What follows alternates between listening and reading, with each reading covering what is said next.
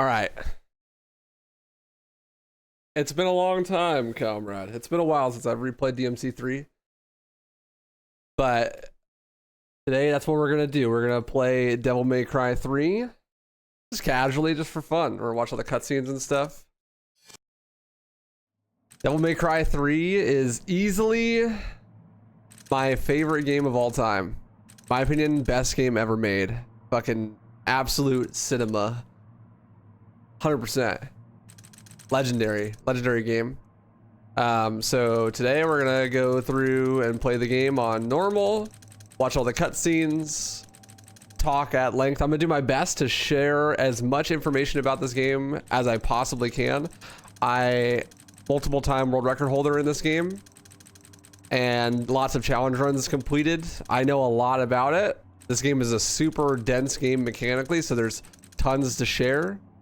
So I'm gonna do a new game playthrough, but I'm gonna do my best to show off as much of the game as I possibly can from a new game playthrough. You can't show off everything, but I'll do my best. What's up, Grave? How you doing, dude? This game's also got substantially more cutscenes than the rest of the franchise has had up to this point. And the story is actually good. It's not the best thing on the planet, but it's pretty good. So we'll be watching the cutscenes and stuff, and I'm gonna try not to talk over them. But without further ado, let's witness peek. So you can play as Virgil or you can play as Dante. Virgil is something that you unlock after beating the campaign as Dante. You just can play as a different character. He's got like 2 or 3 different cutscenes, but otherwise it's the exact same game. We did hit the sub goal, so we're gonna do Virgil as well, but I'll do it after I play as Dante. Tutorial off. I know how to play the game. Normal. So they're playing the special edition, which is a version that released 1 year after the original release of Devil May Cry 3. And in the original release of Devil May Cry 3 in North America specifically, the game was a lot harder. So, but the special edition is unified off of the Japanese version. So normal on the Japanese version is easier than normal on the original PS2 non-special edition Devil May Cry 3. The equivalent would be playing on hard on the Japanese version or on special edition. But we're gonna play on normal. Then you have yellow and gold. This confuses people a lot. This is the continue system. So in Devil May Cry 1, you get yellow orbs, and every time you die, you have to use a yellow orb so that you can restart the mission. And if you run out of yellow orbs, you'll have to load from a save file. And in DMC2, you get gold orbs. And with gold orbs, you revive instantly on the spot and you get unlimited continues. The original Devil May Cry 3, the non-special edition version, only had yellow mode. But on special edition, they added gold mode as well. It's pretty standard to play on gold mode. There really isn't a huge difference. But yeah, if you don't want to have to restart the entire mission every time you die, then you play on gold mode. Devil May Cry. We're just gonna play with the default costume the whole time, I think. There are additional costumes, but we'll play with default. And here we go, guys.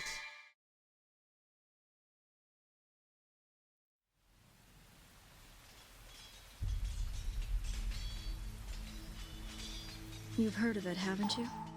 The legend of Sparta? When I was young, my father would tell me stories about it. Long ago, in ancient times, a demon rebelled against his own kind for the sake of the human race. With his sword, he shut the portal to the demonic realm and sealed the evil entities off from our human world. But since he was a demon himself, his power was also trapped on the other side. I never believed it. I thought it was just a child's fairy tale. But I discovered that this so-called legend wasn't a myth at all. Sparta existed. How do I know? Well, I met the sons of Sparta. Both of them.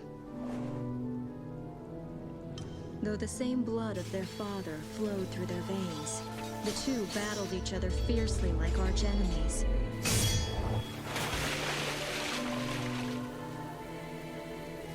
It seemed as if they derived some sort of twisted pleasure from this brotherly fighting.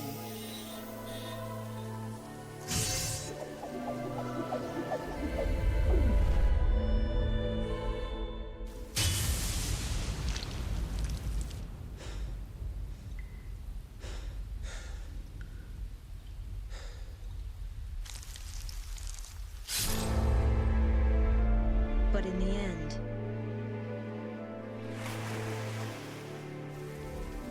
only one was left standing.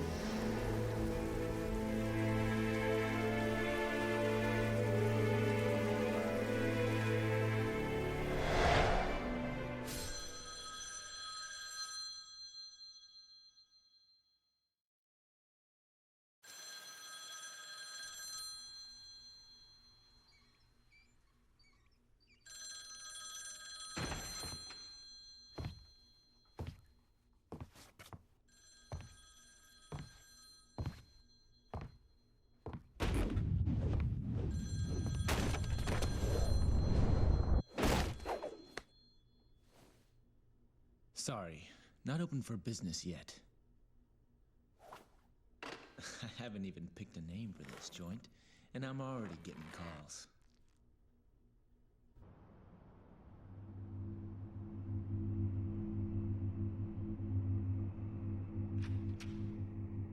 You a customer too? Well, if you want to use the bathroom, help yourself. The toilet's in the back. Is your name Dante, son of Sparta? Where did you hear that? From your brother.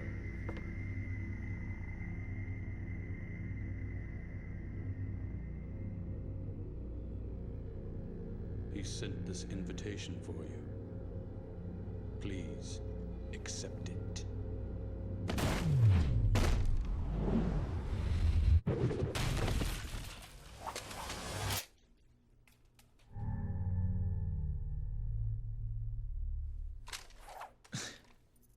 Invitation, huh?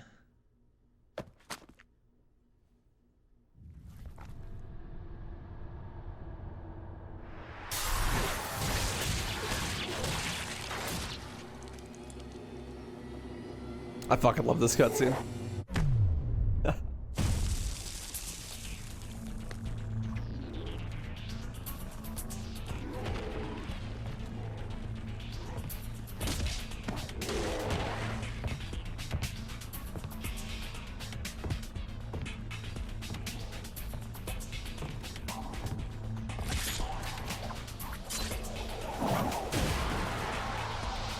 This party's getting crazy.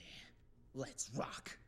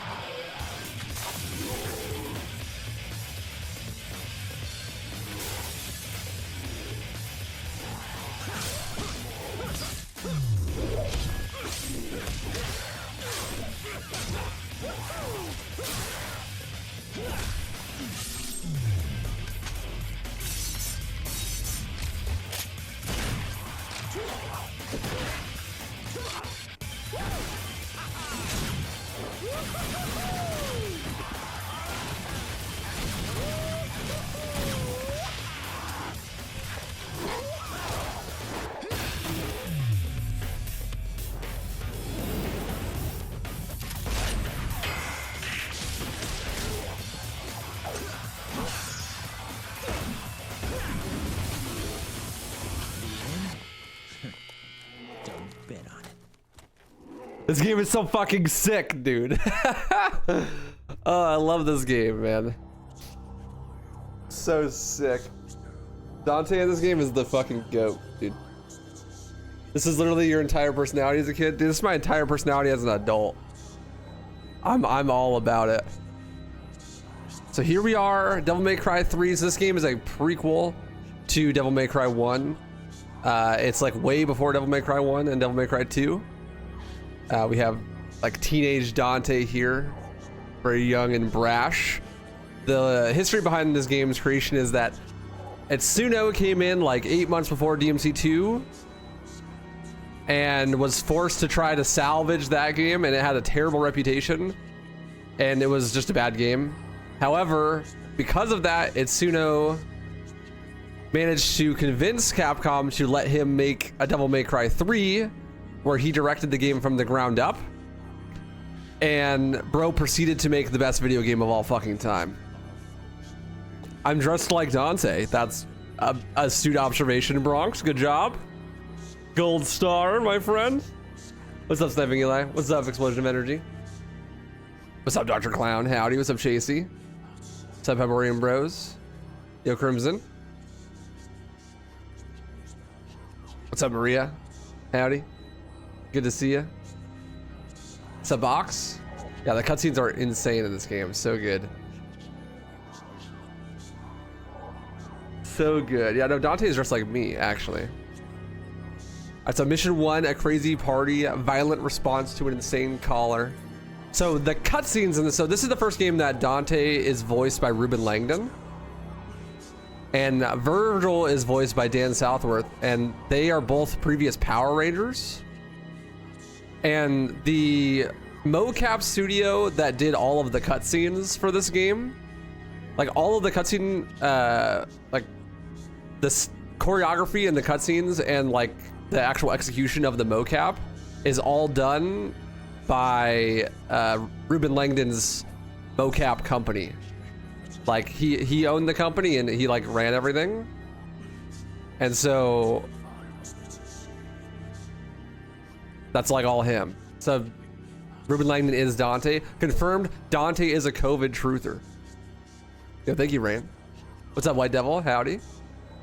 What's up, the devil that cries? Good to see ya.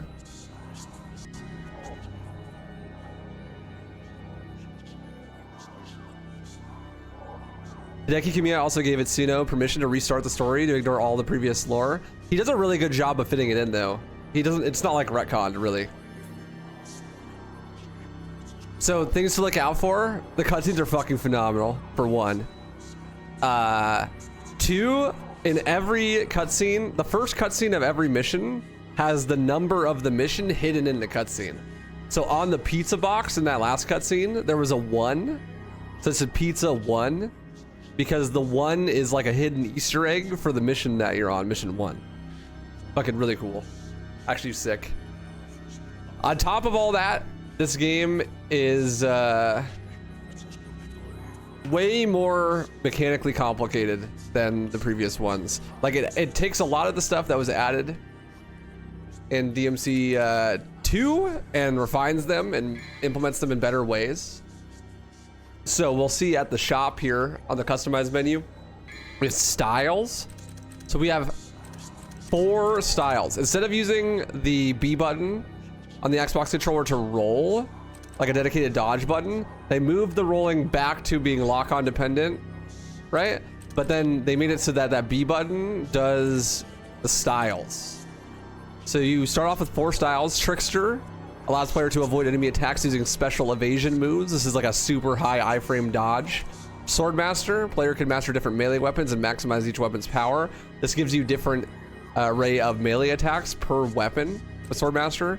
Gunslinger, the player can master different guns and maximize each gun's technique. Same thing as Swordmaster, you get different gun abilities and gun moves with that B button. And then Royal Guard, minimizing the damage of an enemy attack. This move allows the player to maneuver into a more strategic position. This is a block and parry style. And so when you're playing the game, you can only have 1 style equipped at a time. And through playing the game and killing enemies, you can level up the styles to get more abilities out of them. Quite fun. I'm gonna try to show off all the styles a little bit throughout our playthrough. I'm gonna start with Royal Guard though, because it's my personal favorite and also extremely relevant to the speedrun. Which is more mechanically complex, 3 or 4? Definitely 4. Definitely 4, but this game has a phenomenal foundation. This game completely revolutionized what it meant to be an action game. Like, Devil May Cry 1 basically invented it, right? But DMC 3 essentially perfects it and sets like a crazy high standard. Action games that come out today are not as good mechanically as DMC 3. pretty much anything that's not called DMC4 is not as good as DMC3. Like, if you're talking about like Ninja Gaiden, Bayonetta, any of those things, like when it comes to mechanical complexity and just raw execution on the mechanics, nothing really comes close. But it's time to actually play the video game. The GOAT, the best game of all time. And part of the reason why it's the best game of all time, look at this first mission, bro. Literally what happens is you just start in combat. Here you go. So row guard is the style that I'm gonna be using at the start here. It allows you to block and parry attacks. There's a 6-frame window to perfect block and attack, and if you do that, then you take no damage. I'm doing it too early, so I'm taking damage, but you get reduced damage. Is that turbo on? There's a game option for turbo mode, I do, which makes the game run at 20% faster speed. Just play with that on. I don't know why you wouldn't. It just makes the game more fun. Obviously, in speedruns, you have that on as well. There we go. There's a perfect block. And you'll see at the top left, there's the green orb that's now glowing. That is my real guard meter. And by every successful block, it charges a little bit. And then if I do this, I can release that charge to do a lot of damage. It does more damage the more you've charged it. If you killed an enemy, you got red orb, a magic red stone of crystallized demon blood. Offer it to the gods to earn new power. Currency. Currency, but looks less ugly than in the other games. So yeah, you can completely negate damage by doing a well-timed block. Pretty cool. But where the real impact of Royal Guard comes in is releases. You can perfect release on a 3-frame window to do insane damage like that. So 3 frames at 60 FPS is 1/20th of a second. So the timing is super tight, very difficult to execute.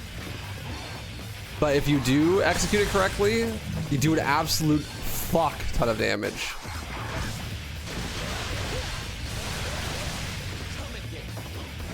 Woo! Another amazing thing about this game, pretty much everything that you see in a cutscene, you could do in the game, like free ride. What's up, Walter? So not only is Royal Guard good for blocking and countering attacks, but also you can use it to cancel animations. It's basically an instant cancel for every animation in the game. So I can like just do the one hit of this combo over and over again by pressing the block button in between.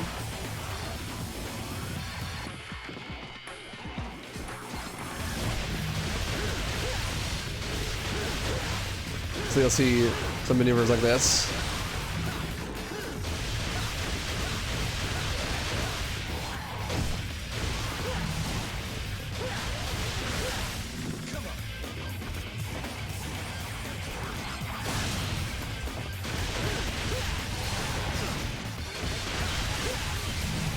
You see the little bar at the bottom of the green orb? That's tracking the experience, so I level up the style again. That just goes up when you kill enemies with the style equipped.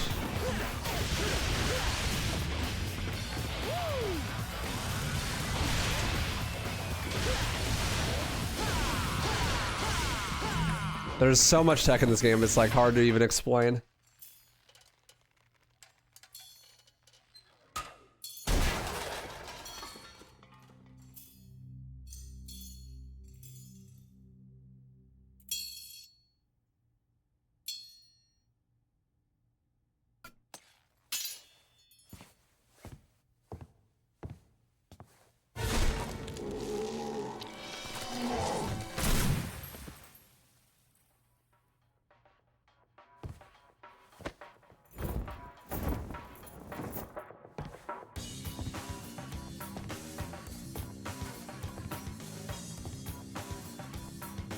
I can already tell. Looks like this is gonna be one hell of a party! Oh yeah. Yeah, we did DMC 1 and 2 already. We're playing them in release order. So, We bring back the results screen from DMC2, but this time it's a little bit more sophisticated. It tells you a little bit more what you need, and it's color coded. Poggers. We're gonna B rank.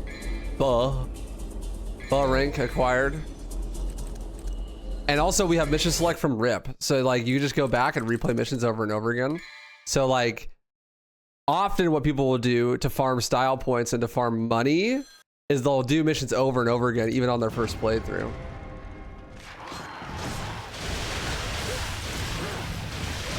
Especially mission 1 and 2 because they're really short. It's really easy to just grind out some orbs on mission 1 and 2. I'm actually washed. I can't release anything anymore.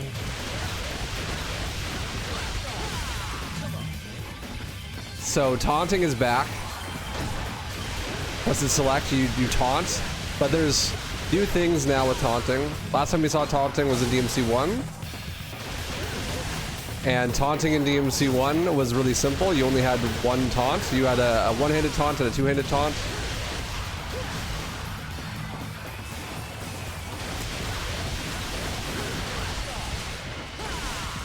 And that was it. In this game, the taunt changes the animation depending on what your style meter is when you do the taunts. And it also raises your style meter.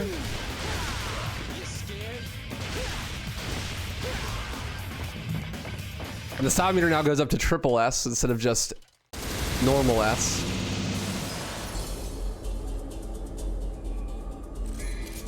Sabs. That's a little better.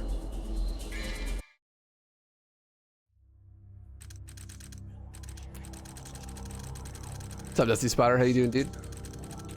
Mission 2, the Blood Link. Bludgeon the devils like an iron hammer. The first two missions, you literally just fight demons. So sick, actually. Like, no tutorial, no big walking sections, no atmosphere setup. Just like the atmosphere is set up by the cutscene, and the cutscene is like, this game is fucking sick. Go fight stuff. Which is super based. Also, we bring back a proper shop in this game. So we have actual abilities that we can purchase instead of just upgrading raw damage. I'm gonna go with Stinger here. And we can see that I have 3,108 experience out of the 30,000 we need to upgrade this for Royal Guard. I'm gonna keep Royal Guard for now. We'll show off some more of the missions with it. I'm gonna try to focus on primarily using Royal Guard, but I'm gonna switch occasionally for showcasing some special things.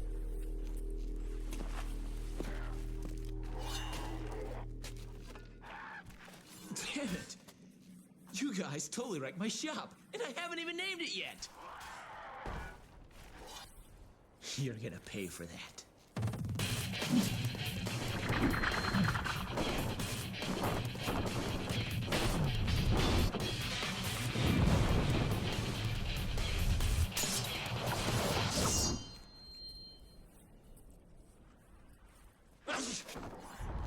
Bless you.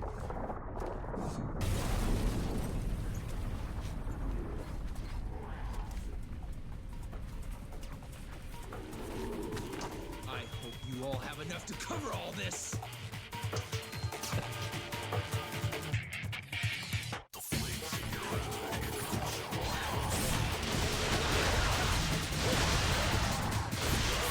We also have the introduction of crazy combos in this game.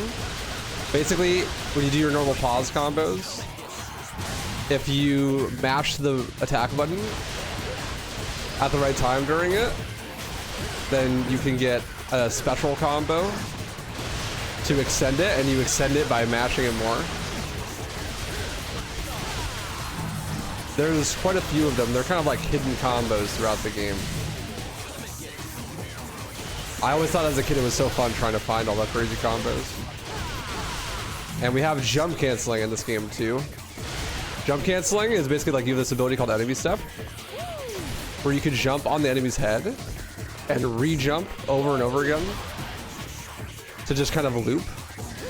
And you can cancel the recovery animation of your attacks by doing this. So I can like do Helmbreaker here.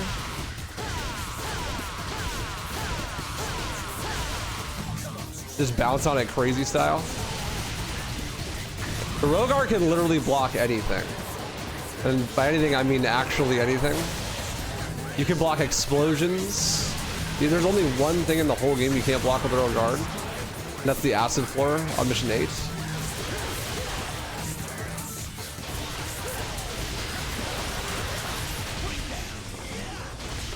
But that's pretty much it. Everything else you could totally block.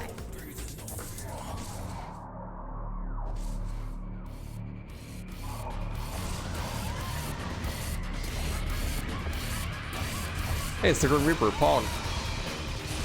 Cat Jam.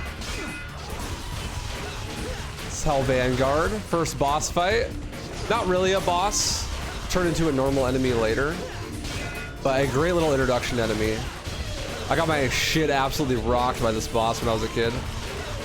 You can really see how much damage Rogar can do.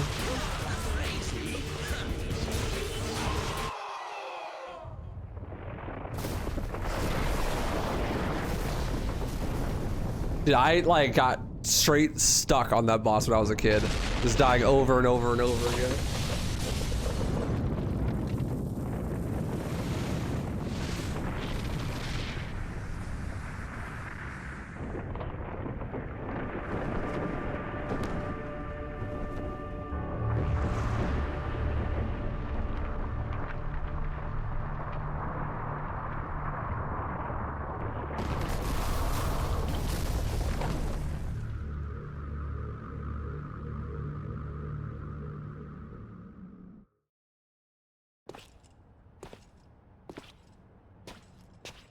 It's been nearly a year since we last met.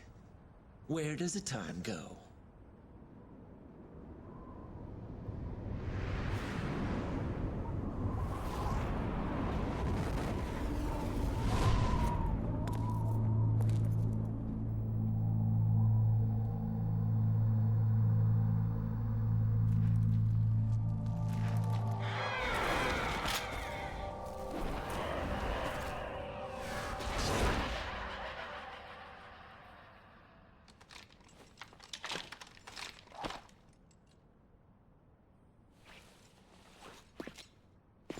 No doubt you've got some fun planned for me. Right, Virgil?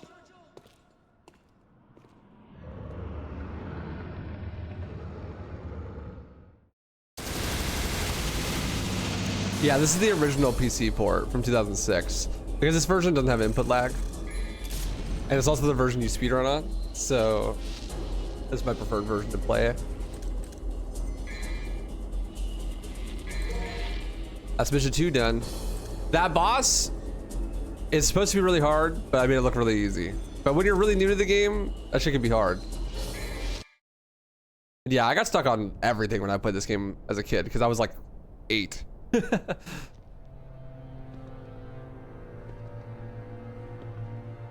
Arkham. Well, doesn't it excite you? The Timon Negru has revived. The Great One, who once ruled this earth as the medium between the human world and the demon world. Isn't it a magnificent view? The greatest minds of their time, those who revered evil, constructed this glorious edifice. Now, after 2 millenniums of confinement, it can at last fulfill the purpose for which it was intended. That's none of my concern. Did he have it? No, Skyback. Of course. He's taking good care of it. After all, it is the only memento left from the mother you both lost. But he has no idea of its true power.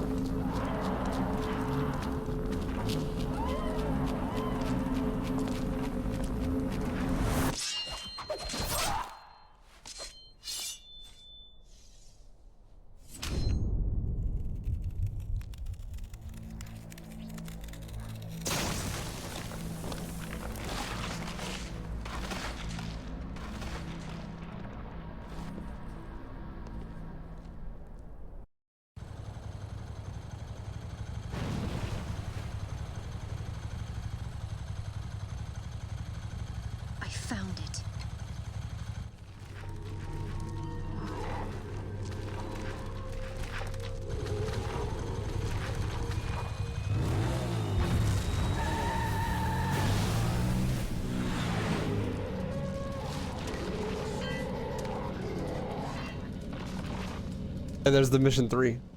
The 2, I forgot to point out, the 2 was on the billboard in the background above Dante's shop. But there's the 3. That one's like the most obvious one. I think that's where people started to realize like, oh, that's a 3, right? They started looking for stuff. I like how, well, the boss is supposed to be really hard, right? And then it just power scales Virgil for you when you introduce him, and then he just one-hit kills that boss, right? Yeah, I'll call him out, my bad. I forgot about the 2. I'm trying not to talk over the cutscenes. But yeah, I mean, it's sick, like, you struggle with the boss, and then the boss goes right up to Virgil, and he just one-shots him. But we weaken the boss? Yeah, but you're not supposed to think about that, bro. You're not supposed to think about that.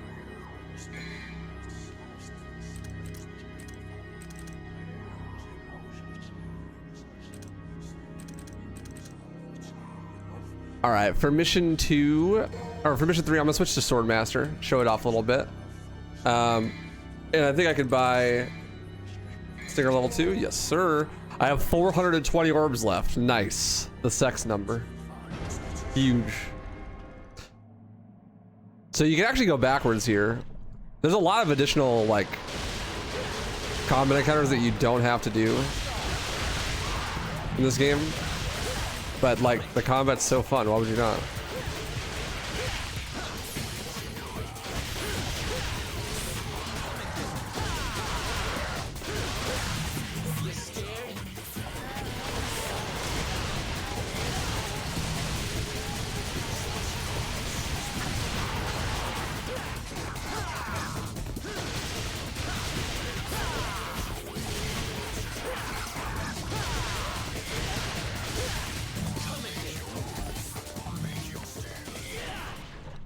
Should have used your orbs on drive instead. Yeah, no thing.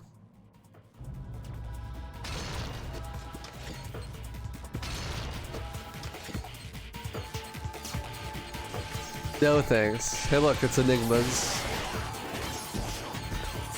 Ranged enemies.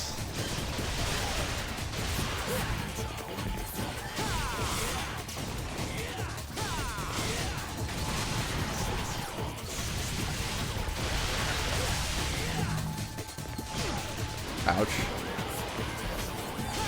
So you don't start with a double jump in this game either. In fact, this game has the most brutal double jump acquisition in the entire franchise, because you get a bunch of different weapons and you have to buy double jump separately with every weapon. Also, I don't know if you could tell, but this game is fucking hard. Like, I'm getting hit way more than I was in the other games already. And I'm really good at this game.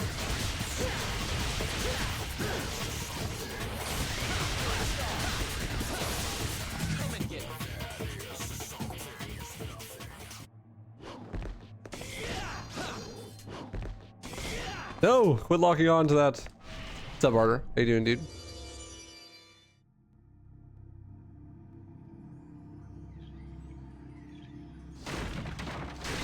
Break Shit by Limp Bizkit, The Room. DMC3 predicted the DMC anime.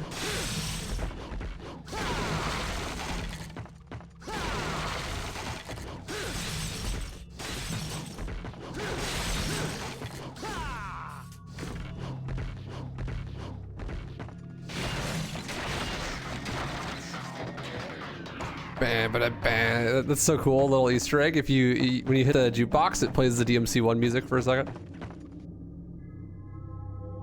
A device that seems to be reacting to the sword's power.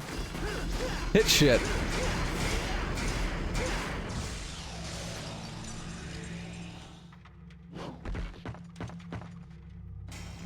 Shotgun. A hunting shotgun that is very powerful at close range. So normally you start with Ebony and Ivory, the pistols. They don't shoot automatically in this game like they do in 2. You have to manually shoot them. And the faster you shoot them, the faster they shoot. But you do have real-time weapon switching for guns like you do in DMC2. So now we have access to the shotgun right away. You can switch back and forth. We'll get more weapons soon too. We'll be able to switch weapons in real time. I like it's called the bullseye strip club, and that's where you get the hunting shotgun.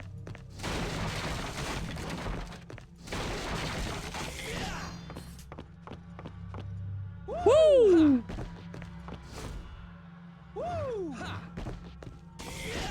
What's up, Strife? How you doing, dude? See ya.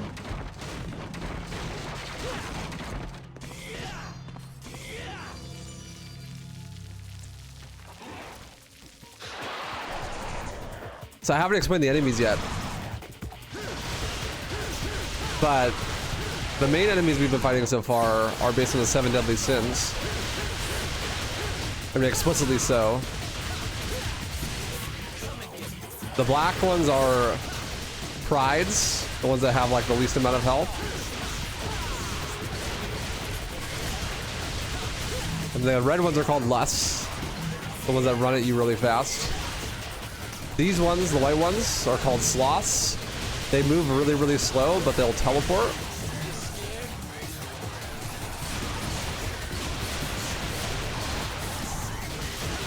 And they have a lot more health.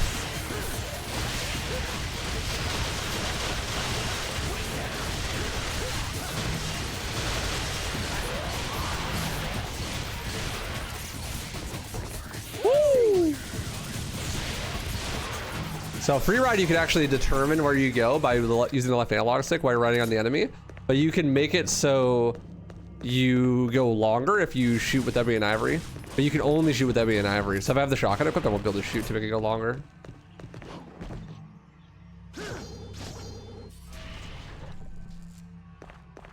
What's up, GG Mana? How you doing? Good to see you. This is like the 10th time I've seen you explain DMC3 mechanics, and I never get tired of it. Dude, DMC3 is such a deep game. There's so much to learn.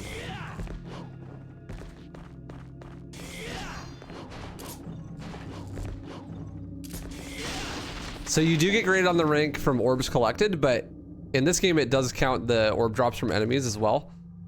So killing the enemies with a higher style meter gives you more orbs. So varying your attacks and taunting a lot will give you a much higher style meter. And then when you kill the enemies, you get a lot more orbs.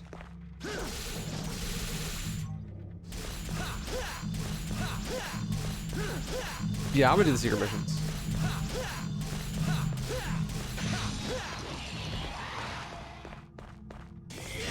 So this hallway introduces a lot of the new mechanics. Or a lot of mechanics all at once. There's the blue orb fragments from the previous games. 4 of those to give you a full blue orb. There's a new mechanic here called a combat adjudicator. This thing is genius game design. I fucking love these things. So smart of them to add them. Basically what it is it's a combo gatekeeper. Like you get a blue orb fragment from breaking it, and the only way you can break it is by raising your style meter. Which this teaches the player how to raise their style meter in like a really in-game fun way. That really helps you internalize how to do it.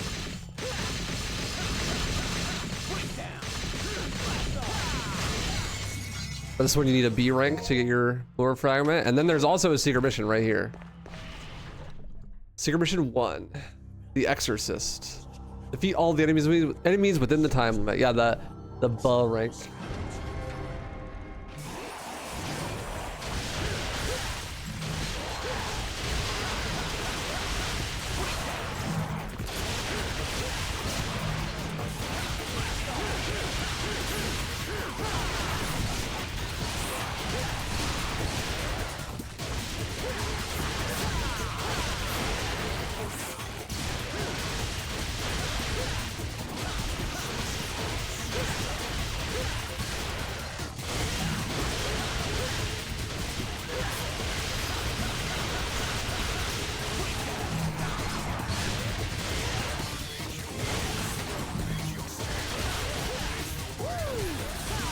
Oh, Anonymous sick. tipped $77. Yo, Anonymous. Holy shit. Thank you for the $77, man. Huge. Someone wants to see the Dante cosplay for DMC4. Let's go. I was trying to set up that quick kill. So this cosplay, my girlfriend got it for me for Christmas. So we'll now that we hit that goal, we'll be wearing this for all of the DMC4 playthrough as well. Let's go. Huge. Thank you so much. I really appreciate you. Time to move the goalposts like every good streamer would. Thank you so much, Anonymous. What was the next one? The next one is at 1,000. Oh, I forgot to adjust it appropriately. That's okay. So the next one's at 1,200. Stretch goal for DMC 5.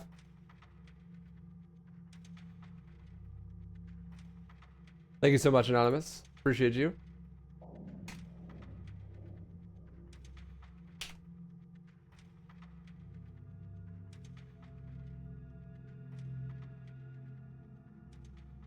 Perfect, perfect. That was a sick final kill with the stripper pole.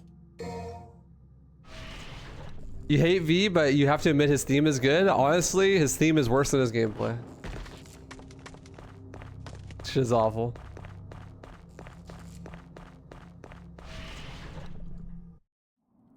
Crimson! Dada! Yeah, yeah! Yeah, yeah! Yeah, yeah, yeah! Fucking kill me, bro. Literally just put a gun to my head and shoot me in the fucking head.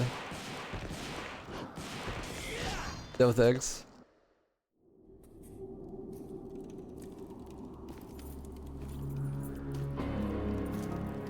Anyways, good game moment.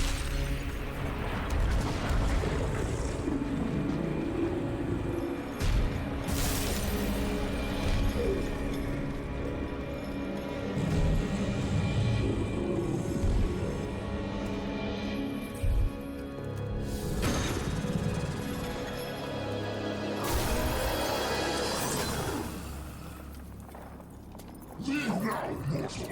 The likes of you are forbidden in this land! You are powerless, but not worthy to set foot here! Wow. I've never seen a talking mud before. You know, in a dog show, you'd definitely take first place. You are a human make a mockery of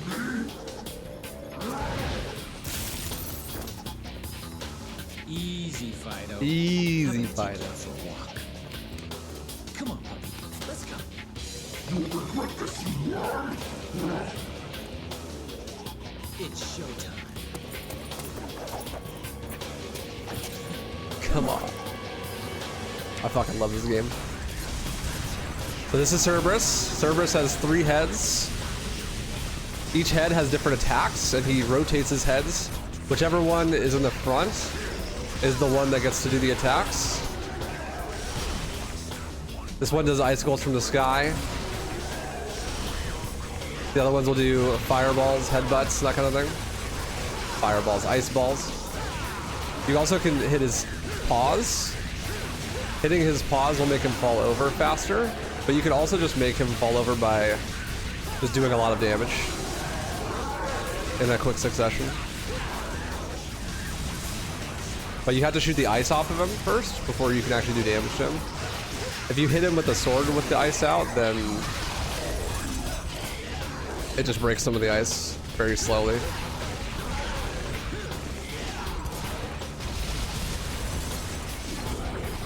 Now he's enraged in the second phase.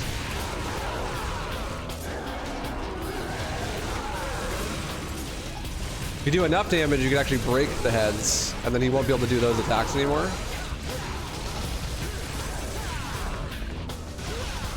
Ouch. This is where a lot of people get easy mode is now selectable. This boss is hard.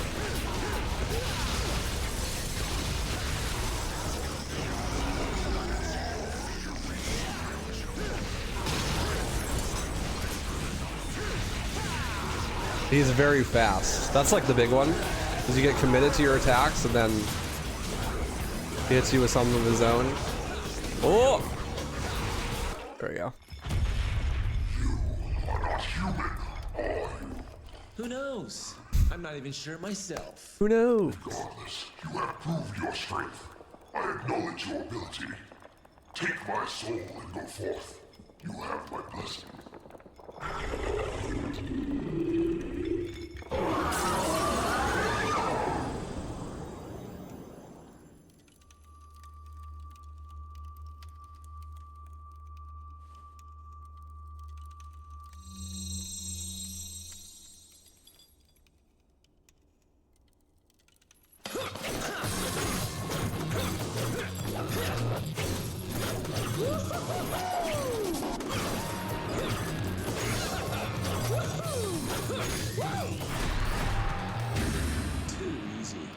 Too easy.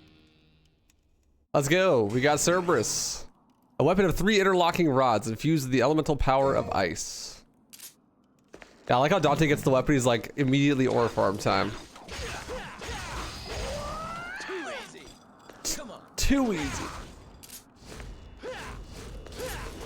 So now we get to switch weapons on the fly, which is something that you've not been able to do before in Devil May Cry. Very fun. Cerberus is like the gatekeeper of Temeniguru, this big tower. And he's supposed to stop you from going in, but you're so strong that he's like, actually, let me help you. I think I should be on your side. Also, someone asked if you missed the previous sections, can you watch them on YouTube or something? Yes. So I have my archive YouTube channel, and those previous like playthroughs of DMC 1 and 2 and stuff will be there. They're not uploaded yet, but they will be very soon. Tomorrow, probably.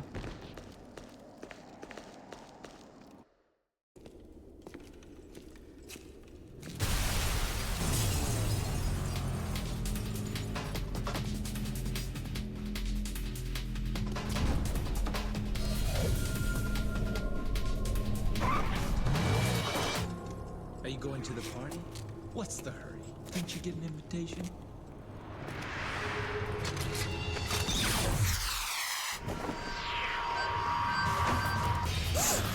So sick, dude.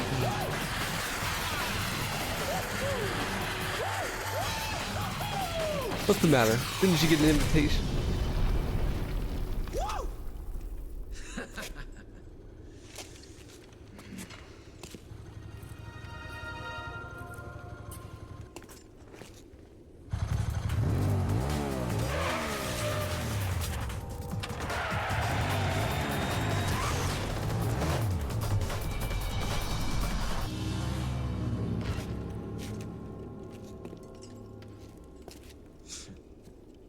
This just keeps getting better and better.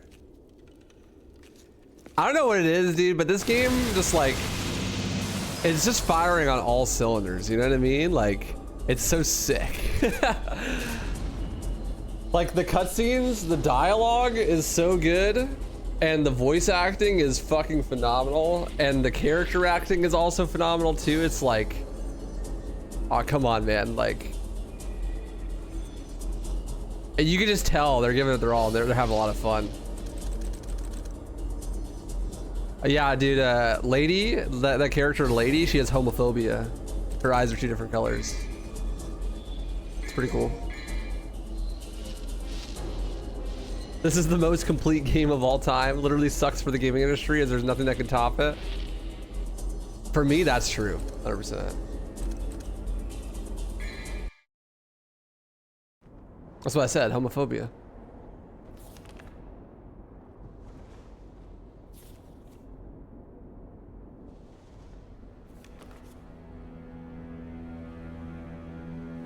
Looks like we have an uninvited guest. Is that so? A human. A woman. I'm afraid I should ask the uninvited one to leave. That is what you want. Actually, I happen to be acquainted with that woman.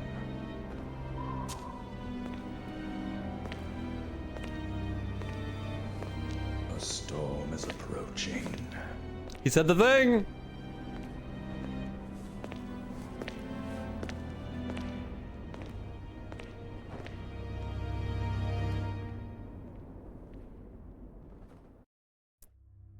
Real talk, I'm not a fan of the storm is approaching meme. I don't even really like Virgil that much as a character, but I particularly don't like DMC5 Virgil. But fine, be cringe. Storm is approaching. .jpg.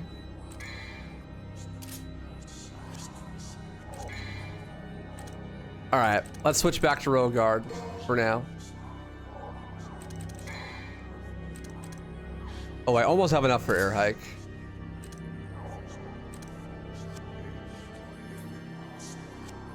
What's up, Jarza? They predicted Doom Eternal. True. Mission 4, the uninvited one. Find the key to the stars. This is where people got mad lost. Yeah, you said it's impossible to play the first 3 missions and not fall in love, but then you fall out of love with this mission because you get fucking lost, bro.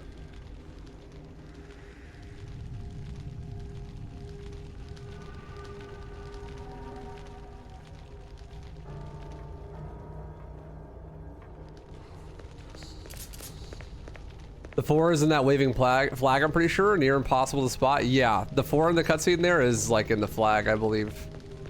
Sorry, I keep missing the numbers. There's too much. I'm locked in, bro. I'm just enjoying myself. All right. Massive statue decorates the center of the tower. The skeletal angles. That's angles, bro.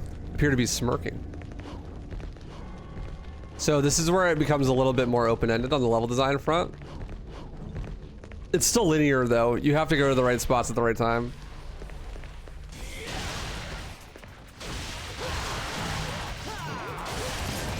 Now we have Cerberus. Cerberus isn't as good for raw damage output, but super good for crowd control, as it hits a huge range. It hits all around you, especially with the crazy combo. So you can hit enemies behind you.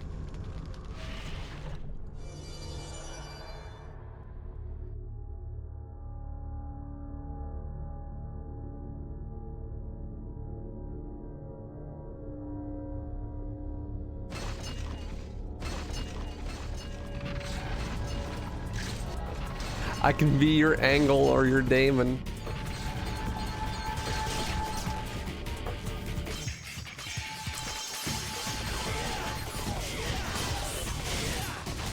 I was sick. I blocked the...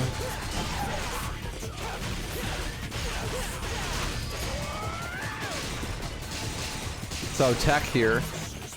You can cancel basically any animation by blocking with a row guard. So you could do stuff like this and shoot the shotgun insanely fast. Or just block, shoot, block, shoot, block, shoot.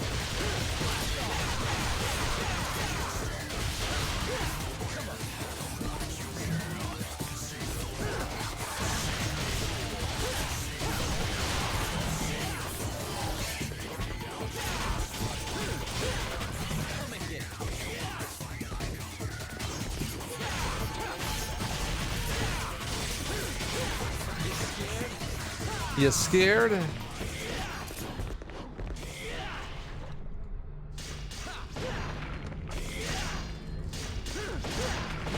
Basically, switching weapon or canceling animations almost always has priority in this game, which allows you to do a lot of technical stuff like switch canceling, where you can like switch back and forth between the weapons that you're using to cancel the recovery faster.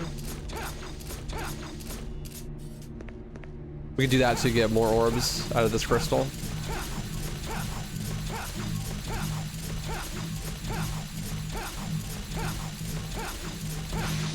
Oh, I forgot I hid the input display on.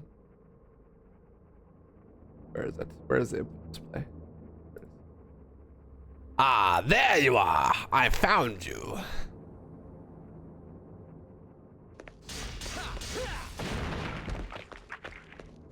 Also, in this game, there are plenty of rooms where you actually have free control of the camera. That's a new thing as well. Like DMC2, there were a lot more dynamic camera angles than even in 1, but in this game, you have actually just control over it in a lot of rooms. There's a ton of fixed camera angles as well, but you can use right analog sticks to move things. Late PS2 era cameras, Pog. What's up, Baku? How you doing, dude?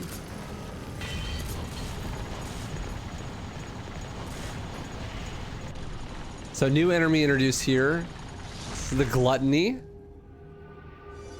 Gluttonies are interesting because if you shoot them, it makes their sandblast attack do more damage.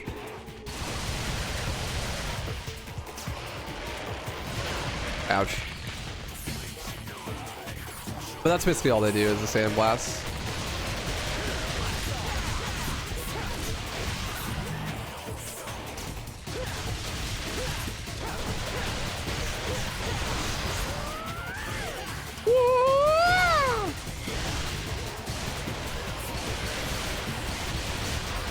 So the doors attack you in this game, right? And you could actually use them to royal guard release. Because you can parry anything in the game. So sick.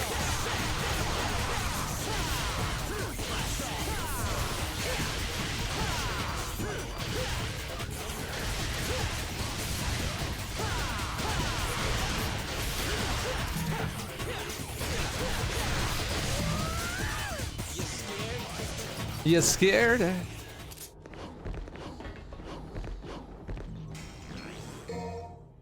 Yay, blue orb. Can it still be used defensively, or does the spam prevent that? Rogue guard canceling? No, you can. I mean, in theory, you could just do this and you'll get good blocks a lot of the time. But it's much better to block, like with a timing, because there is a bit of a cooldown before it can work again. Just cancels animation really well.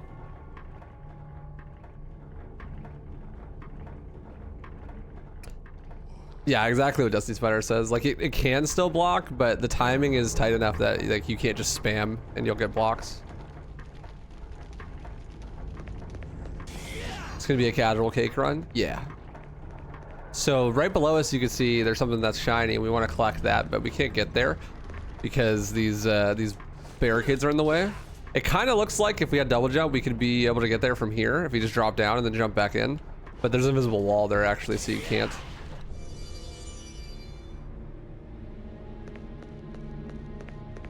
Oh no!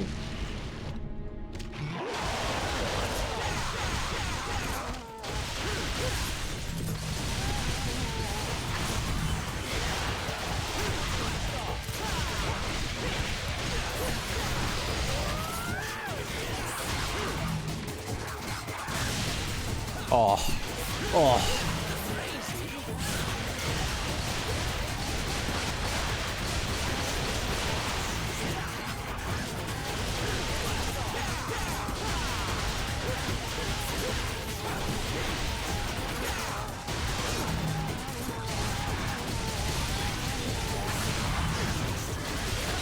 Yeah, thank you, RK. How you doing, dude?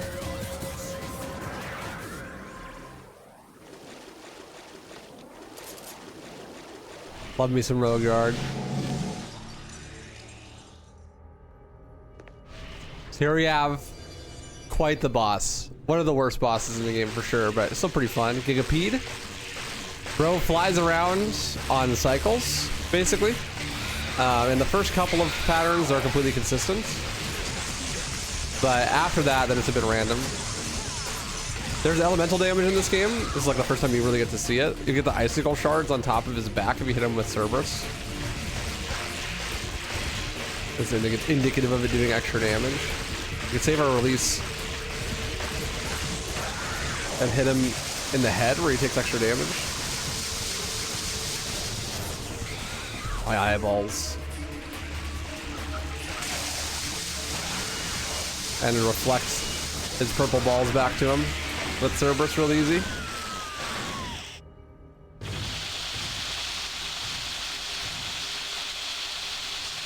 What's up, Reaver? How you doing, dude? Good to see ya.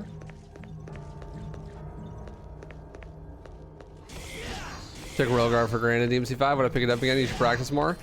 Roguard in DMC5 is way easier because in that game, if you miss a block, you don't lose health, you just lose Devil Trigger. And the timing is way easier as well than in this game. I'm not a huge fan of Roguard in 5, to be honest. And 4, they nerfed the shit out of it too. In this game, it's super good. You can't really use it to cancel animations in 4 and 5.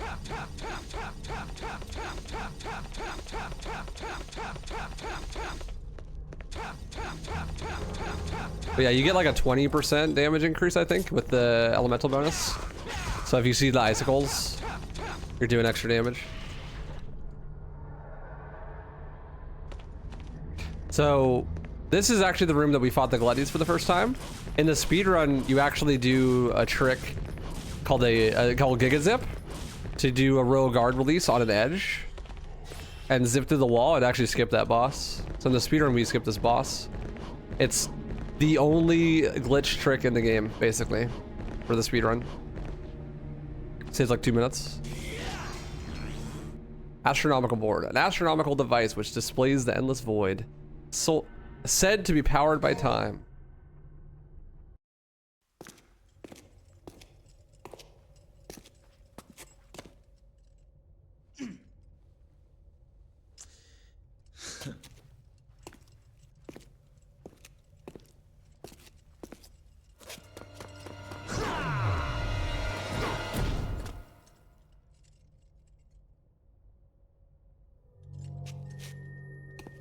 Dante's so shocked that didn't work. Yoo-hoo! There's no need to use violence, devil boy. Oh, wait. Better listen to what I say, lad. This tower here is very sturdy. You see? Your tricks You see? do no good. No good. Zip it, or I'll pierce that big nose. That could be a problem. Just hear me out. You've got nothing to lose, right? My name is Jester, and I know a thing or two about this place. That thing there is a power generator for this entire sector. In order to open the door, you'll need to apply a little something to it first. Do you know what that is, kid? Or is that too difficult for you?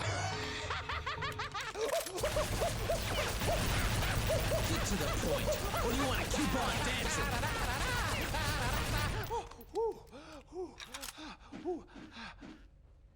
Actually, I prefer a sword to be my partner. May I have this dance, my lady?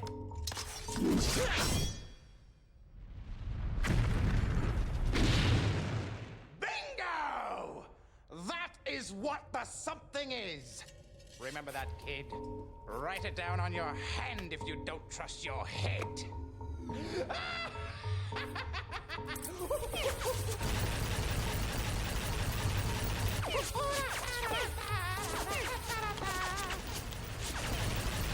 I see. Thanks. Thanks. You still piss me off, though. Dude, this game is full of quotables. Like, the whole game is a quotable. I quote the whole game all the time. That is what the something is. It's like one of my favorites, dude. Going crazy on the voice acting. Let's go S rank 2. Ass. Double cheeked up.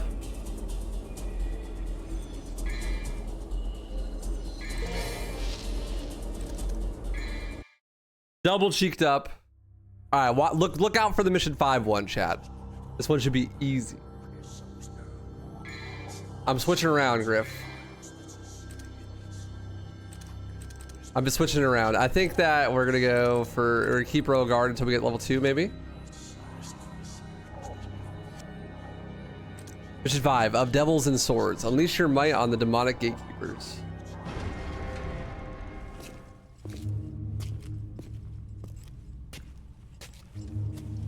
Thanks for destroying the lock for me, devil boy. And welcome to hell. Please accept my gift. Don't be humble. Just take it. After all, we're buddies, aren't we?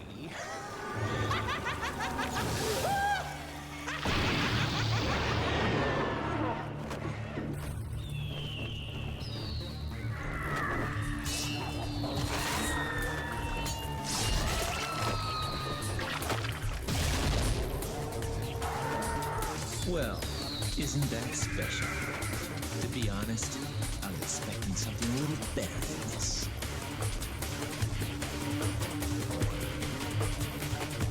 Hey, look, it's the 5. These are blood wells. In order to properly fight blood wells, you have to shoot them enough to turn them into stone. Otherwise,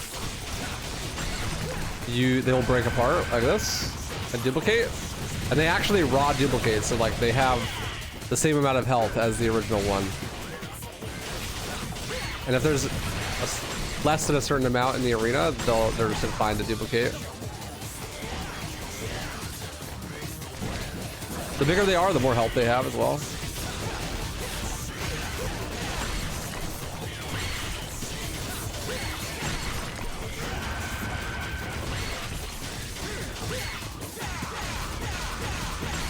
Not a lot of people's favorite enemy, but I actually really like fighting them. I think they're fun.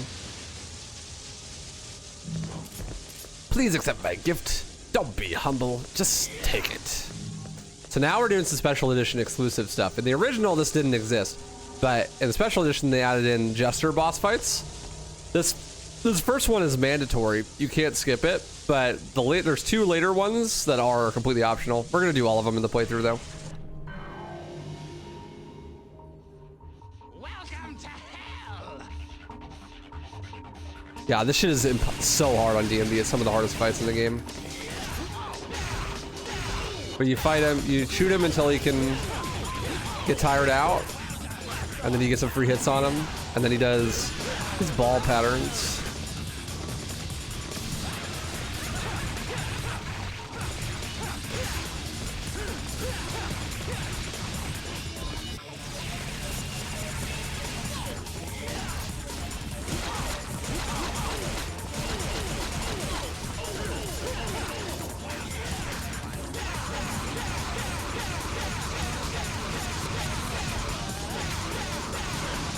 Ouch.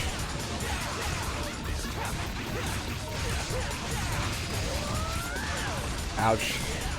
Also, something to note about Royal Guard. The timing on blocking attacks is actually really tight. It's 6 frames. But you can buffer that into rolls. So if I roll into a block, timing is way easier. Because you buffered the invincibility frames from the roll into the block, even if you barely rolled. I didn't get a good attack to show it off there, but you get the idea. You can also do the same thing with jumping, but you can't block in the air until you get level 2 Royal Guard, which we should get here pretty soon. There you go. Oh, I missed that one. Oh!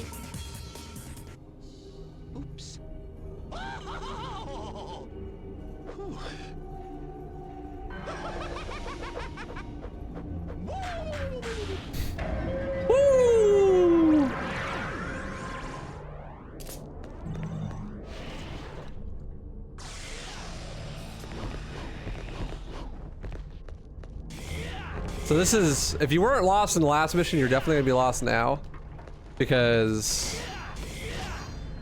you have to go back through this section, but do different things. You use the astronomical board up here, and that will remove the path blockers and also activate a jump pad at the bottom. Yo, Convex, thank you for the congrats, appreciate you.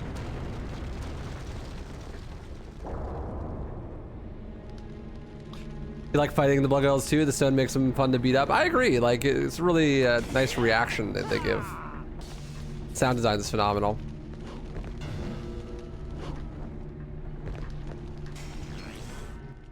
Vajura, chat, your Vajura showing. Close your legs. Model of an ancient weapon used to control lightning. This is merely an ornament. I was so sad when this is an ornament, because you get so many weapons like back to back to back in this game. When I was a kid, I remember picking that up and being like, oh my god, a trident? Let's fucking go. But no, sad.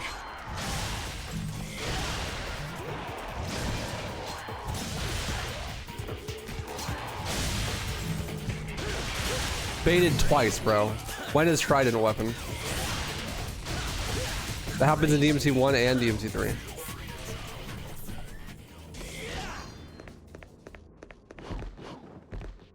So it teased you in a cutscene earlier here, but this is where you use a Vajura. 3 holes, 3 prongs. Easy. Resident Evil DNA coming through.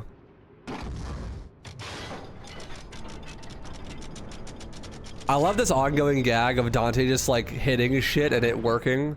Like he hits the jukebox in the cutscene in the first mission and it starts working. He kicks this thing and it just starts working. You get the Soul of Steel, the essence of a powerful and fearless soul. Its possessor need not fear hell nor oblivion.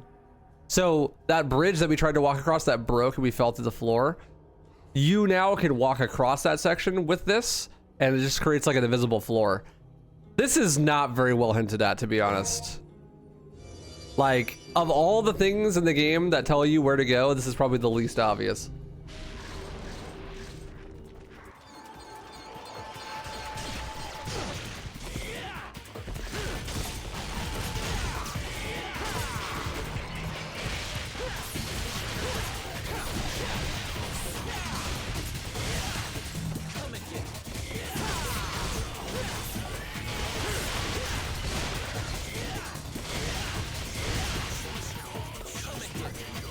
Oh, that would have been cool if I got the release. I was trying to set it up.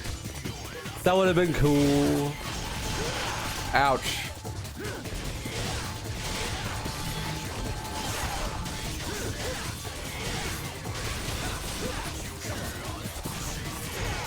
Best room in DMD. Bro is smoking crack. Someone call an ambulance for that guy.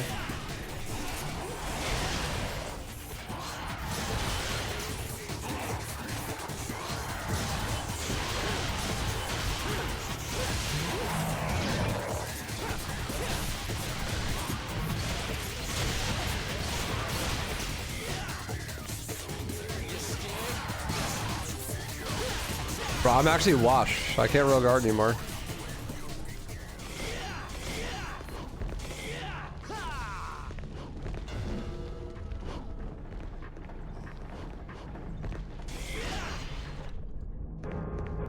The whole walk on air is total BS. Let's see. Steal thy soul. The future knows no bounds. For those who deftly march forth to meet it. Yeah, I don't know. I was giving people shit for in DMC 1 it being super obvious what you're supposed to do because the game literally tells you. But this is like definitely not obvious. This one's on the game for sure.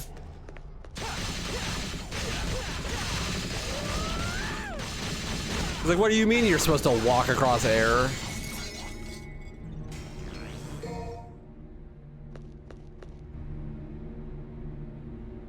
Use the soul of steel. Almost never finished DMC 3 because of this. Yeah, I think this is like easily the worst part of the whole game when it comes to getting lost. Because of that, it's like not explicitly stated at all. What's up, Acidia? Secret Mission 2, let's go. Untouchable. Defeat all the enemies without taking damage. We don't really need to not, like, this is just the normal, this would be the same whether it was a Secret Mission or not because I have 1 HP. I already have no room for error.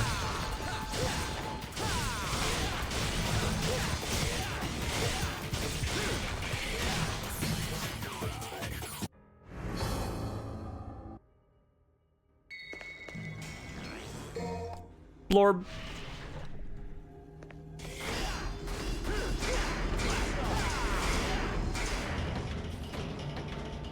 So here we have a classic Capcom elevator. I don't know what the elevators are like in Japan, but for some reason it seems as though elevators just can't carry much weight there or something. Because it seems every Capcom game has one of these elevators where you can only have like 4 dudes on it. And if you have any more than that, the elevator fucking explodes and falls over. They're all healthy there. These are just like normal Americans. You can't carry more than 5 Americans in an elevator at a time, or the elevator just falls.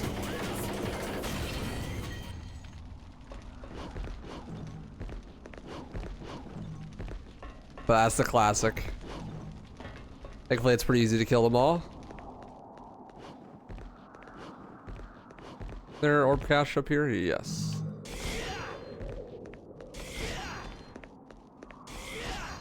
I haven't in a while, Roderick. I haven't been doing marathons, but I'm gonna start doing marathons here soon. I was not having as much fun with them because they felt really arbitrary, like I wasn't working towards a goal. But now I'm gonna do the marathons on Fridays and I'm gonna do them like themed. So when I'm playing Devil May Cry, I'm gonna do full series marathons on Fridays. So I'll do DMC 1, 2, 3, 4, and 5 in a row. And then when I'm playing Halo, I'll do Bungie %, I think. So like CE, Reach, 2, 3, and ODST. This is the plan.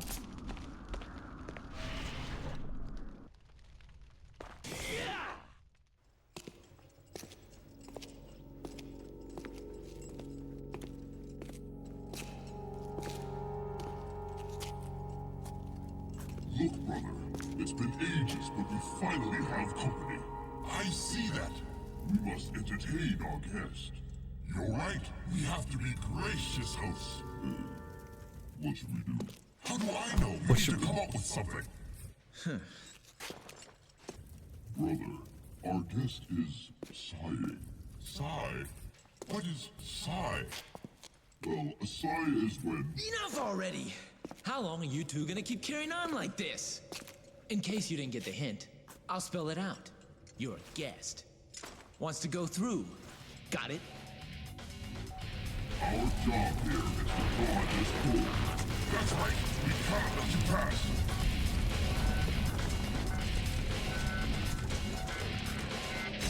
I love Agni and Rudra. Sigh. What is sigh?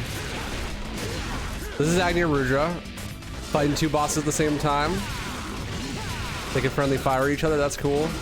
You also can parry their swords away from them, so they can't fight back. There's a lot of ways to do it. You can have them hit each other, or you can parry them with your own attacks. The easiest way is to do an early real guard release like that. If you get a tink on the shield like that, that means that they're gonna do an attack afterwards.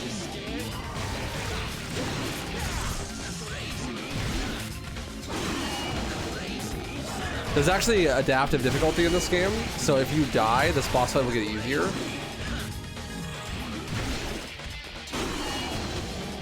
It'll only take one parry to break the sword away instead of two. And if you kill them separate from each other, then they'll actually combine and get a different moveset. If you kill them close enough together, then you'll skip this entirely.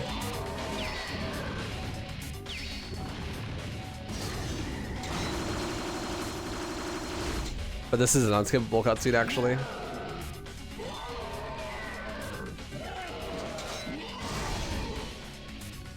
My last two brain cells.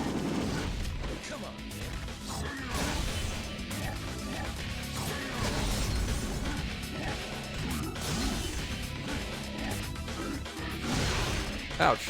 See, that's a little bit stronger when he does this. A little bit more damage resistance. Dude, new attacks. Wait! Yes, wait! We have been waiting for a long time! Yes, a very long time. For someone stronger than us. Someone who can control us. My name is Agni. And my name is Rudra. You shall take us with you. We could be a great help to you. Okay, but on one condition. What is it? Name it! No talking. Fair enough. Where does space go?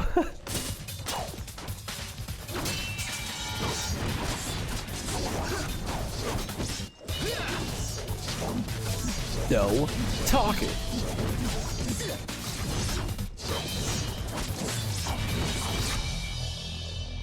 Impressive.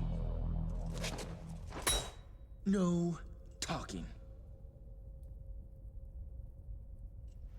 Good.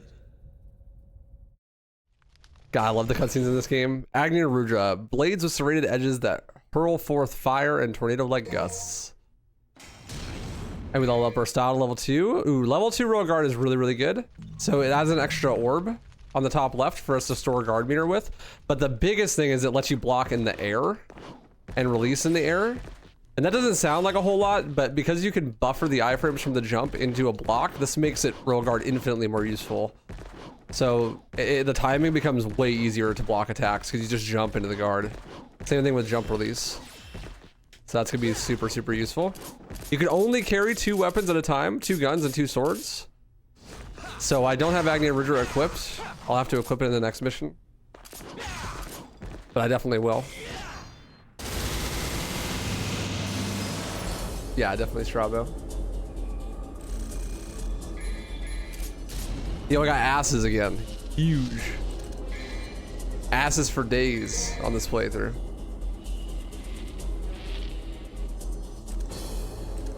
Not gonna lie, it's like perfect with 2 weapons. Yeah, I agree. Having more than that becomes complicated, I think. I like the simplicity. It's not bad, Cody. Thank you, man.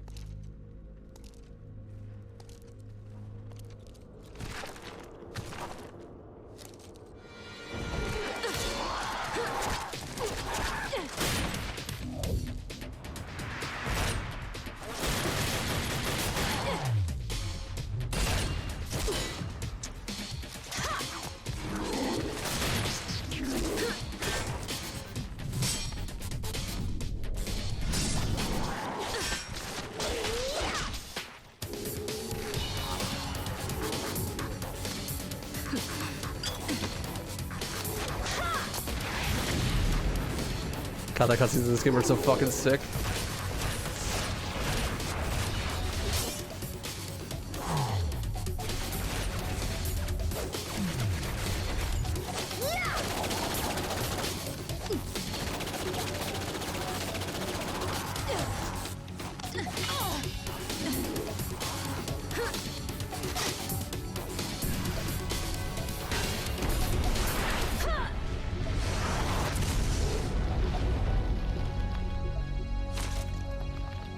That Quake Clan Arena rocket jumps. Yeah, no self-damage on the rocket jump. Huge.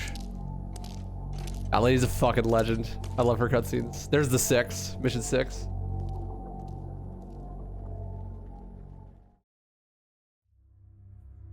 Mission 6, family ties. Clear the trial, and forge a new path. So we're gonna switch it up. We're gonna go to Swordmaster, I think. And we're gonna go for Cerberus, or remove Cerberus and go for Agni Rudra. Let's also buy Whirlwind. Now let's buy Air Hike for Rebellion.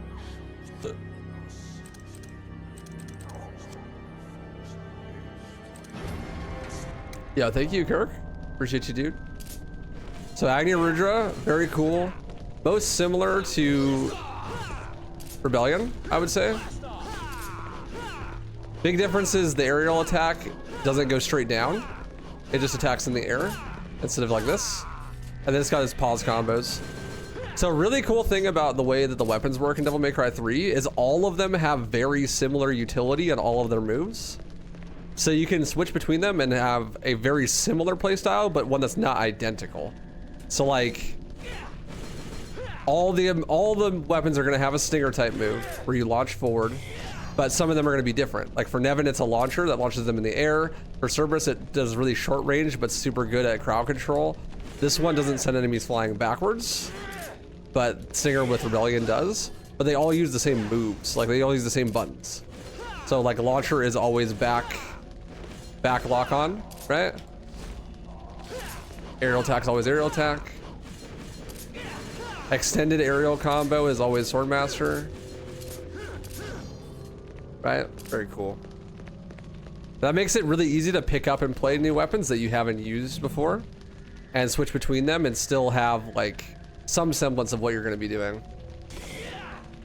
Now we're going to get Artemis. We're going to do all 3 trials. Passing 1 trial still shows lacking. Passing 2 trials expands horizons. Passing all trials unlocks one's true potential. So there's 3 trials here. You only have to do 2 to progress, but if you do all 3, you get a special weapon. You can get that weapon later in the game if you just wait, but I'm gonna do all 3 and get the weapon now. Your wisdom will be put to the test in the chamber ahead. Use your lifetime experience, from the crawling infant to the man standing tall, and finally to the old man leaning on his cane. So this first one's a puzzle, actually. It says use your life experience for the trial of wisdom. There's lights on top of the doors. The number of lights indicates the answer to the puzzle. So if you do the puzzle wrong, then you do a combat encounter.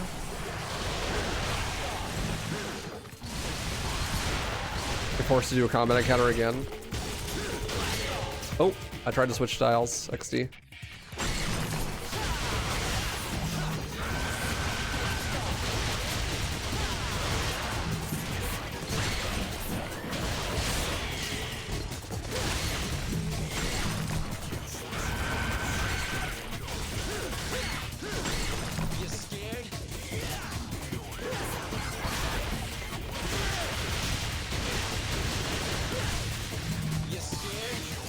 So yeah, if you do it wrong, then you have to restart the puzzle and you do an extra combat encounter.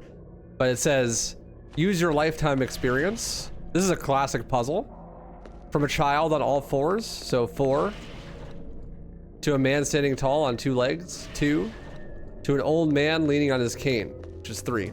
It's the number of legs that the person stands on at each point in their life. That's how you solve the puzzle. Essence of intelligence. Impalpable knowledge of the ancient ones. Offer this to the goddess to open a new path.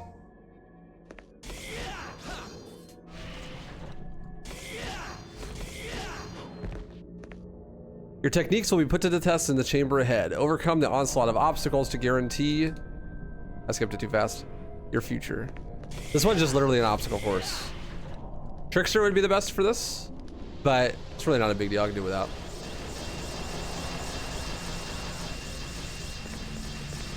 Yes, sir. Pardon me.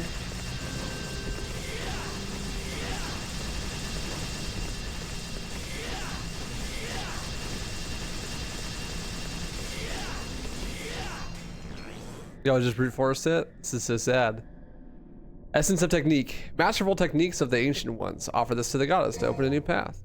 So we have 2. We can progress now, but I'm going to do the 3rd one as well.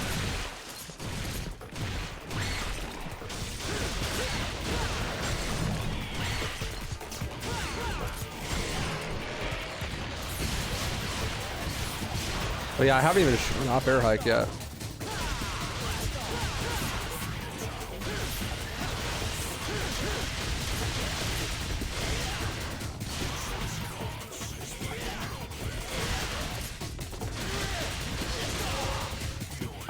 Dude, style switcher brain. Trying to switch to Swordmaster.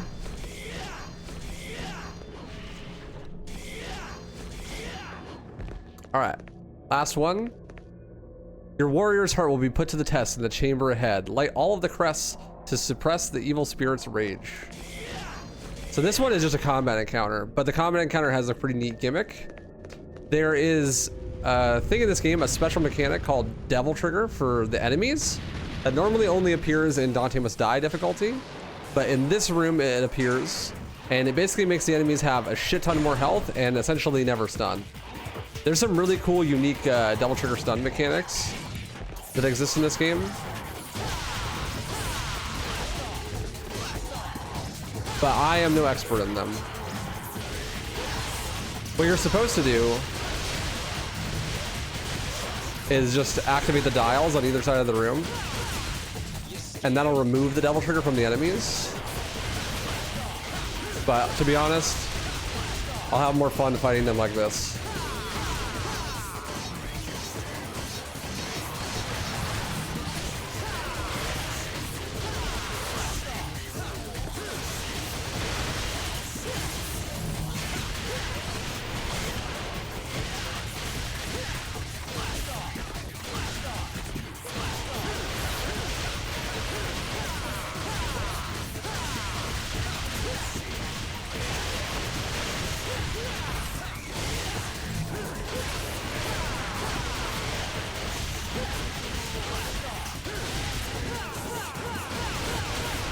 Because Devil Trigger enemies don't stun, so you could do stuff like aerial attacks on them without them flying away.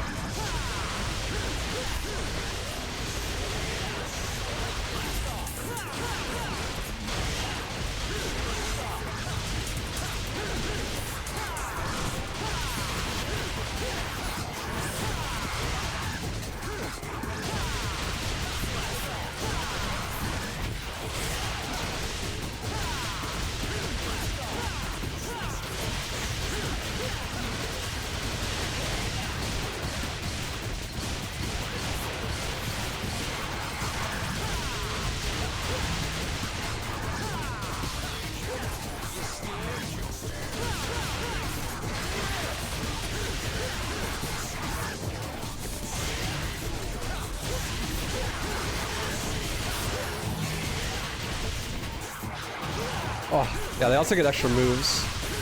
Like there he did Luster Cut. Normally a move he does not do on normal. I was not ready for it.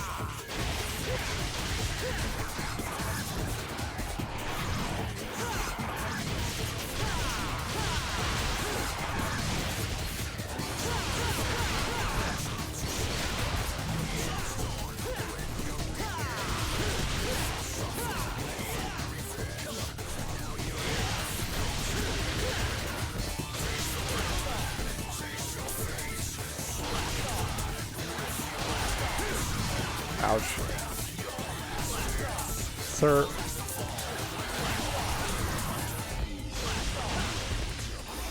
Sir.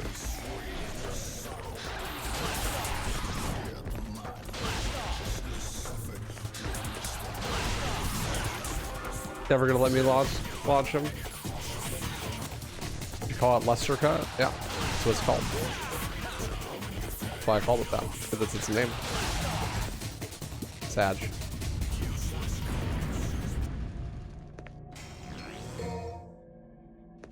Woo!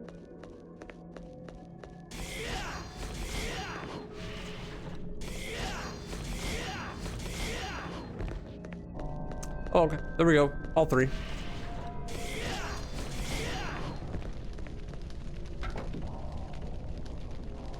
So if you insert 2 of them, then this will open the path to progress. If we do all 3,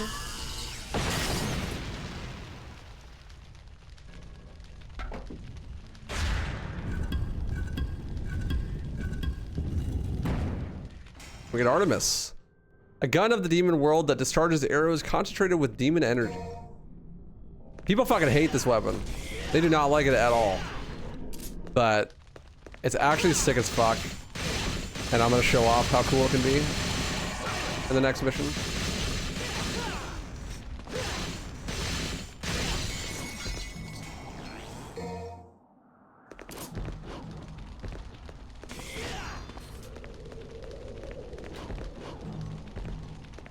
It's actually insanely strong. Honestly, everything in this game is a good option. There are no bad options.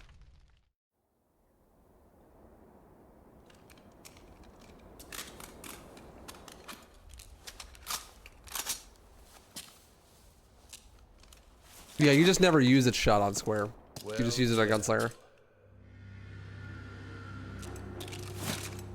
You've grown stronger. Go to hell. You point a gun at me, your own kin, your dear papa. The only family I ever had was my mother. And she's dead! You break my heart. After all, it was I who gave you your name, my darling daughter. Get booked.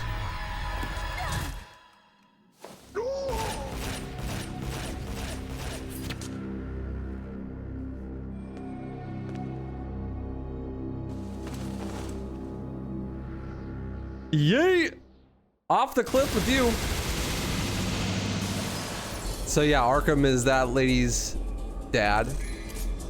Women and their daddy issues sometimes, you know. On to mission 7. And then she died. The end.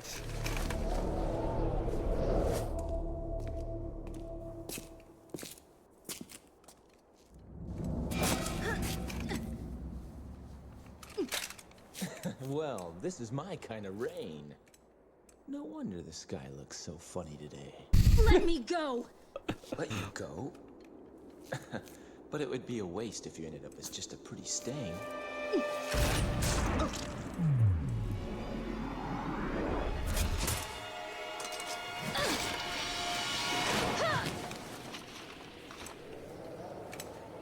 What the hell was that for? Here I am trying to help you, and you show your thanks by shooting me?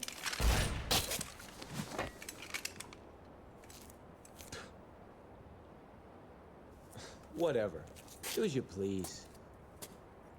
This is my kind of rain. So he's a demon too. I'm beginning to think I've got rotten luck with women. Look, there's a 7. The blood makes a 7 on the wall. No wonder the sky looks so funny today. All right, so we're gonna show off Gunslinger for the first time here. Gunslinger is very cool. We stand Gunslinger. It's probably the least used style for most people, but very, very cool in my opinion. One of my favorites. In order to use it efficiently though, we're going to switch our keybinds a little bit. So I'm going to change shoot to right trigger, and then change devil arms to the button that shoot was on. Or no, I'd say we want style actually on trigger, shoot in the same spot, change devil arms on that. What's up, God Halo? How you doing, dude? So Artemis is this weapon. It shoots like a laser beam.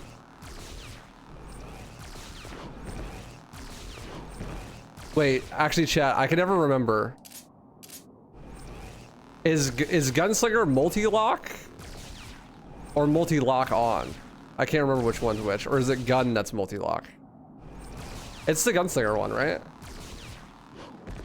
Like it's the style? I think it is. Holding Gunslinger is a good one? Okay. Just wanted to make sure I was accurate on that one.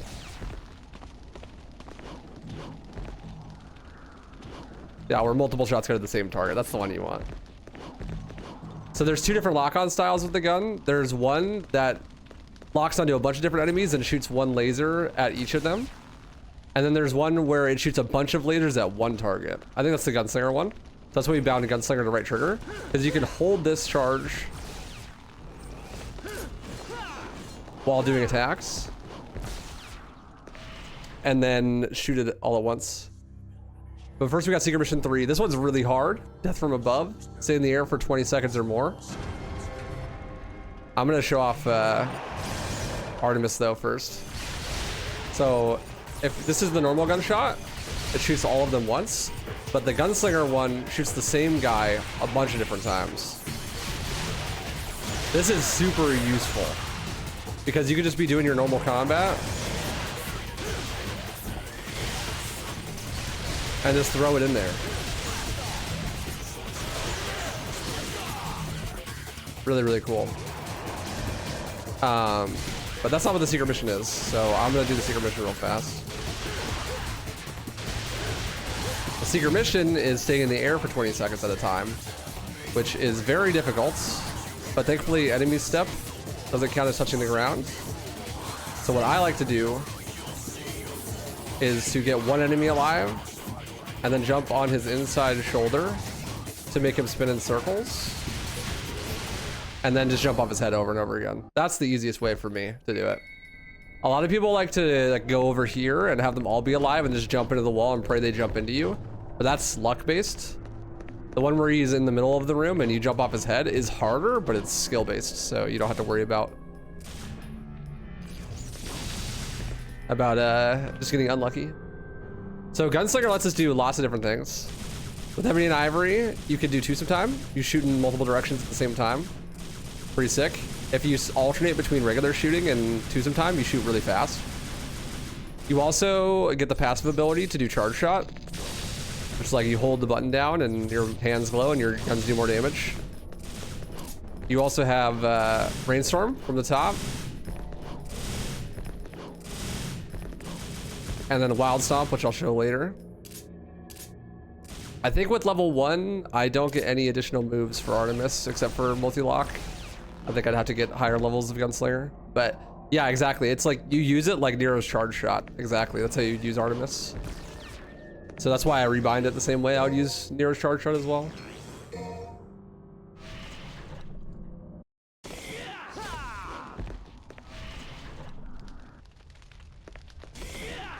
I just got this game for the first time and I got that gun and I was like, what the fuck is this? Yeah, it's one of those things where it is actually really good, but you need to be playing a very specific play style for it to work.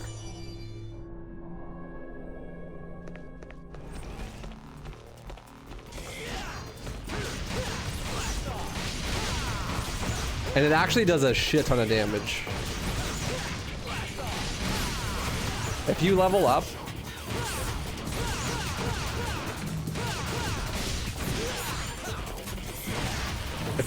Gunslinger, you actually get more targets on the multi-lock as well, so it does more damage. Orhalkin fragment. A piece of Orhalkin which grants amazing power. They say it was used as an energy source once. ¿Dónde está la biblioteca? Aquí.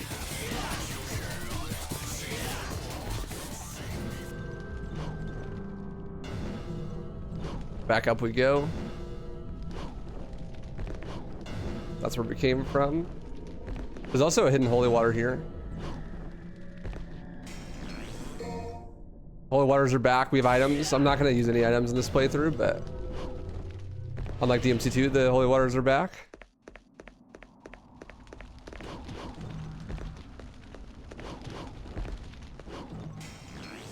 Floor.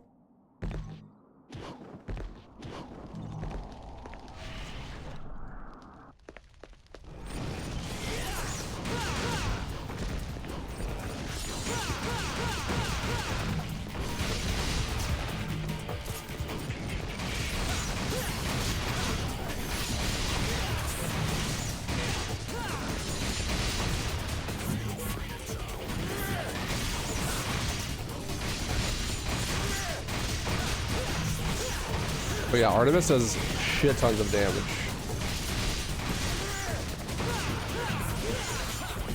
Artemis is very good, especially when upgraded. This is unupgraded, obviously. I think it's cool. I like that. Honestly, I like that the bottle stays on you the whole time, even when you don't have it equipped. I always thought that was really cool because it just makes sense, right? Like, it doesn't really make sense that Dante, like, where did Agni and Rudra go, right? Like, there they are, but then where's Rebellion, right? I always like that about Beowulf and Artemis, is that they just show up on your model all the time. Does Artemis need Gunslinger to work? Pretty much, yeah. Using it without, I mean, you could do a very similar thing, but the targets all, like, it goes to multiple targets instead of one, so it's not as useful.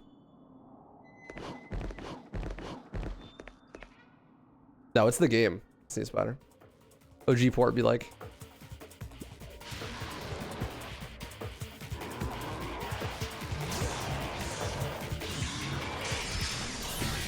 OG PC port has audio hiccup issues.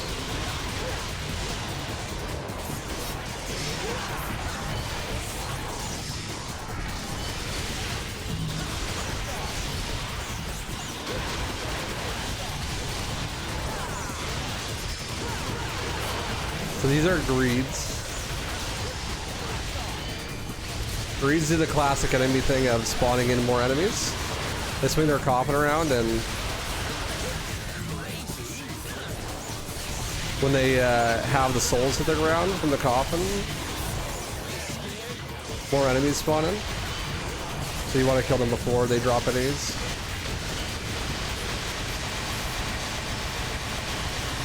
Ideally.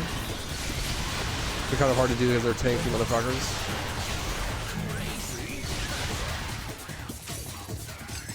I love me some good old Artemis though.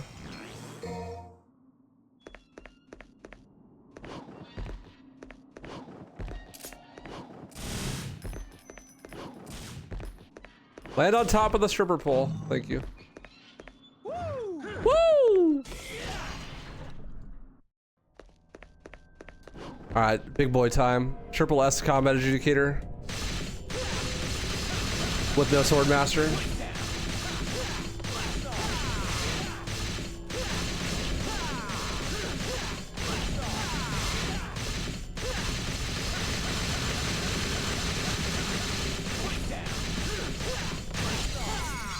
Easy clap.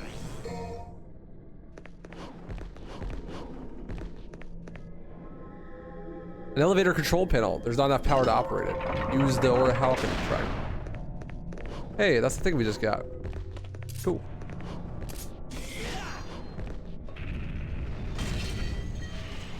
Fog.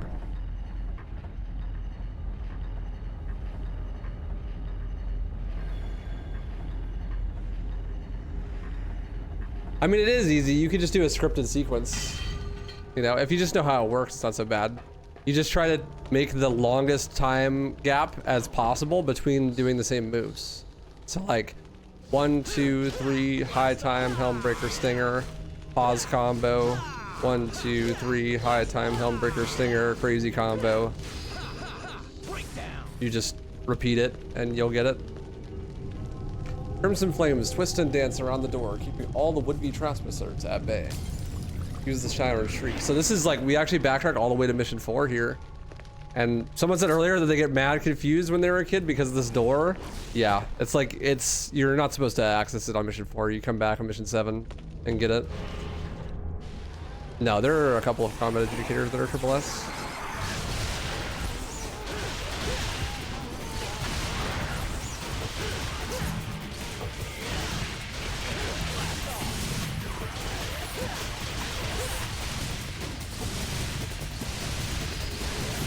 Oh, he got up. I want to show off Wild Stomp. So Wild Stomp is a move that you can do with Gunslinger. You're just shooting a dead person on the ground with Gunslinger active. It'll just like lock into a crazy combo and you shoot them and kick them. It's pretty sick.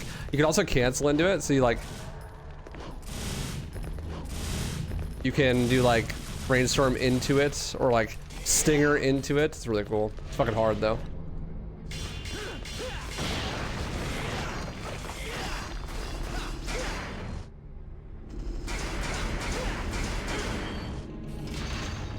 Hey, balls. I hecking love balls, bro. Break the balls to progress. Real talk though, I actually really like that as a puzzle. Because a lot of games have a problem where the puzzles feel really disconnected from the core gameplay, but DMC3 does a really good job of making you use your normal toolkit as the solution to the puzzles. Like the puzzle there is you have to break the ball, right? But the problem is that the ball is on a chain and every time you hit the ball, it goes flying, right? But having a really good understanding of your own move set allows you to do that with relative ease. And putting you in a position where you have to use your moves outside of just combat gives you a much better understanding of how the moveset works. So it's like really actually benefits the normal gameplay to have the puzzle even exist while also like working as a like a pace breaker, right? So you're not always doing combat. The combat adjudicators are the same way, really. It's like not normal combat and you're using your moves in like a slightly abnormal way, just absolutely trying to min-max style instead of focusing on staying alive because you don't get attacked back, right? I love that. It like really makes it easier for the player to use their kit correctly. Crystal Skull, an eerie sculpture made of magic crystal. It seems to be a piece of a larger creation. You see the jacket? Yeah, here you go. I got it for Christmas. My girlfriend got it for me. You can't complete Bloody Palace. Help me. Give me some tips. I'm using Swordmaster and I've never played hard or DMD mode. Well, play hard in DMD mode first. Unlock super costume and then do it with that. Way easier.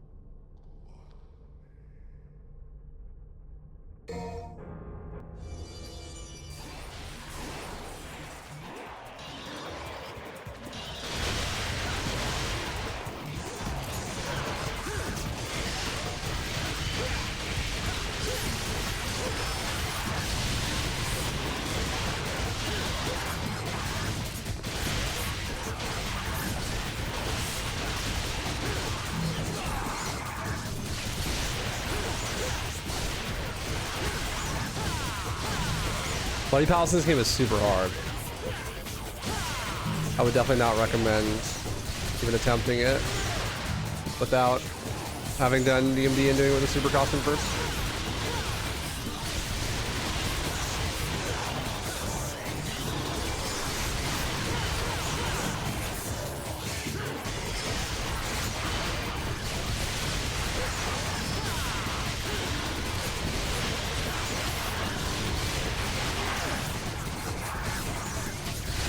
It's so sad playing without, oops, without level 3.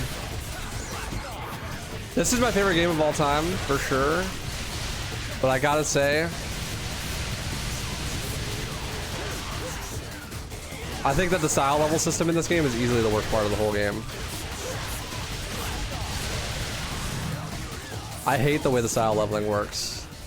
Like, the fact that you have to kill enemies to upgrade the styles, but most of the styles aren't particularly useful until you get to level 3. And it takes, like, if you play with one style the entire game and you kill basically every enemy, you'll level that style up to level 3 at mission 19. And there's only 20 missions. So that means in most people's first playthrough, they don't get to see, like, even remotely any of the potential that is available to them for any one style. And with there being 4 styles, that means you need to do at least 4 whole ass playthroughs to see all the styles leveled up all the way. And for most of that playthrough, you don't even get to use it at its potential because it's not upgraded.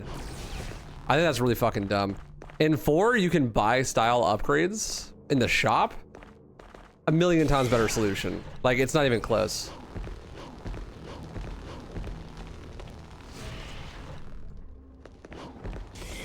Yeah, but we don't talk about 5. That game sucks.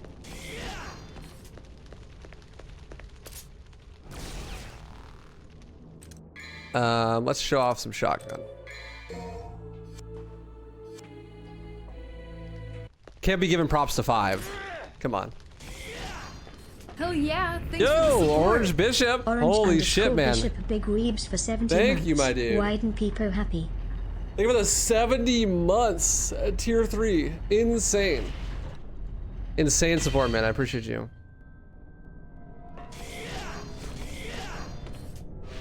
Yeah, it would be better even if all styles shared the same XP.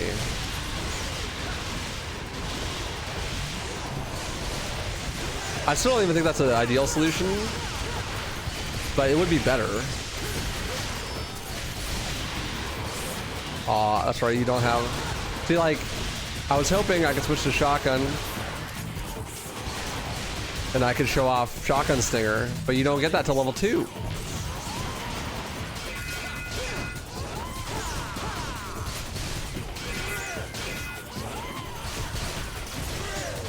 What does Artemis even get at level 3 gunslinger? Your multi-lock does more multi-locks. This is like higher DPS, more stun potential.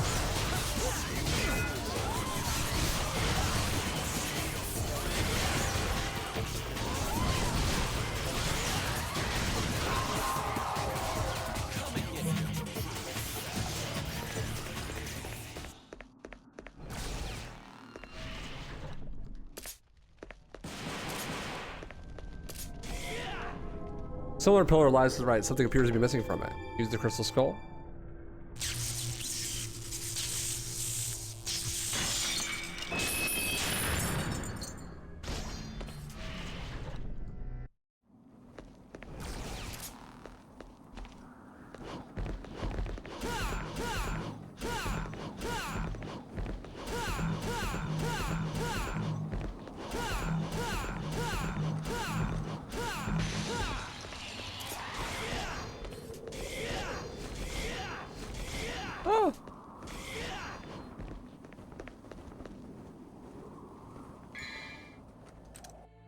Let's switch to Royal Guard for Virgil.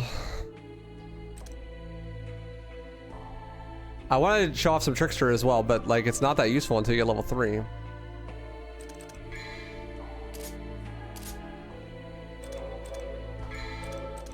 We'll come back to Artemis later as well, for sure.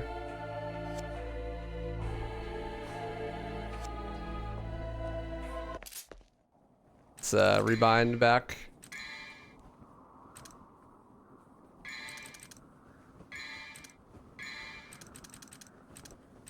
Is that it? Is that back to default? Yeah. What's up, Burke Babe?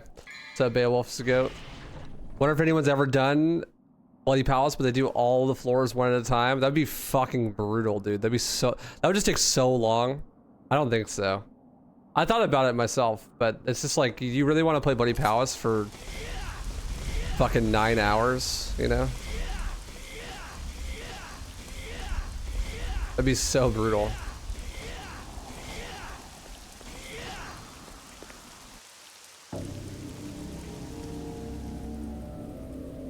It's gotta be more than that. It's probably like 30 hours.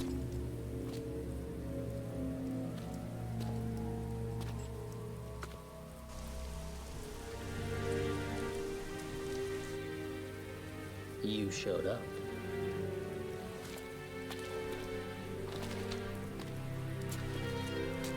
You sure know how to throw a party. No food, no drinks, and the only babe just left. My sincerest apology, brother.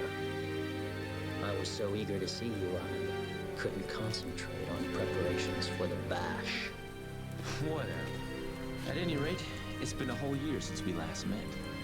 How about a kiss from your little brother? Or better yet, how about a kiss from this? How am I supposed to flex, bro? So, this is what they call a heartwarming family reunion, eh? Right. You got that right. I actually really like Virgil's writing in this game. It's so much better than his later games. Where's your motivation?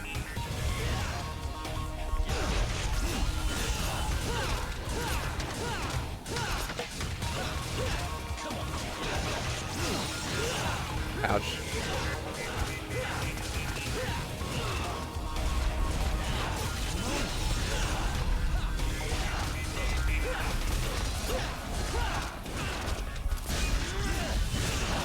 Come and get it now.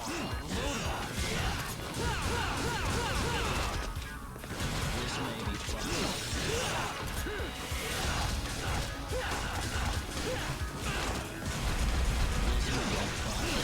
Bro, I'm a fucking washer roll guard.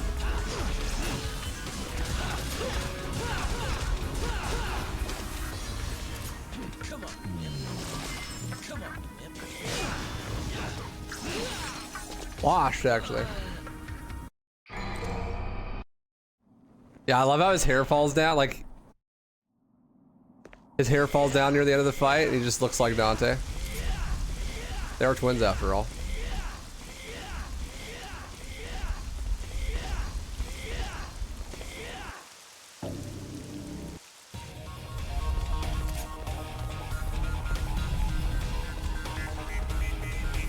Where's your motivation?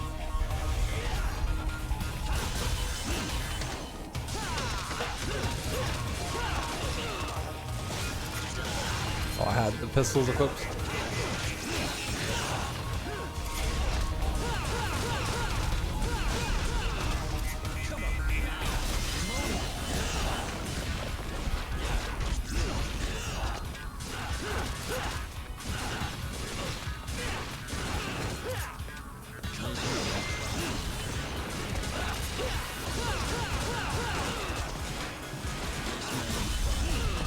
You scared? This may be fun. Where's your motivation?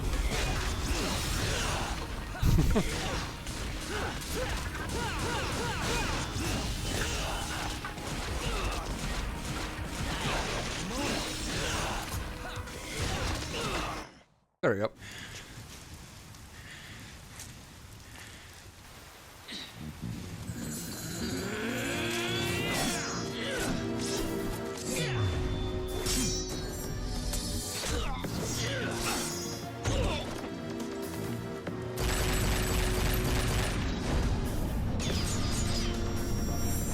I fucking love this cutscene, dude.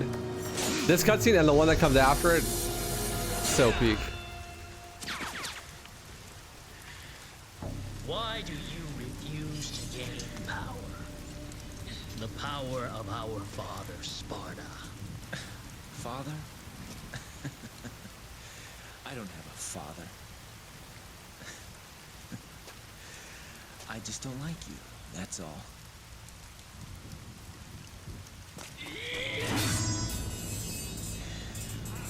I just don't like. That's all.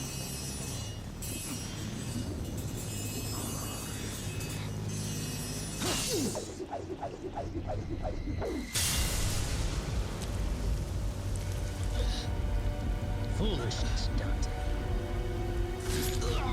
Foolishness. Might controls everything. And without strength, you cannot protect anything. Let alone yourself.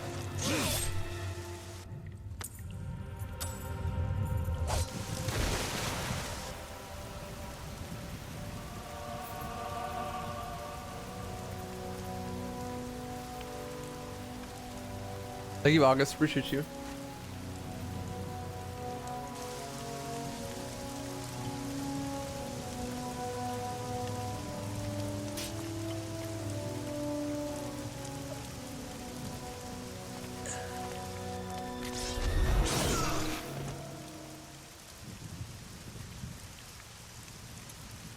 Do you finally have it?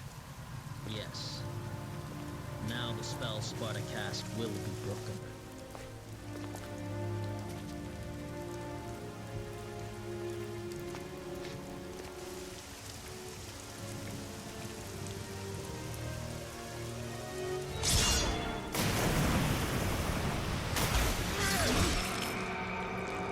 I see a devil inside you has awakened as well. I love that sound. So good. Leave. For the moment, we have all that we need.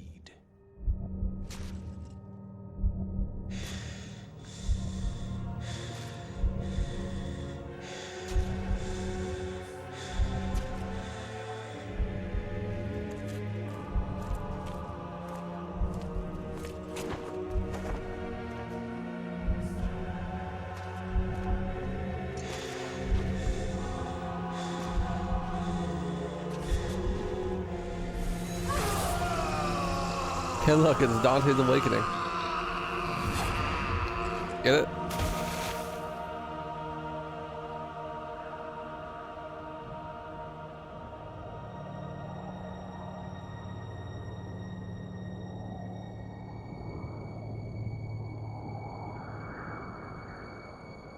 What was my opinion on Nero when DMC4 came out? I was like 10. I didn't have opinions.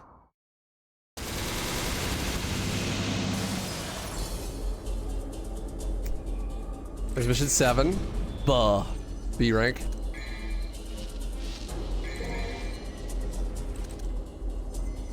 Wow, Dante looks different. I think he may have awakened or something. So I was gonna say I'll refund you, Burkbay, but I love the way that the beginning of the game, like the introductory cutscene, sets up that cutscene and that fight, and like it literally spoils what's gonna happen. But I don't know, for me it still felt good. It felt like it was a surprise, even like the first time. It's fucking sick. And it's just executed so well. And that fight is epic. I also really like, I normally don't like story force fails, right? Like when the game, like you beat the boss and then the game is like, actually no you didn't, and the cutscene has you get your ass kicked. But Virgil is such a hard boss that almost everyone that plays this game for the first time gets their shit kicked in.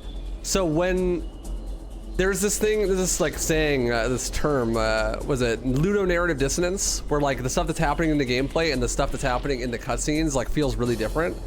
But I think that in this game, the ludonarrative dissonance is like perfect. When you're playing as Dante fighting normal enemies, you feel like an absolute god. You're shitting on everyone and being super stylish. And then when you fight Virgil, you get your shit pushed in, bro. Right? And then in the cutscene, you get your shit pushed in, but only when you fight Virgil. Right? I always thought that was really cool. It's like super well executed. That's a really fine line to walk, because if someone's really good at the game, even on their first playthrough, they might beat Virgil like first try, and then they're gonna be like, well, what the fuck? I beat him. How come Dante didn't beat him? Right? But like almost everyone gets their ass kicked by him.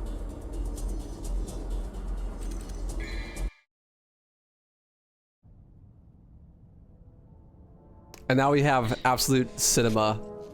Peak DMC3 cutscene. This is my second favorite. There's one more that is actually my favorite, but this is definitely second favorite. This shit is cinema.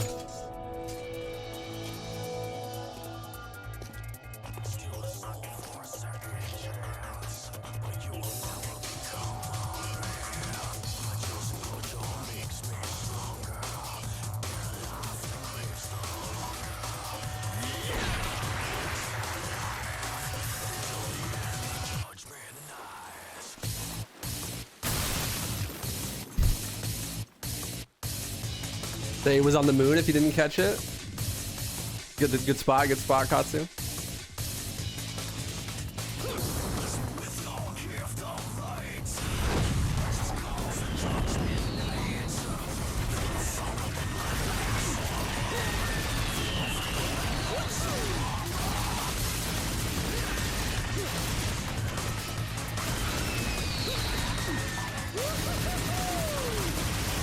It's always so cool seeing him do the moves from the game in the cutscenes too. Choose some time and brainstorm.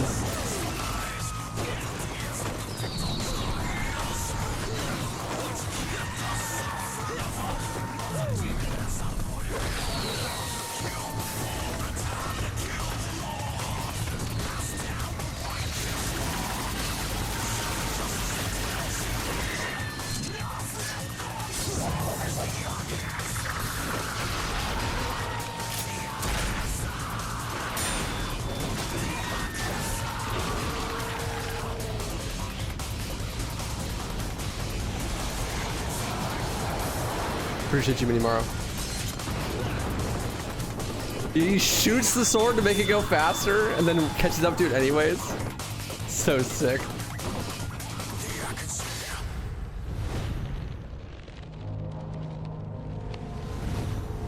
Ow. That's an anticlimax.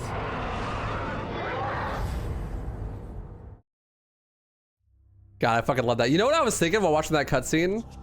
Like, no game, even DMC 4 and 5 don't have the same level of cutscene direction as this game does. And almost, like, I can't think of any other piece of media that does, except completely weird, like, kind of like not related thing. But you know whose animation I think is actually quite reminiscent of this? Fucking Monty's animations from Red vs. Blue and like early Ruby. Yeah, Monty Ohm. Like, that's like the only other thing that I can think of. And it's so funny because I just came from Halo. And Monty is like, came from Halo, right? And here we are in DMC 3. But that's their animation is like the only person who I feel like matches the same type of vibes. Yeah, 07 to Monty, rip the goat, but. It's interesting. Like I never made that connection until just now. He's obviously got to be inspired by it, right? There's no way. Like the vibes are so similar. Our mission 8, a renewed fear burst forth from the great demon's womb. I think I'm gonna use Trickster until I get to level 2 at least. So I really wanted to show off Trickster, but it's really not good until level 3, and I'm just not gonna be able to get it. So maybe I should. What should I do, chat? We got problems.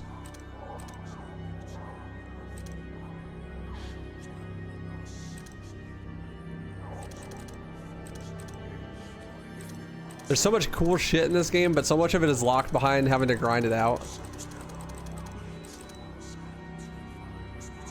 Yeah, you get Shotgun Stinger at Gunslinger level 2.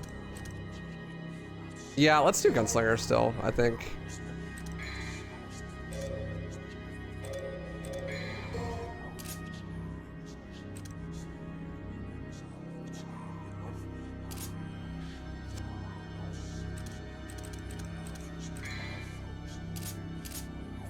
So we have Devil Trigger now. Devil Trigger is God mode, basically. It makes so your attacks do more damage, your animation's a lot faster, you have a lot more damage resistance, and you heal over time. I'm gonna spend most of my money on upgrading that.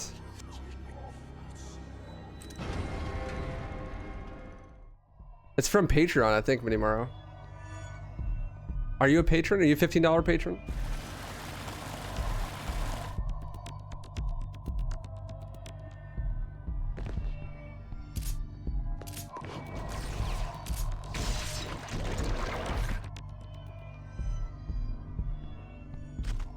You're not?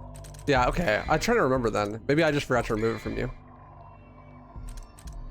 Yeah, do I want to use this? I just want to play New Game Plus, dude. I want to show off the cool shit. Like, New Game is cool, don't get me wrong. I think I'm gonna go to Swordmaster, actually. I think I'm gonna go for Swordmaster. Let's go back and let's do Swordmaster. I think we'll do Swordmaster because there's some cool strats for the boss on this mission.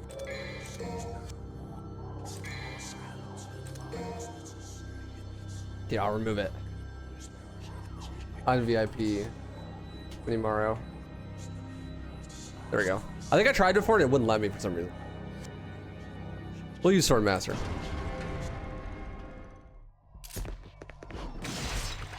It's almost level 2 already, so.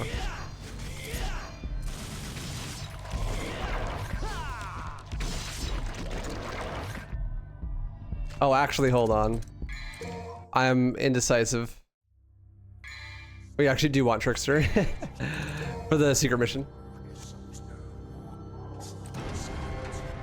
No longer important, Sag. Not true. God, and it doesn't save your loadout changes.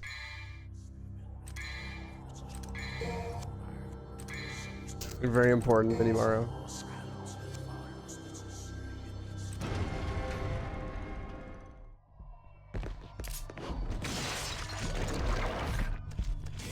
The Trickster just gives you this dash. That's literally all it does at this level. It's pretty unfortunate. But at level 3, it gives you a teleport that is super good. The only thing in the entire game that you can't block with the regard is this acid floor.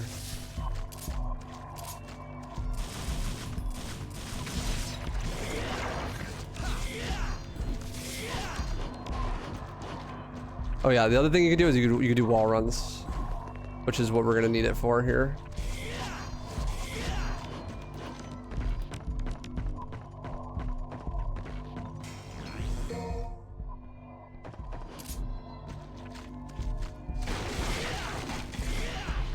Secret Mission 4, Devil's Teeter-Totter. This is that Capcom elevator classic, but on absolute methamphetamine. So it's literally the same thing, where you just have to do the elevator, where it goes down if there's too many enemies on it. Except for all of the enemies are DT'd, so they have a ton of health. But thankfully there's a cheese for it. If you double jump and then wall run, you get so far away from the elevator that the enemies all despawn. And so you can just double jump, wall run over and over again to despawn all the enemies.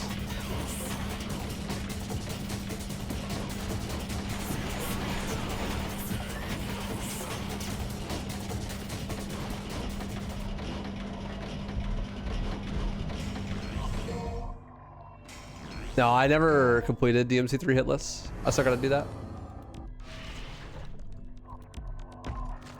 Yeah, I think it's been really good, Minimaro. I think it's been great. Just got world record in Halo Reach. That's pretty hype. Normally you're supposed to go around the edge platforming, but you can just jump up there. Pretty mellow.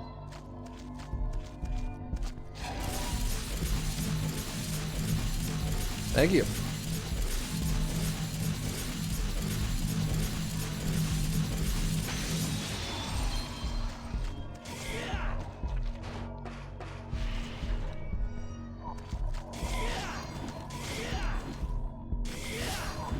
I'll get hitless in this game for sure. It just is a matter of priorities. It's not a super big priority at the moment. Okay, now I'm gonna switch back to Railguard. Not Railguard, Swordmaster.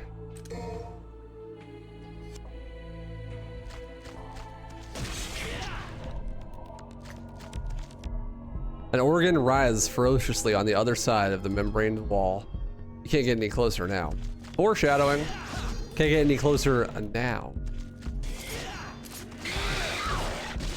Hey, look, it's Gigapede.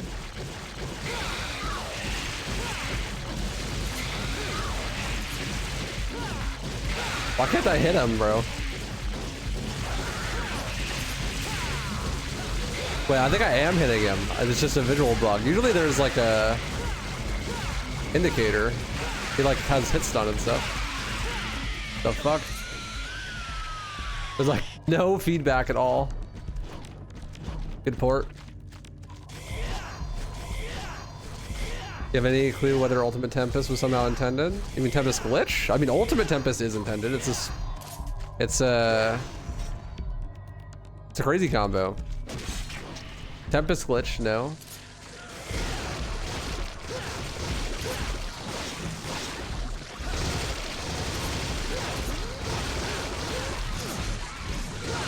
Hence why it's called Tempest glitch. So Devil Trigger, it builds up whenever you take damage, do damage, or taunt. So there's a cooldown on it, but it recharges on taunts. These guys are envies. They're basically just prides, but with a little bit more health, and their gimmick is that they never fall over. You can't launch them. Now that we have the access to Devil Trigger, we also have access to Devil Trigger Explosions, which is a DMC3 specific mechanic. If you hold down the Devil Trigger button, you can see they start to glow, the runes. If you have 3 additional runes glowing, then you can let go and do a Devil Trigger Explosion, which causes a big ass explosion that scales in damage and range based on how long they've been charged for. And you can just insta-kill enemies like that.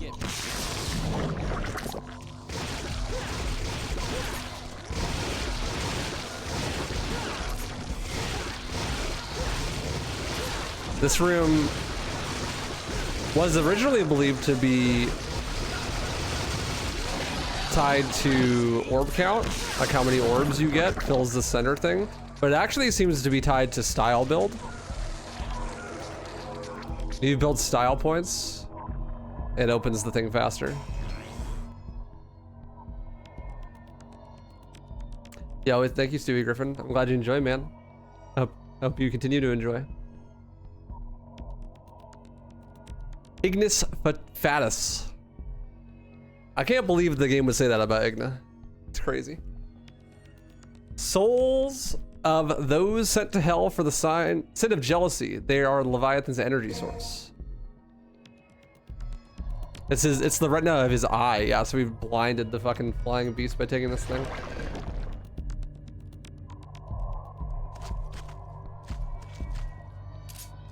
Am I doing DMC4 after this? Yep, DMC4, 5, and reboot. I'm also gonna play all the side characters. So after this, I'm gonna do a Virgil playthrough, and then after that, I'm gonna do DMC4, and then Lady Trish and Virgil there as well.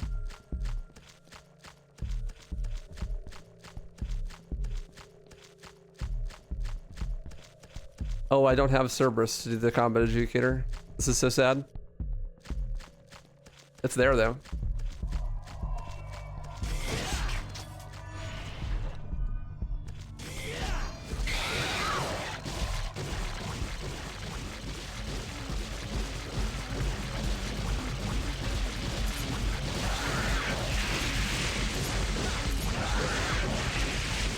This is supposed to have like feedback on the hit. I don't know why it doesn't.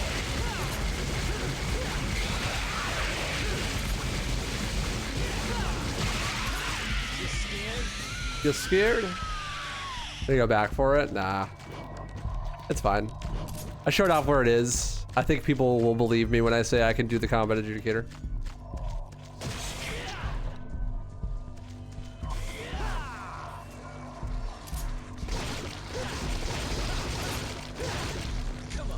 Bro got yeeted right off the edge.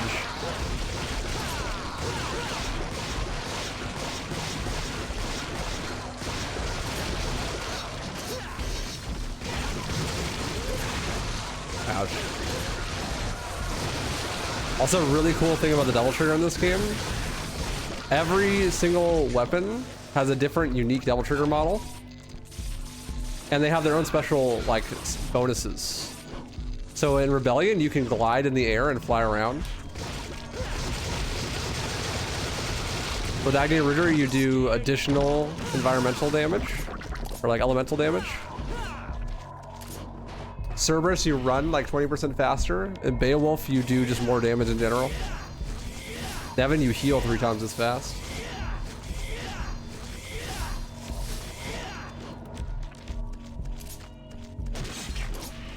Which is pretty fucking cool. An organ rises ferociously on the other side.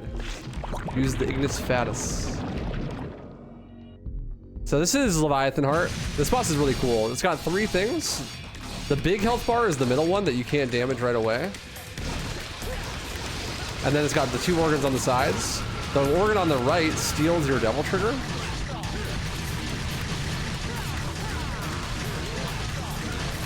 When you kill one of the organs, the center opens up, and you can do actual damage to the boss.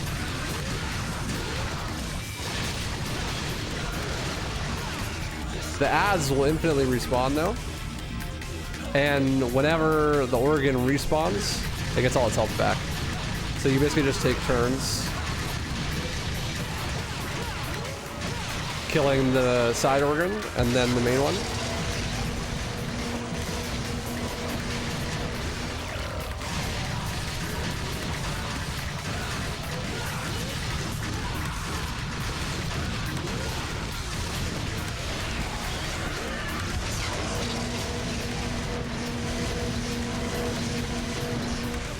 I like to kill the right one because it steals your devil trigger. The devil trigger is a way better resource. The left one steals your orbs, so you'll never be able to heal if it's alive. But you see, like now I'm gonna waste a lot of DPS here because I'm not gonna be able to double trigger.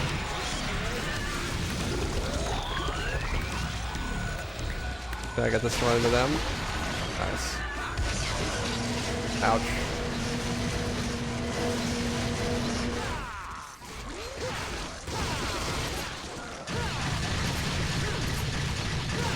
Oh, my music died.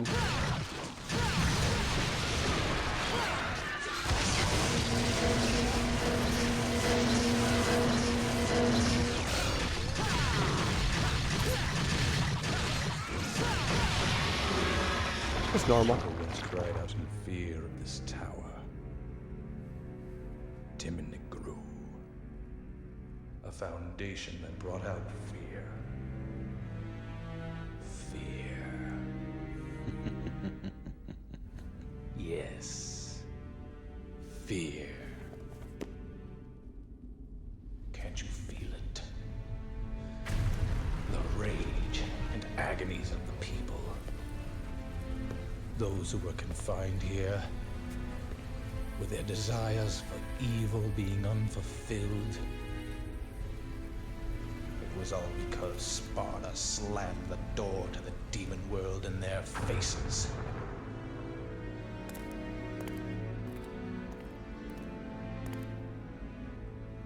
What's wrong?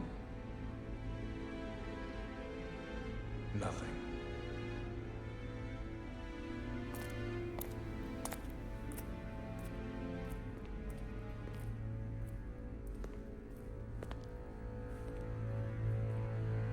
You know, I get their dynamic. I understand how Virgil feels and how Arkham feels, because I feel like me and Chat's dynamic is like Arkham and Virgil, you know? I'm Virgil and Chat is Arkham.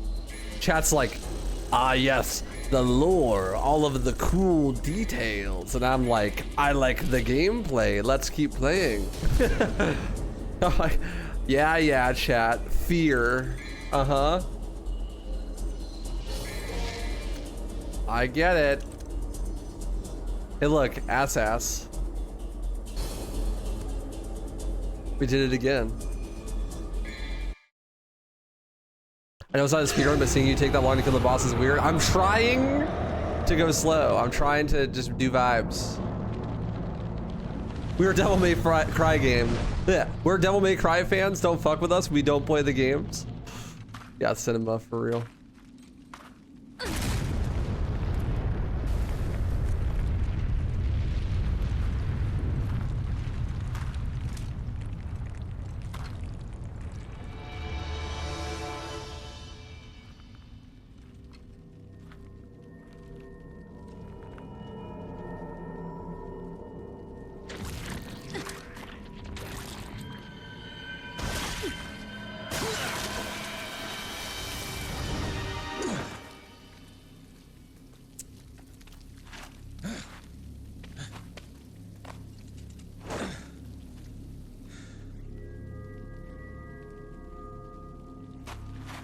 So this is the next stage. Wait! If you're asking for a date, forget it. Because I make it a point not to go out with women who shoot me in the head. Date a demon? I'm not that desperate. Besides, I really don't care for guys who stink like blood.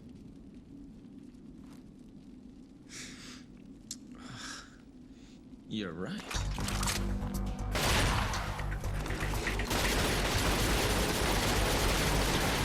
tell me, what's your name? I don't have a name. Okay, then what should I call you? I don't care. Whatever you want. Whatever, lady. Whatever, lady. I'll leave this to you, because I don't want to miss the party.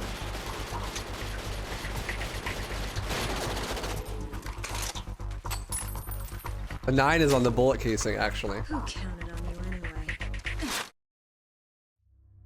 The 9 for mission 9 there is on the bullet casing. It's the 9mm. Whatever, lady.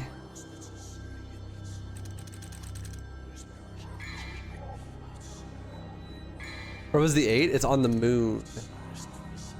Not that the moon is real, but you know, if the moon was real, that's where it would be.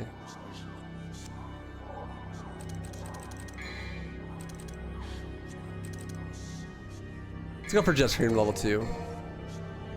I don't think I want to get level 3 because I want to save for Nevin. Mission 9, Faded Memories. Kristen the Sorceress of the Abyss with a blade. So really cool detail, if you're playing on the normal costume, your costume actually changes throughout the game. So in mission 1, he hasn't put his coat on yet, so he's just purely shirtless. But in mission 2, he gets the coat on, and after mission 7, his sleeve is ripped. Which is pretty cool. I also thought that was a cool detail. Like, it just changes depending on what mission you're on.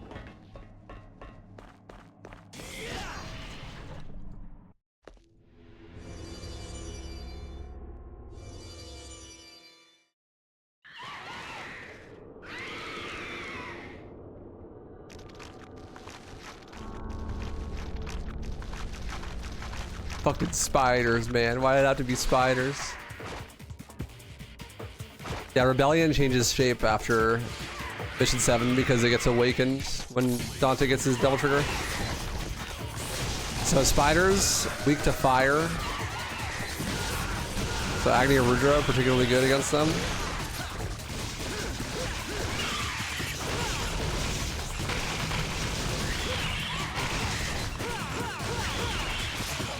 Spiders are a cool enemy. They actually drop little babies, and the babies will hurt you. They grab onto you and flash on.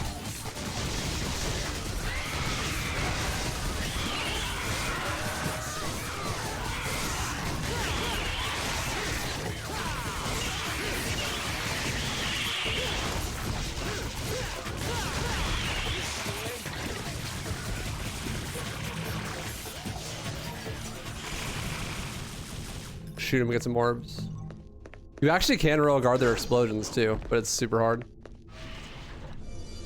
Yeah, the death animation on the spider is sick. I'm gonna switch to Trickster real fast to get this blue orb fragment.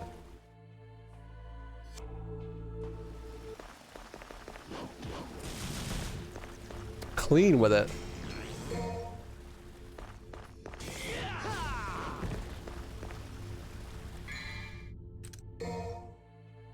Back to Sword Master we go.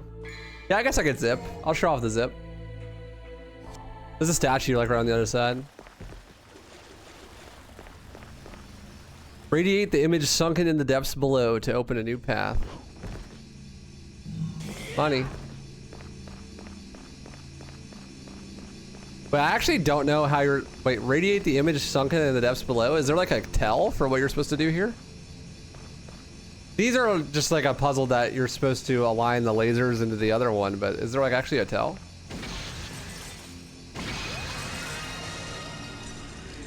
It's just a 4. Later, Roderick. Thanks for hanging, bro. So I said before that there is a trick called a zip. So if you do your 3-frame window perfect release while standing on an edge or a stair like this, then you can get a shit ton of speed and go through walls. And so in the speedrun, this is a zip here. There's a couple of zips, but this is the one that's the easiest to show off. So I stand on the stairs here and then have the Enigma hit me, and then if I do the release right, I'll zip across the gap and skip this room. The Enigma's aim is random though, so it's kind of ass. And it is a 3-frame window trick to get a gold release, just in general. That was a silver release. So I got close to the timing, but I missed it. There we go.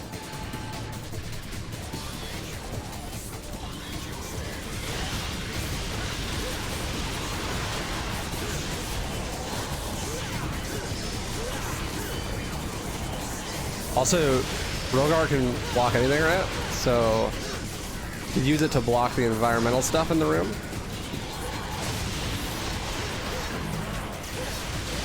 And use that to build guard meter and also a lot of devil trigger.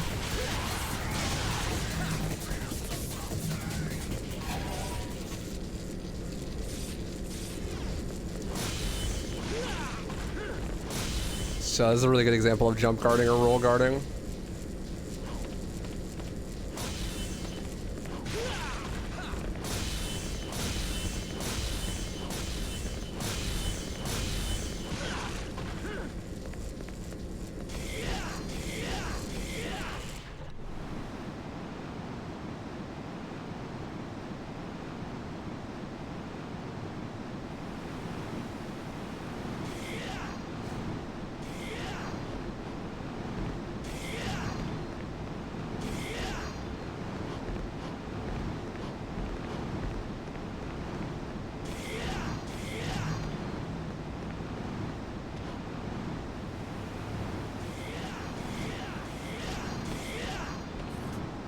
The words "restore the mass sacred energy and the power to part oceans" will be yours, Orbin. Okay, let's get our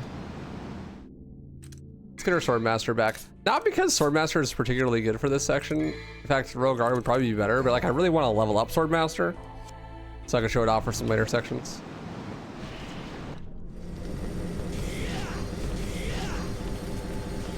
In fact, Rogar would be really nice here because then you can use it to farm the blades.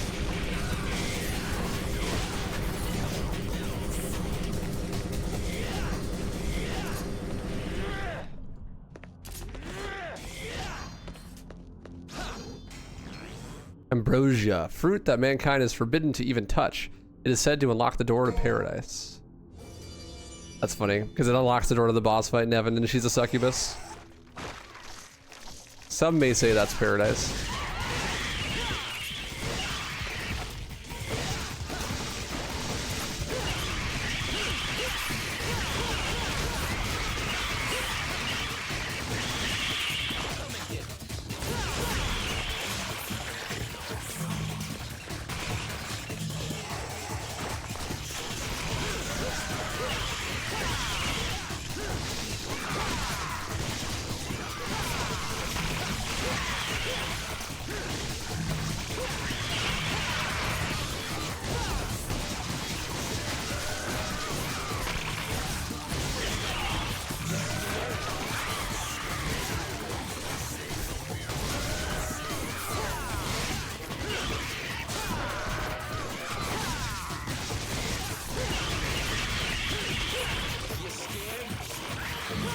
You also have an active jump cancel hitbox on dead bodies a lot of the time during their death animation. And jump canceling, or like just enemy stepping on the dead body, gives you devil trigger. So actually a really good way to rebuild DT after a fight is to just jump cancel the dead body.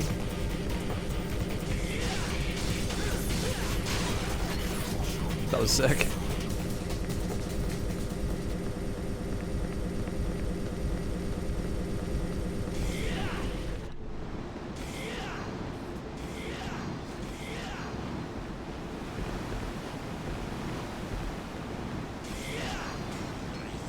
Spiral, a large rifle that fires high penetration type bullets. God, let this game penetrate me. I mean, what? I won't show that off quite yet. We'll wait till a better mission for it.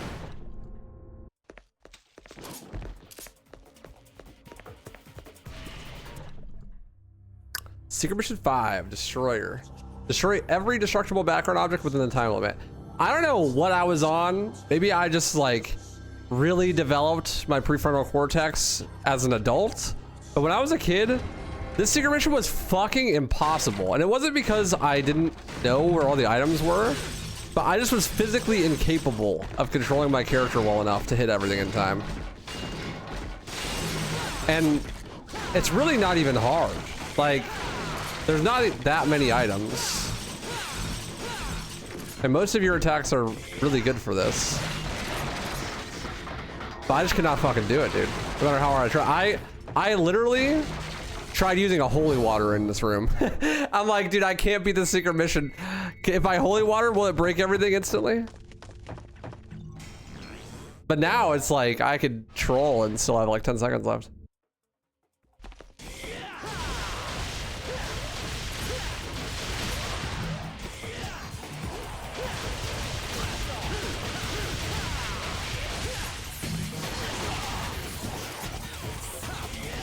Where is bro locked onto?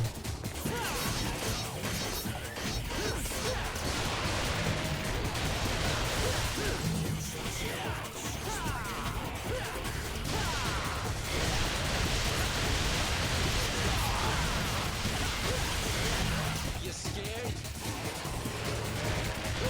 Ouch.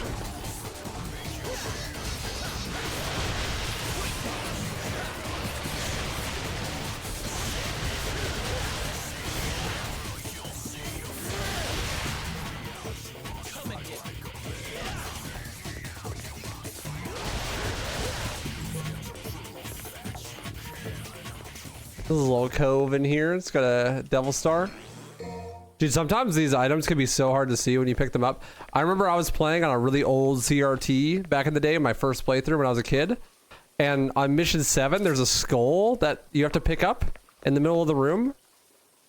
We literally had to like look up guides on the internet, and this is like early internet, and like call my dad's friend who'd beaten the game. It's like, dude, how do you beat this game? Like, we cannot get out of this room. Because I couldn't see the item on the ground because the CRT was so bright. Like, the shininess of the item and the floor like all look the same because good old PS2 CRTV shenanigans.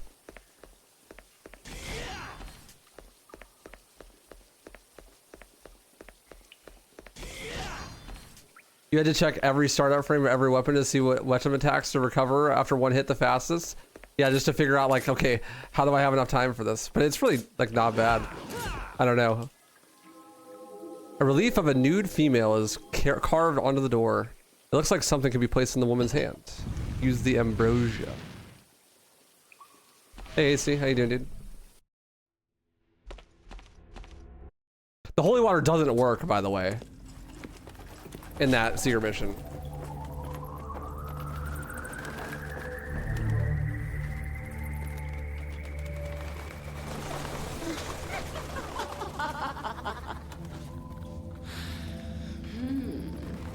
Welcome, sir. She got her boobies out just like me, for real. Is this your first time here? Yeah, it is. You'll be nice to me, won't you? Of course I will. I'll treat you so nicely. You'll never want to leave. Now that's what I'm talking about. Now that's what I'm talking about. I quote that all the time.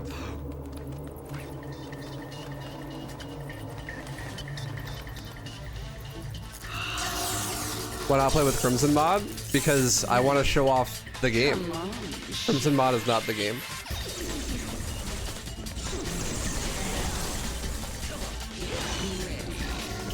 This is Nevin. She's got a bat shield.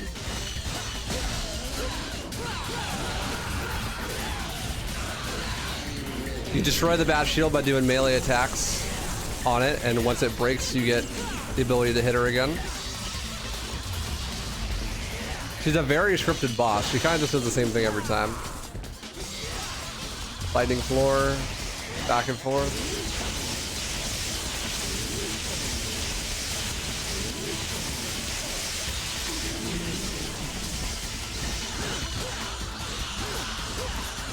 Here's something that not a lot of people know. The first attack you do matters a lot.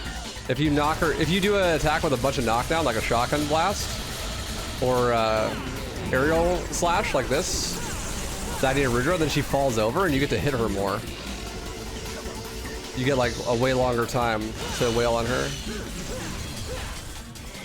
But it has to be the first attack.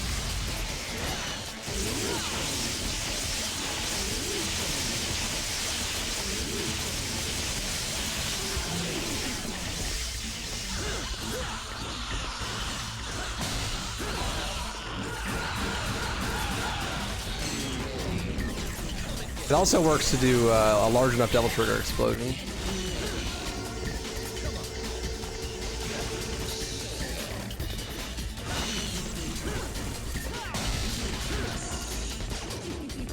This move, she tries to suck you dry. As much as I'd love that, it's better to not let her do that. It actually regains her HP. If you have DT active though, then it doesn't grab you.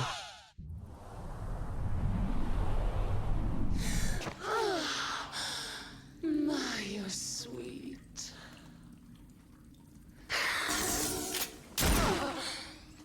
Is that a reboot reference? You'd think so, wouldn't you?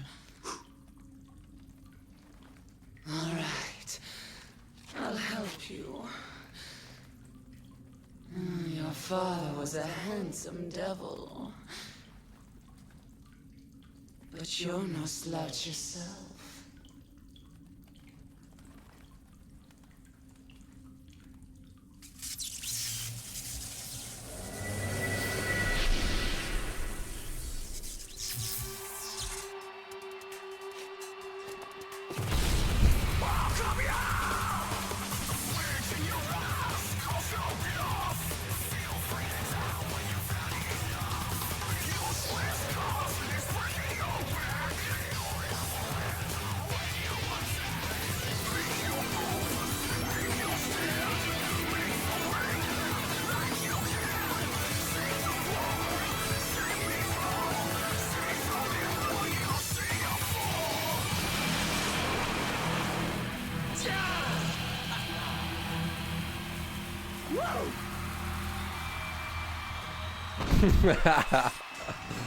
Devin, Dante can control bats by jamming on this curious guitar.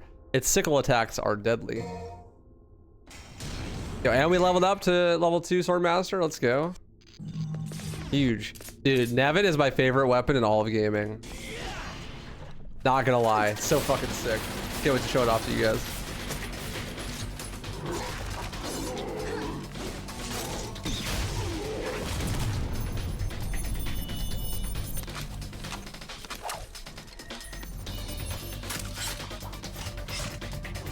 Dude, this game is all gas, bro. It's crazy. It just goes and goes and goes, and it does not stop going, and it gets progressively more going. Oh, shit! Welcome back.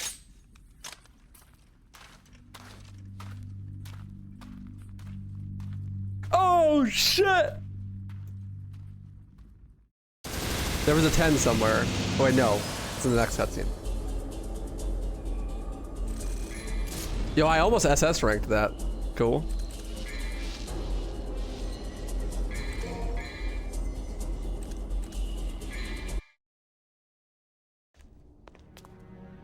Soon we will reach the lair of judgment. Tim and Negru will finally regain its full function and lead us into the demon world.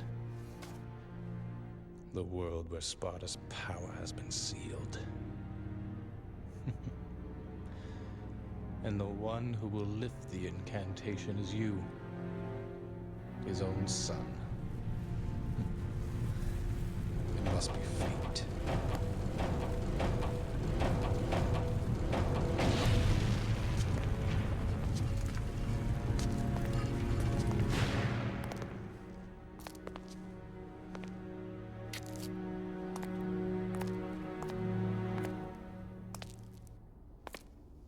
Does that woman really bother you?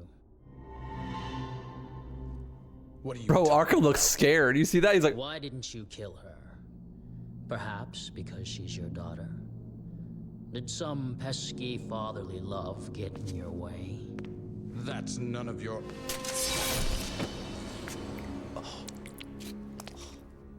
To further your study of the black arts, you sacrificed your loving wife to become a devil as well. Knowing this, I thought you'd be more useful to me. But I was wrong. No wonder your attainment of power is incomplete. What about you? You're an incomplete being as well.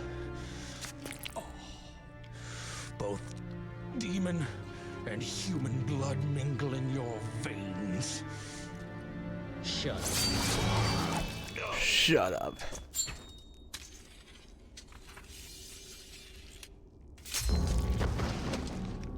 Now that the final door is open, I have no use for you.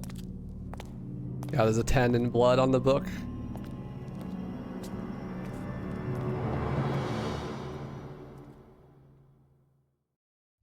It's interesting that Virgil is like, oh, you have ties to humanity still? You must not be powerful because of that, and then fucking kills him. I mission 10, the job.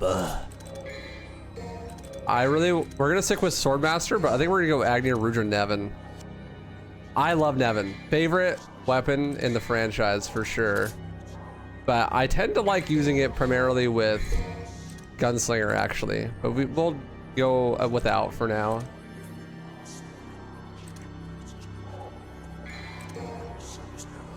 Get volume up. Strengthen the silent bridge.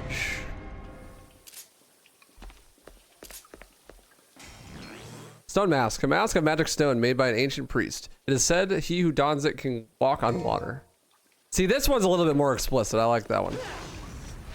So we got level 2 for Swordmaster, which unlocks a new Swordmaster move for every weapon. For Agni and Rudra, we get this one now. Like a long distance attack. It's pretty sick. But now we have Nevin, my favorite, the goat. The absolute goat. So Nevin works very differently than the other weapons. I said before that the other weapons all function the same, which is to say that they have pause combos, and the pause combos do roughly the same thing for everyone. But they also have like their launchers and their aerial attacks and their stingers, and they're all like basically twists on the same iteration. Nevin doesn't work like that at all. Nevin works very differently, and people don't know this, so they have a really hard time with it. Nevin, this first attack is a setup. It does do damage, but you're not really supposed to use it as an attack per se, by pulling it out like this. But then the different directions on the left analog stick that you hold while you do an attack change the attack. So if you just do neutral, you do this, and it shoots a projectile and has a shockwave around you. You can hold this to do more. But if you hold to the left, you charge a bunch of them to shoot at once. If you hold to the right, you do a big shockwave. And you get a crazy combo on the left one. The sickest move in all video games. So instead of pause combos, you have like a bunch of individual attacks.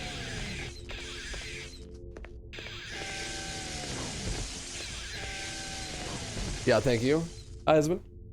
My favorite move though is the Stinger for sure, because it clears distance, has projectiles, and when it hits enemies, it launches them in the air. Fucking epic. And then if you use Swordmaster moves, you use it as a scythe.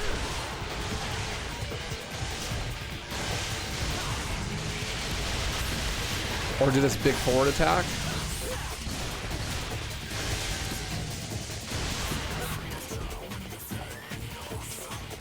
This attack. Oh, not that one. These cameras are kind of bad for showing stuff off.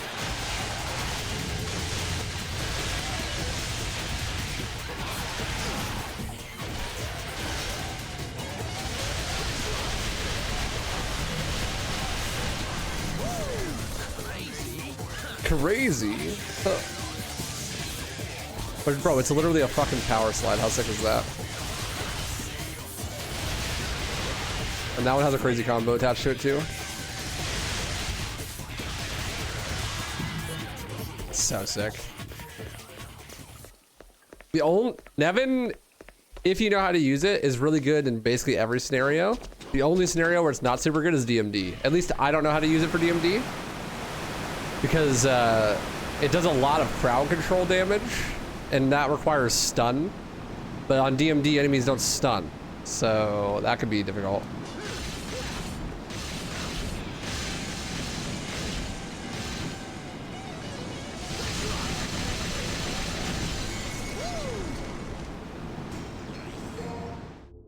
Yeah, the backsword master is good too, but we don't have it yet because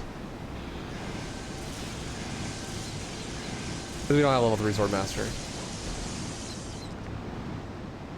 So I'm actually gonna switch to Rebellion for a bit. This is a secret mission I want to do here.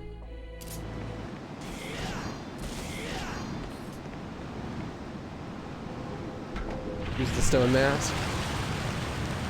On DMD, it's the protect me from enigmas, please machine. Yeah, it's really cool. You can break enigma projectiles with the bats.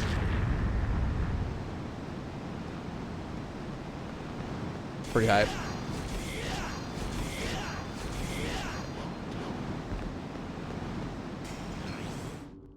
Neo Generator, a magical artifact able to supply power for an eternity. It is used to power the main bridge. The secret mission here. This is one of the harder secret missions in the whole game, for sure. Flight of the Demon, collect every red orb within the time limit. You're supposed to use Nevin's air raid ability, but that shit's really expensive and I don't like it that much, so we're gonna do it with the Rebellion Glide instead. Much harder with Rebellion Glide, but this is what you do in the cake speedrun, so I have some experience with it.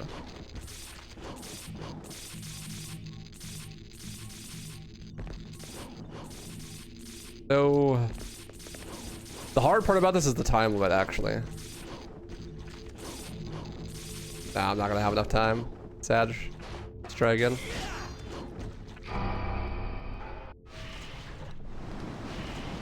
This is easily the hardest secret mission in the game. It's not close. At least if you're not using air raid.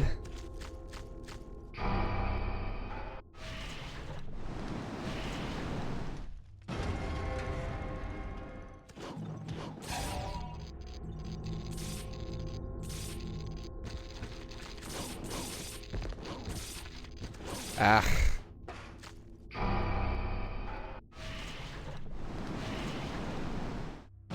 Yeah, this is the hardest part of the cake run in general. Shit is really hard without Rebellion, or without air raid. But air raid's 20,000, bro. Not doing that. Itsuno says Nevin's his favorite weapon in an interview. That's sick. Based Itsuno. What happened to bro, dude? He overcooked. What did he do with DMC5?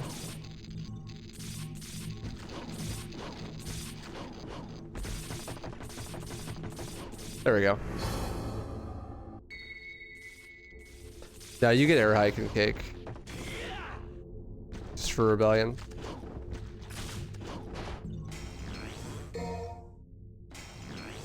There we go.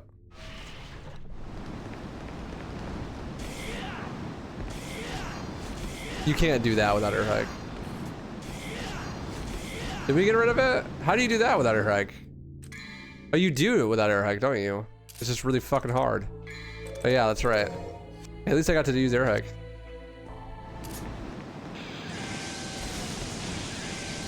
Yeah, you do wall jumps instead. God, that sounds like ass. I forgot. It's been a minute. So here we have dual hands. So DMC3 is definitely still more designed as a classic action game instead of just a combo fodder game. We talked about that a little bit with DMC1 and DMC2, as how those games are very much designed to be classic action games and not just combo fodder games. So there's a lot of gimmick enemies in this game.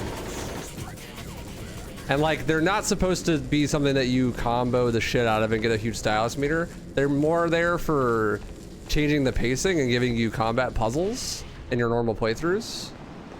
So dual hands are definitely that. You can only hit them from behind.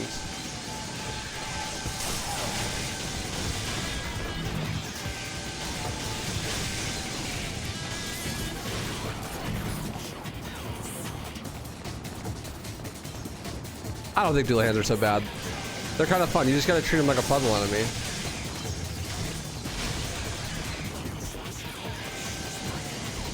What's up, Thane? How you doing, dude? Good to see you. You just can't do anything too fancy on them.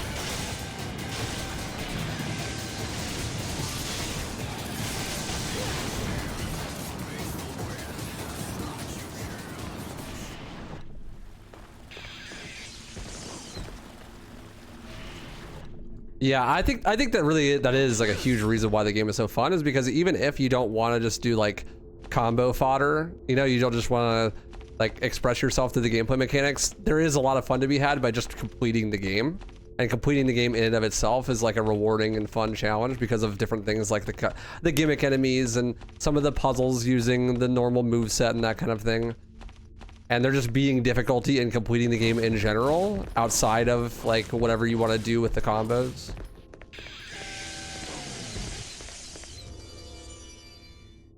I value that a lot personally, which is why I don't like 4 and 5 as much.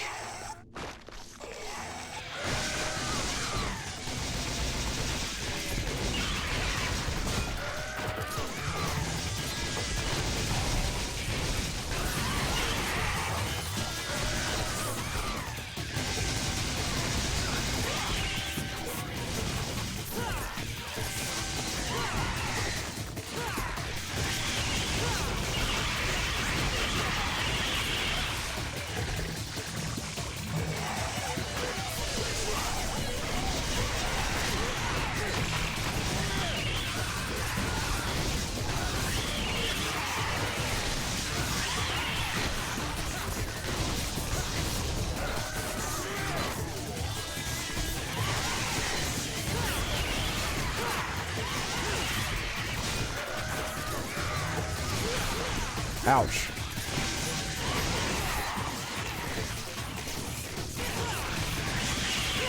I don't think I've ever used Nevin and Agni Ruder together before, to be honest.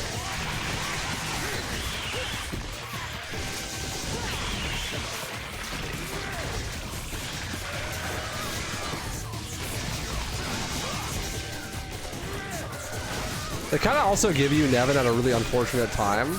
Nevin's not particularly good against the spiders. So it's like not the best. Like they give you one of the coolest weapons in the game, but it's really kind of like there's a learning curve to the weapon. And then it gives you one of the worst enemies to fight in the game with the weapon right afterwards, which is the spiders and the dual hands. They kind of set up Nevin for failure, to be honest, which is pretty sad.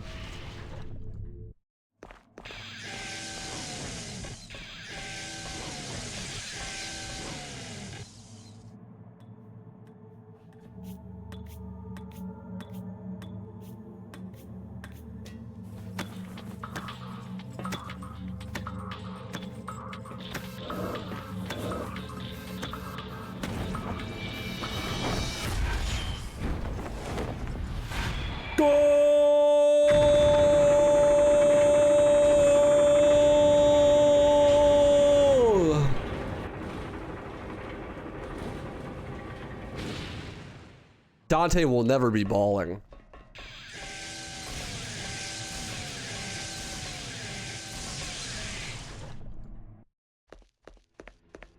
This is my favorite cutscene of the game.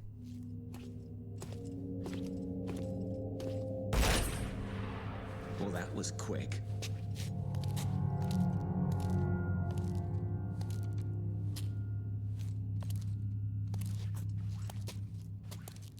That man. Did you kill him? So what if I did? Woo! Ooh,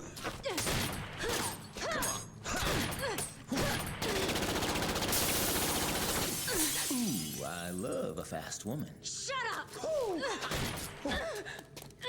He was obsessed with becoming the devil. So much he killed his own wife. For that he butchered innocent people too. He's the most vile kind of creature.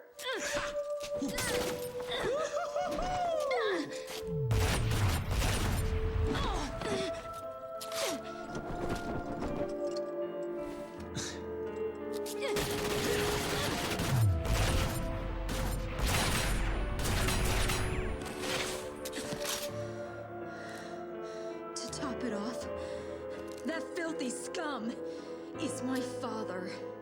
Well, we have something in common. I have a dysfunctional family too. And what would you know about family? You're a demon.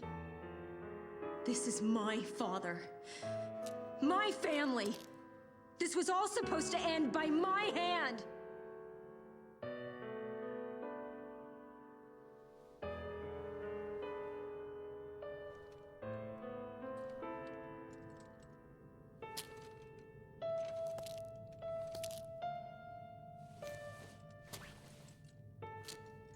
Aren't you gonna shoot?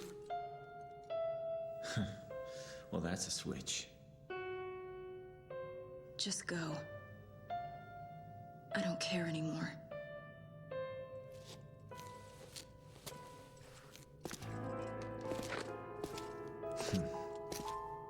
Family, huh? Yeah, it's the perfect cutscene. It has everything in it. Like, literally it has everything in it. It's got really good choreography, right? Like, it's a really entertaining fight scene. It's got phenomenal music. And then it's got a lot of characterization. It characterizes Lady a whole bunch. It shows that she's like really mad at her dad, but she's still sad that he's his dad, or that he's her dad, right? And that like he's dead in the first place. And then it tells you a lot about the way that Dante and Lady interact with each other. And it gets to show off how Dante is like all wacky and goofy, but how he has the capacity to take things seriously, but he just doesn't. And then she like shows him that he should be taking it seriously, and then he starts to. And he starts to like think about, maybe I should be taking this whole thing more seriously. It's just perfect. Like, it's got everything you would want. It's got really good characterization for both characters. It progresses the plot, and it's really fun to watch. And the emotional beats hit really hard, for me at least. I don't know, like, a lot of the time it seems kind of corny, but the contrast between Lady and Dante here, I feel like works super well. I don't know, so it's just my favorite. I love that cutscene. And of course, the dialogue is phenomenal. It's full of super good quotables, right? It's just banger. It's just bang. It's just cinema. It's just peak. Fucking love that cutscene.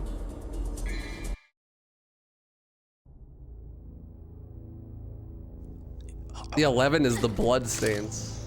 Where am I? It's dark. I can't see anything. You're still alive, I see. Mary? Is that you? What's happening? Where's your mother? My mother? You killed her, remember? Yes. That's right. I killed her. With my own hands. What horrible thing have I done? I was too weak. I succumbed to his influence. You mean you were possessed? Father?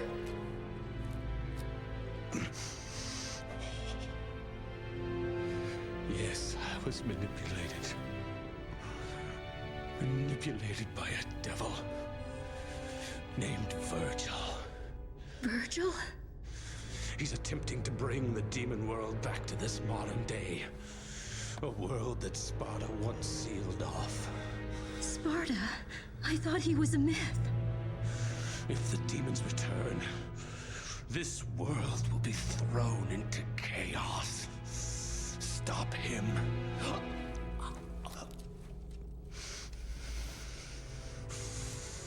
Stop Virgil. Me? You're such a sweet child. Just like your mother.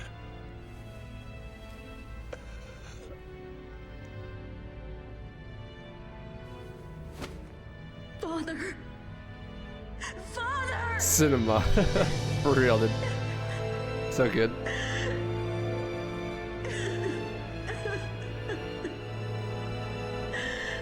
Zero, thank you.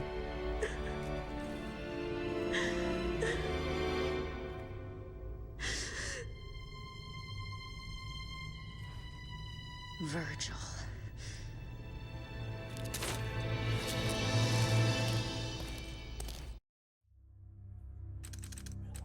Mission 11, Revenge. Give a guest from the past an adequate homecoming. Okay, we're gonna show off my favorite thing to do in this game. One of my favorite play styles. So I'm gonna do something crazy, okay? We're gonna do Rebellion, Nevin, Artemis, and Gunslinger. All right, I know that sounds fucking crazy, but let me cook, okay? We're gonna go and change our keybinds again.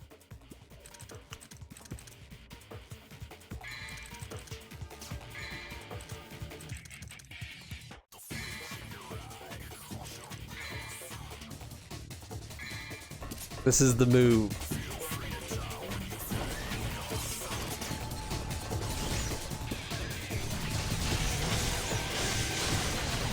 Devin and Artemis are fucking perfect for each other, actually.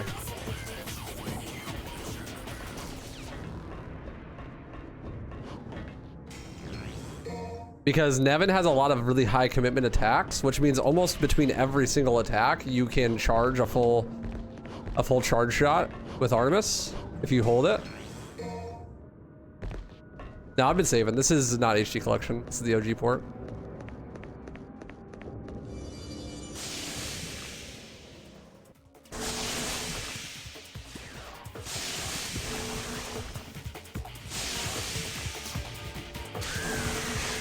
These are soul eaters. They don't let you attack them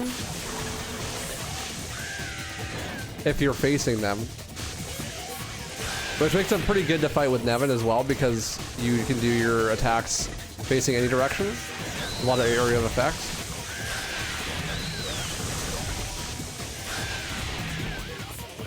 You can look away and then do your big AoE.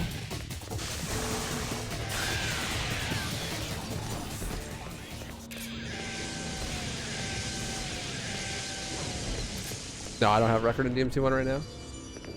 I have second.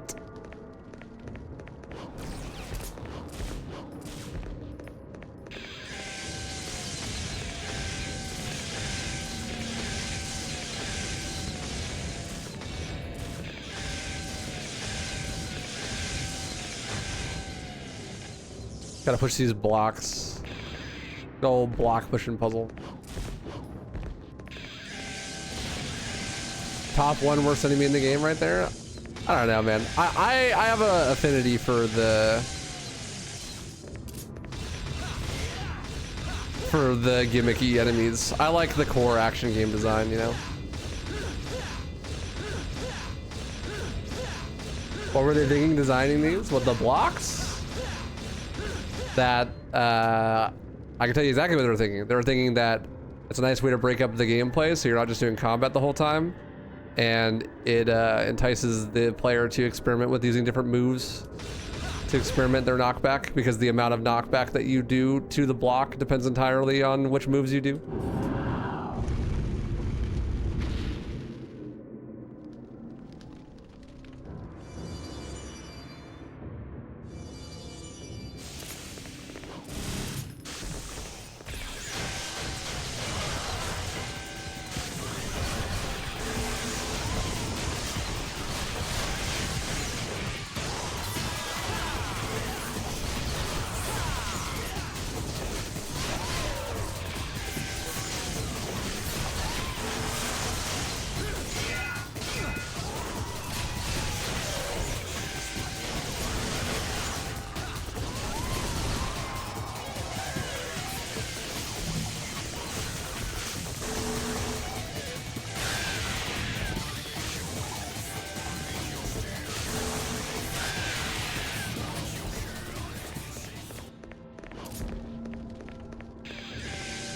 That's definitely not true. They are definitely combined with other enemies at certain times.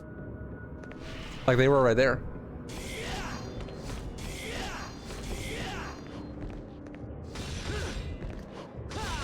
Did you know that there's an orb cache up here? The holy water down here?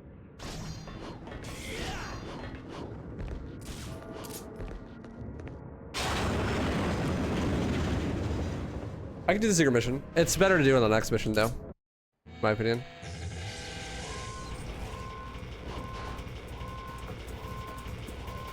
Wow. Thank Yo, Zero, thank you for the $2, man. Appreciate you. Huge.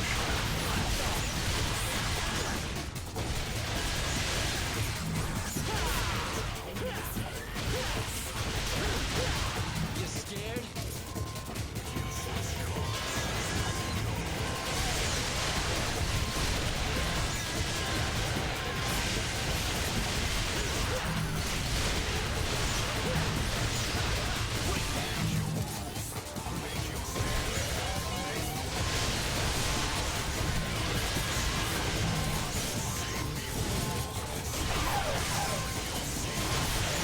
For the cosplay, GL on the run.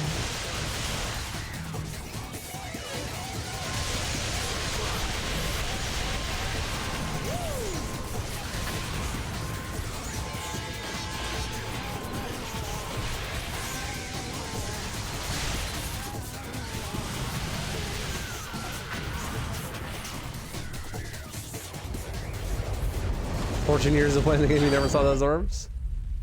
Yeah, there's a lot of hidden orb caches in the game. Okay, I think for Beowulf I want to use Roguard though. Let's do Cerberus. Spiral. Yeah, we got a chance to show off Spiral yet, so we could do Roguard in that. Change my keybinds back.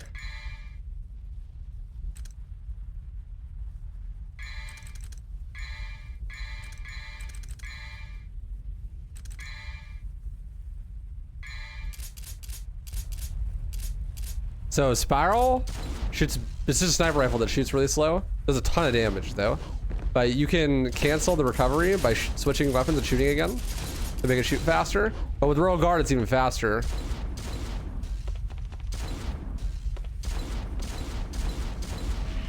You shoot mega fast.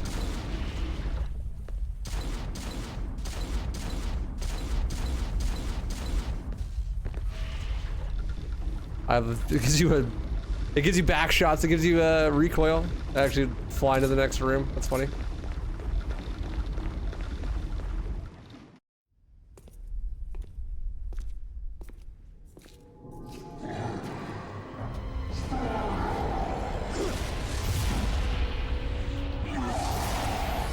Oh, you poor thing. Didn't your mother ever teach you how to use a door?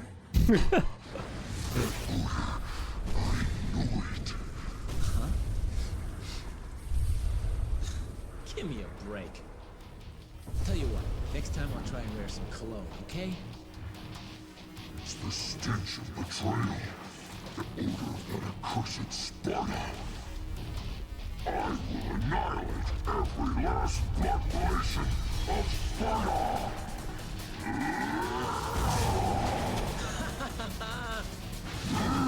A son cleaning up his dad's mess, huh? Where have I heard this story before? Where have I heard this story before?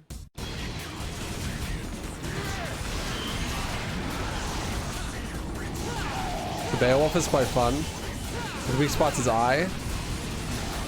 If you hit him in the eye, he'll recoil around.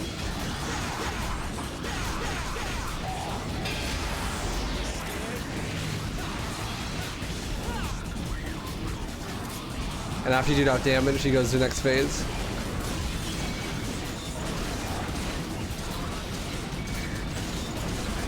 You can actually destroy the carriages before they come over to you. But if you row guard him, while he's running, he'll just stop.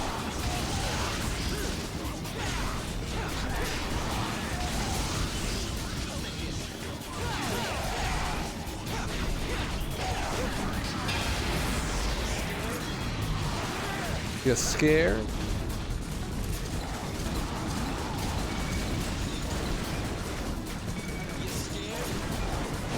He's able to hit them back with certain attacks. Although sometimes it still hits you anyways because the game sucks, but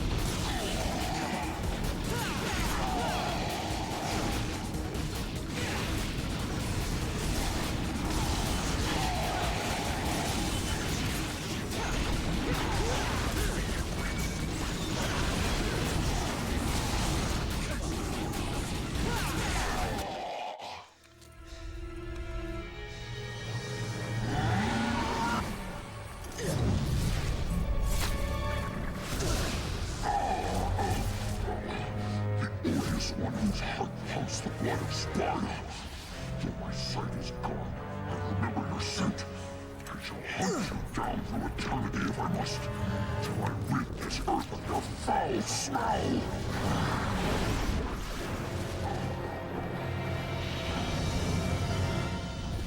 Why do I have to take the heat for my father? Come on, man. Cut me some slack.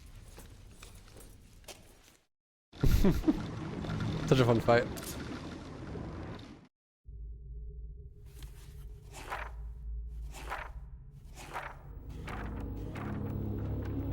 Game's dog shit, Vipu.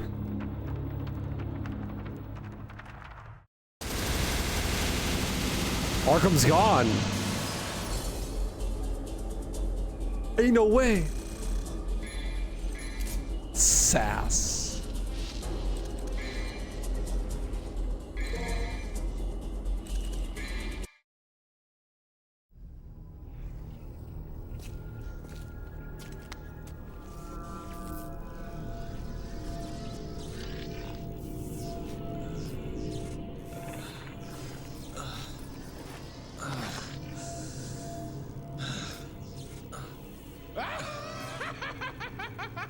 This is amazing!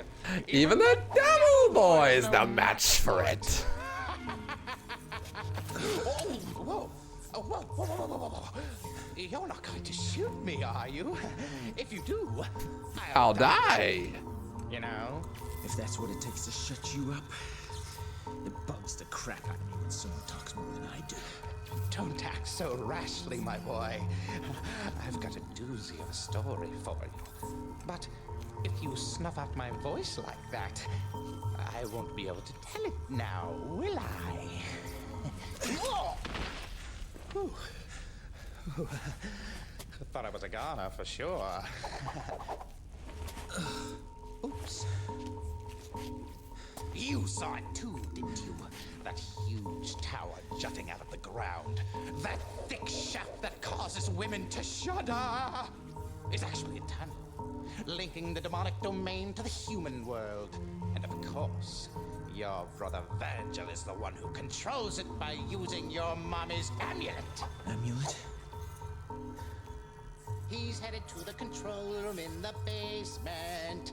If you don't hop down there quick like a bunny, he'll open the gate to hell.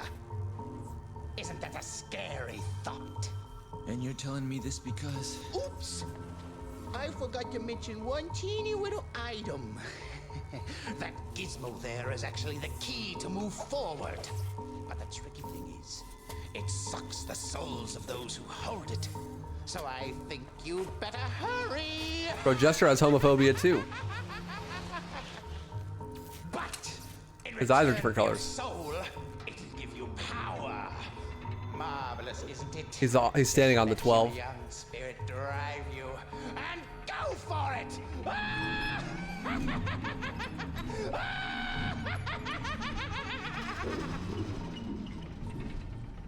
Wish you would have told me that in the first place. You big mouth moron.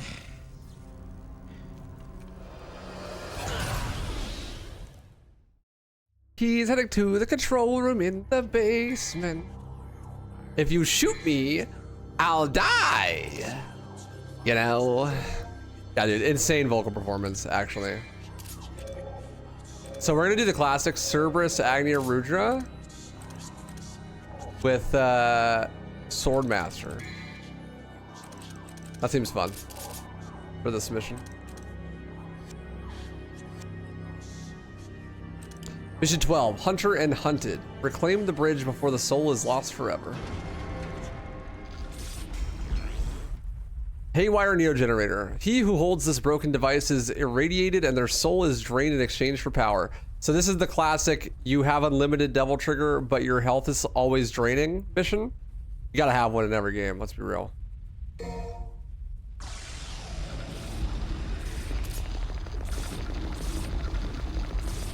So you still get the bonuses from all the different types of DT, and Cerberus, you run faster in DT. That's part of the reason why I grabbed it for this mission. Also, we have a new Cerberus move to show off that I haven't gotten to show off before. Yeah, it doesn't heal you, but you get all the other benefits. It's cool.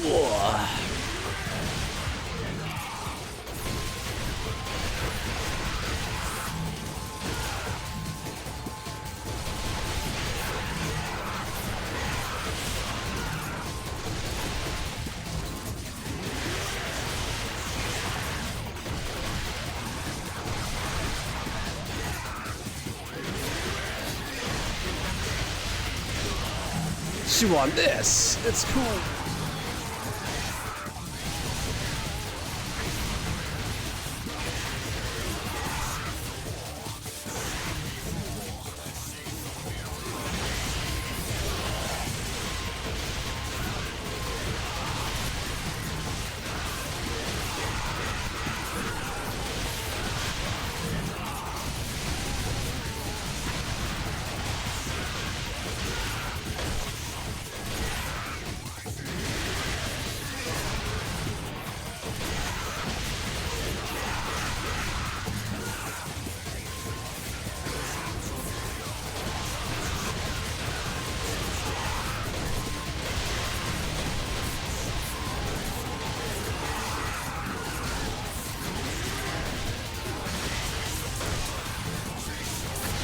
Oh god, I forgot I had spiral.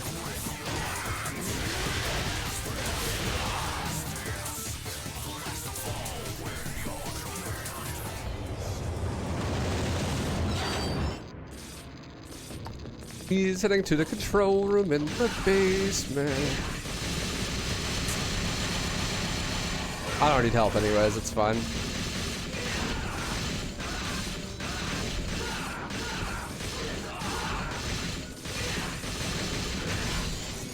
See? Oh, I don't need it. Open the door!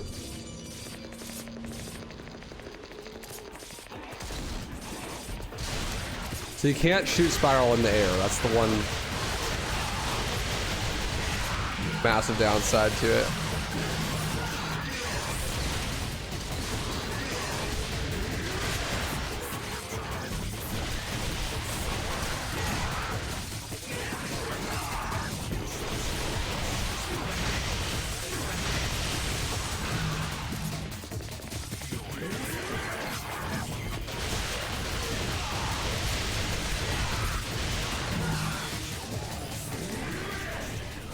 It's cool.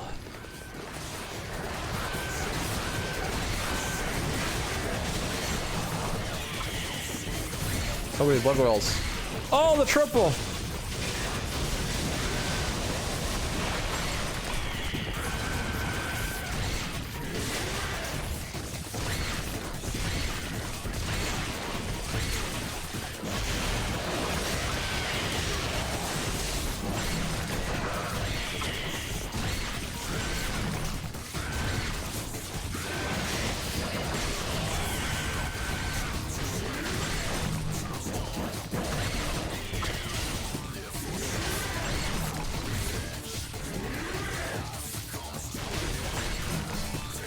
Thank you for the white orb. Well, I have unlimited devil trigger. Very helpful.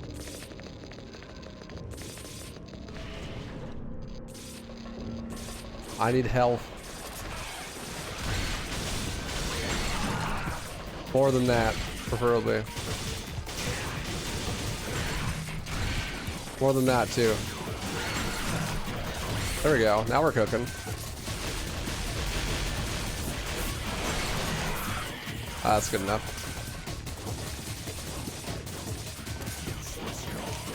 Did I make this jump? There you go.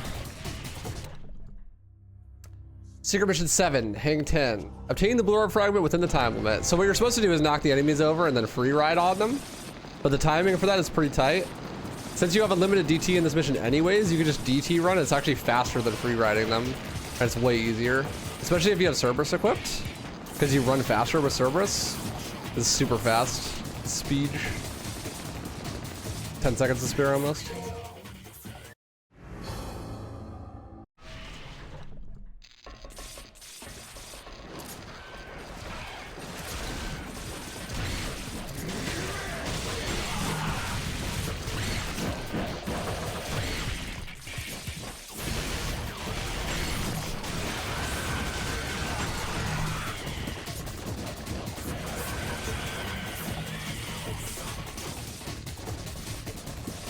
I'm gonna skip those guys. Everyone rifle shots could have so much more utility. Completely unironically, it's really a good thing that you can't shoot it in the air because it helps immensely in the Arkham fight to not be able to shoot in the air.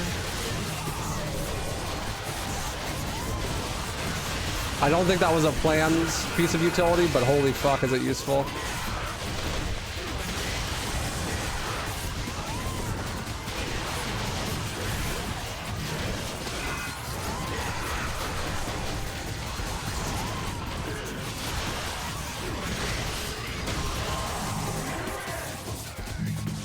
Yeah, because you can jump and shoot, and Virgil will attack, but you don't do anything, so you can like successfully avoid the attacks,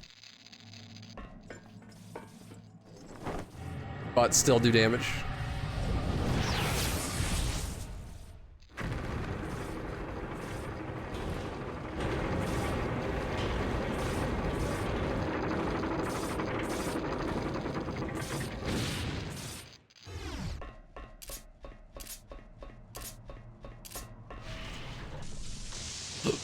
All right, Jester time. What do I want to use for Jester? I think I want to use Royal Guard. I would love to show off some Trickster, but man, I just don't want to level up. So, not going to. Not this time around. Welcome to hell! All you flicks.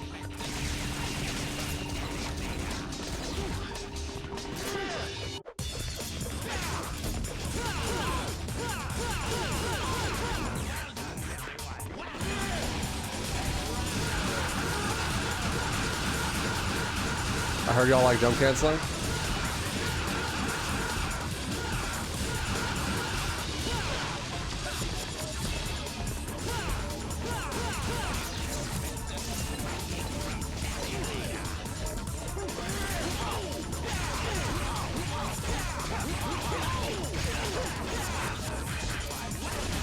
This move is why I want a Royal Guard.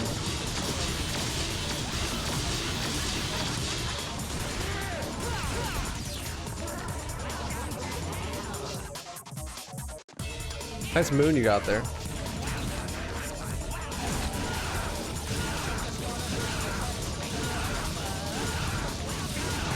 You can JC this, can't you? I could have swore you could.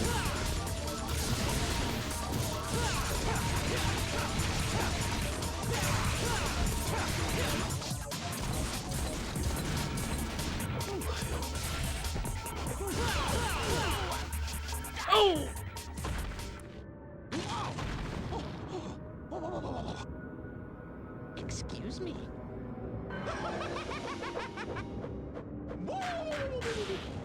Later, bozo.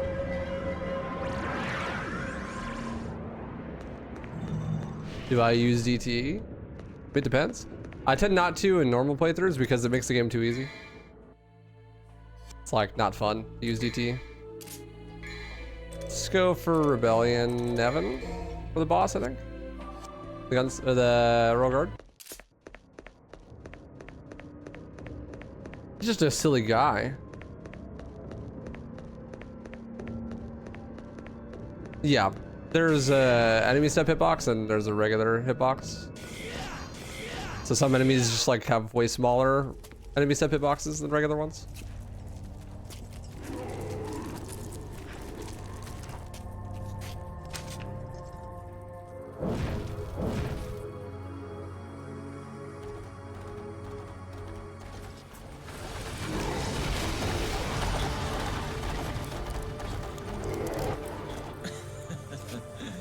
Talk about horsepower. Talk about horsepower. A chicken race with a horse, huh? Fair enough.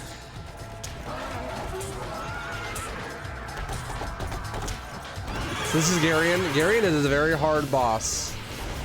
However, if you know how to do him right, you can just completely shit on him. He's a time horse. Bro's been playing way too much Dark Souls 2. But if you just hit him in the face while he's charging, he stops charging instantly.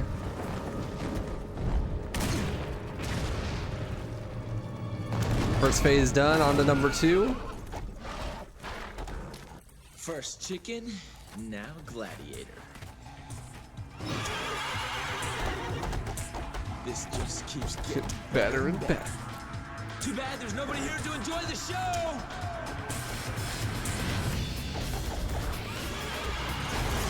Oh, that works. Didn't mean to do that, but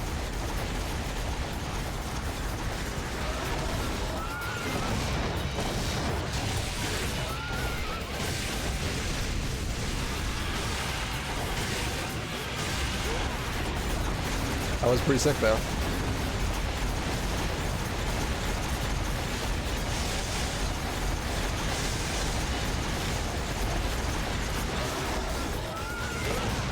Oh yeah, that has a hitbox.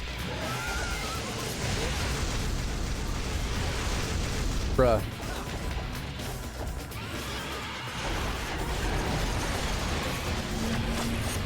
Oh yeah, time slow.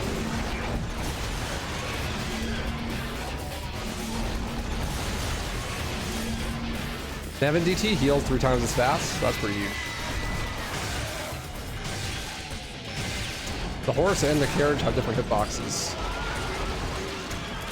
so you can hit both at the same time.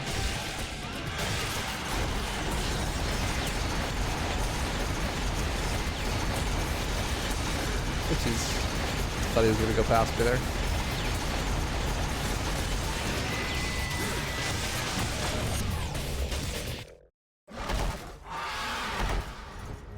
This fight is really hard to do well, but when you know how to do it well, it's really fun.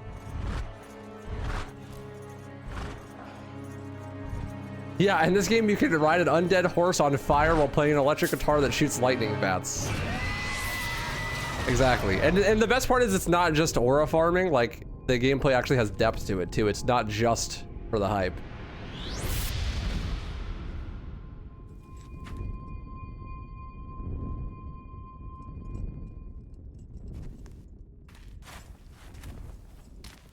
There's so much skill expression in this game.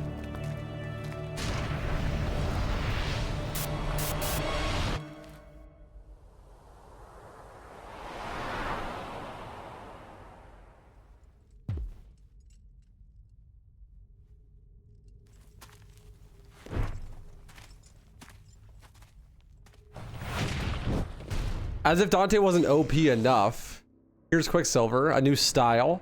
A special power that Garion used to control time. This style gives you more freedom in battle to try out different tactics and combos. Literally, slow-mo. Slow down time. Oh shit, it's the item from DMC 1. True.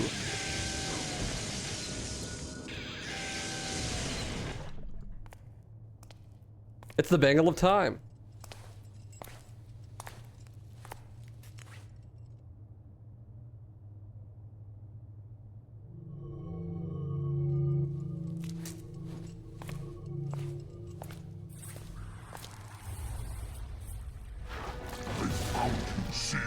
It's a bug. That seems better. I told you that I remembered your rancid scent. No matter where you run to, you could never hide from me.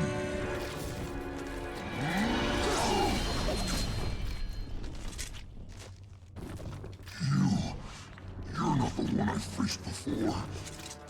But this smell, there are 2 of them. That excellent Sparta had 2 sons.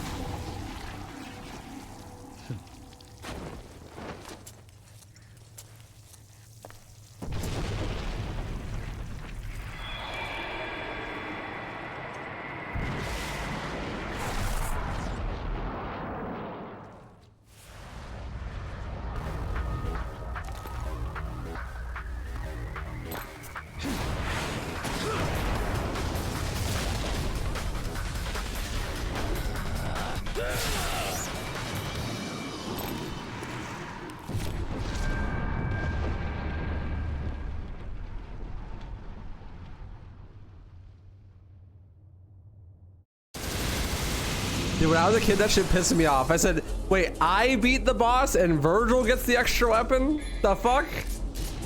Sposs. So that's not fair. The hell?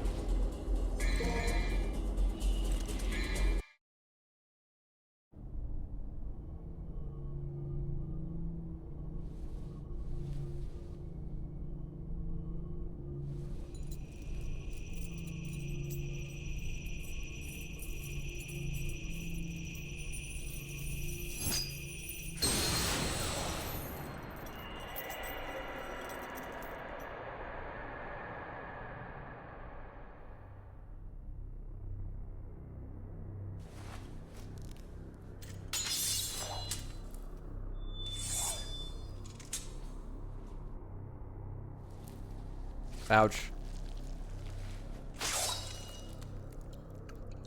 Virgil's type 1. He's over here testing his blood sugar. Beep, beep, beep, beep. Hi.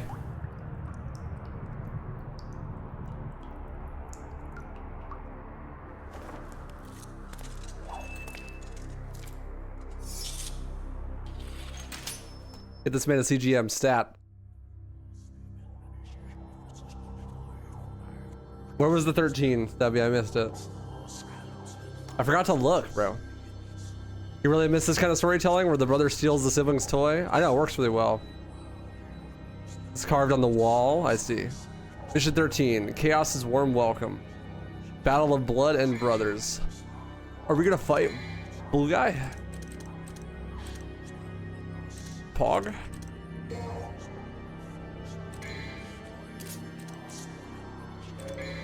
Let's go back to some Rebellion Active Return. This is where I really wish I had Trickster level 3, but it's okay. It's fine. It's fine. I'll deal. Fighting the chess pieces with level 3 is so much more fun. This room in particular is goated.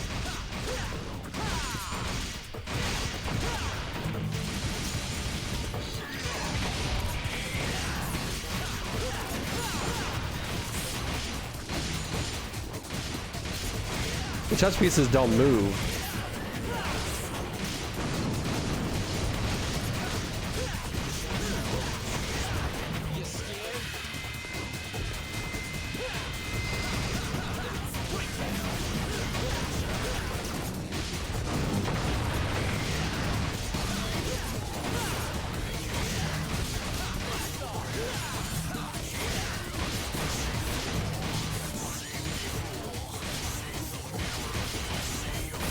My shotgun JC's suck today. Down the wall run hallway, dude.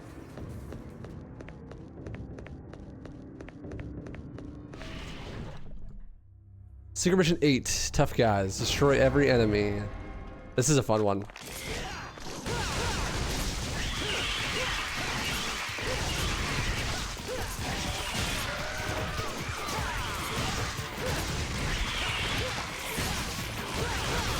The enemies that you end up fighting on this one are really fun. Oh yeah, there's Sword Pierce. I haven't shown that off yet. I didn't clear that? That's crazy. To throw Rebellion and just have it do damage over time while you can switch weapons and attack with the other one. Sick.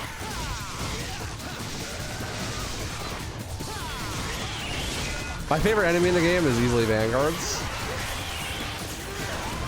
And so you get to fight like 3 at once in this combat encounter.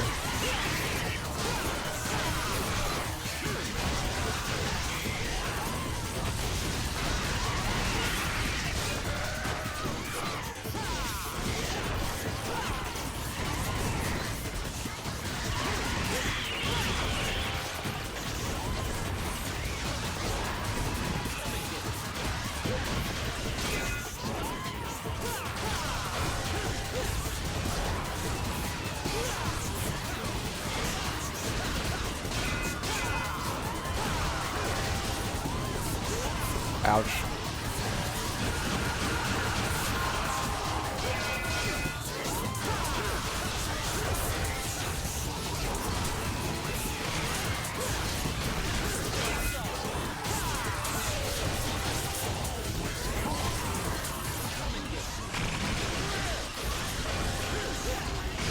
Oh no, the spider baby got me.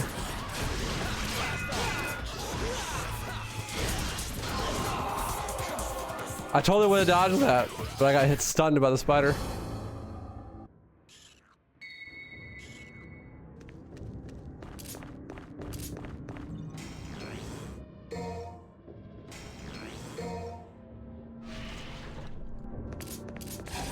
Hey, I have 2 health bars now. Look at the little tiny cute baby health bar.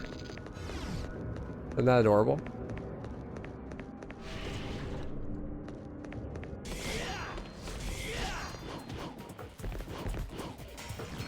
Devil Star Pog.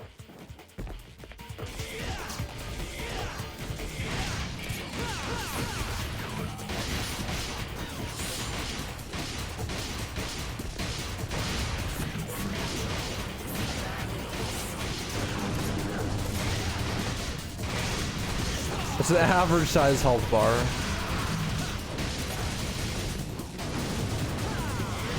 Alright. Some people just have health bars like that.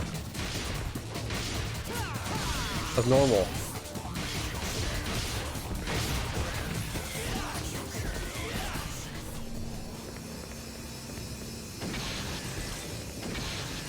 We're not here to health bar shame. There's a secret mission in here, but I'm gonna get it later. It's another Orichalcon or whatever it's called. Another Orchelon.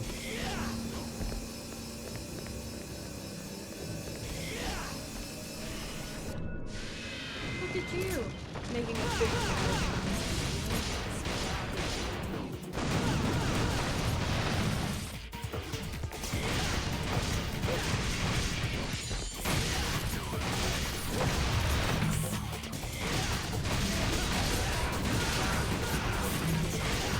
Yo, fine thinking of the raid, my man. Hope your stream was good. What are you up to? Alright, chat. Time for you to pay attention. Class is in session. I'm going to show you how to do the Nevin Triple S Combat Adjudicator. Hardest adjudicator in the game. Watch and learn.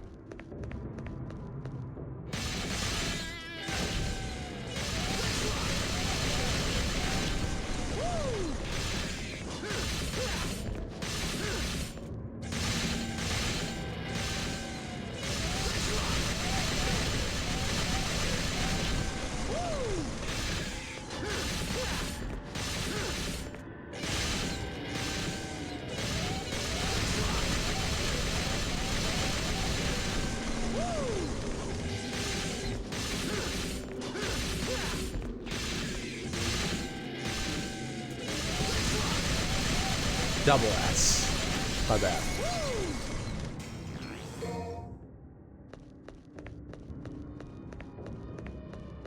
Stream is good. You're getting back on the Mega Man X4 grind. You're super rusty. That's fair, my man.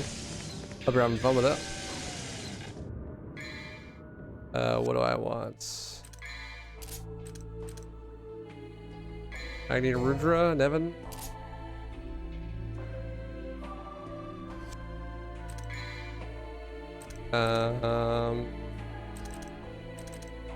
It's a real guard. Love the Dante cosplay. Thank you. Offer up the Orichalcon to proceed to the sacrificial chamber.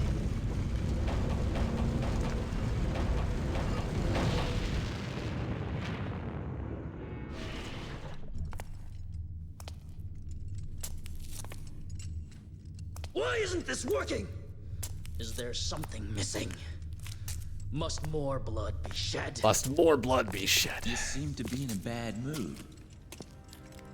Dante. So, my mother's amulet is the key that unlocks the door to the demon world. Good plan, Pop. Just the opposite, actually. Originally, it was the key to the demon world, but was given to humans as a gift. It doesn't matter to me one way or the other. More importantly, I've come all this way. I'm sure you have time for one more game, right? Why not? After all, we share the same blood. I'll just use more of yours to undo Daddy's little spell. So, you want a piece of me, literally? Okay, bro. Come and get it, if you can. So, you want a piece of me, literally.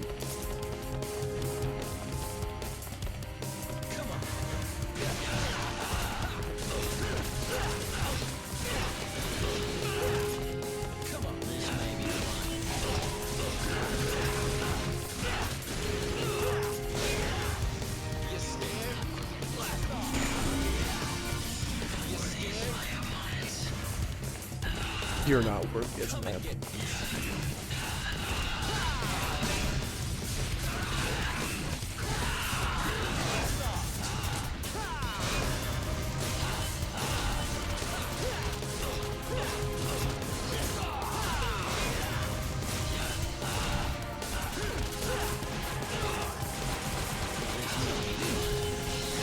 Ouch.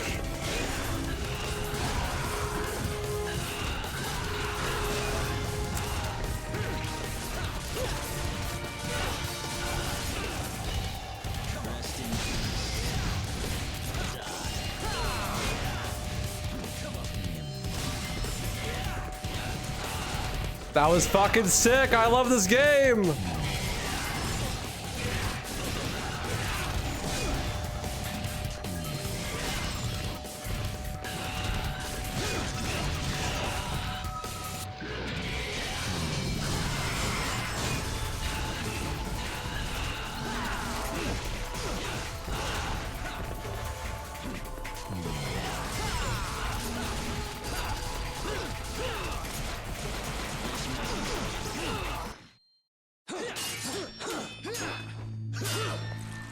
This game is so hype.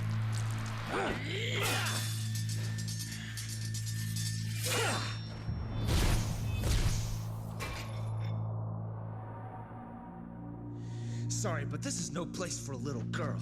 So beat it. Shut up!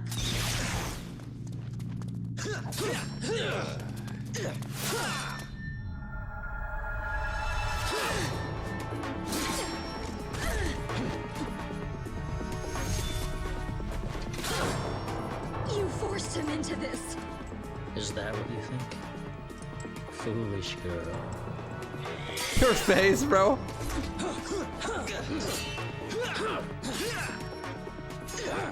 I like how all she needs to be convinced to the contrary is just Virgil being like, no. Bravo! Bravo! I never dreamed that things would go so smoothly. Well done, everyone. Well done. You. Don't be a bad girl, Mary. Or you can expect a spanking from Daddy later. Jester's gonna spank you, but spank you on the bum. Insane buffoon. But you don't belong here. Now leave.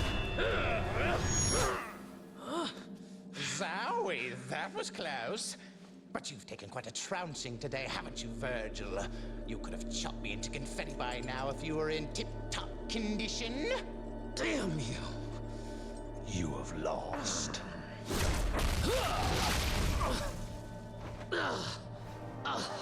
Because you underestimated humans.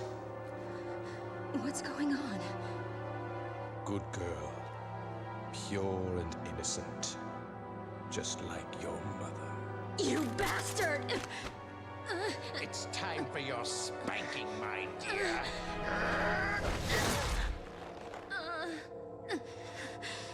You want to know why the spell didn't break? Virgil? You have the 2 amulets and Sparta's blood.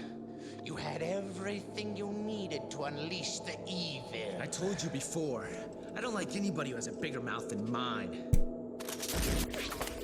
You are wounded and weak. Even I can do this to you. 2 amulets. A set of Sparta's blood. Now, I need one more key.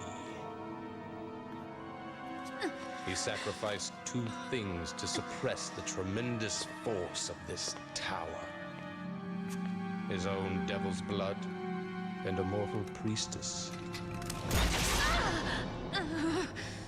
I needed you, in whose body flows the same blood as the sacrificed woman. His spell cannot be undone without your blood. It was quite a ride, you know. If any of you had died before getting here, our little plan would have gone to waste. Ha! Therefore, my job was to make you battle each other in order to weaken you. But at the same time, I had to guide you here and make sure that you were kept alive. I even went so far as dressing like a complete idiot. It's time for bed, Mary. You can visit your dear mother.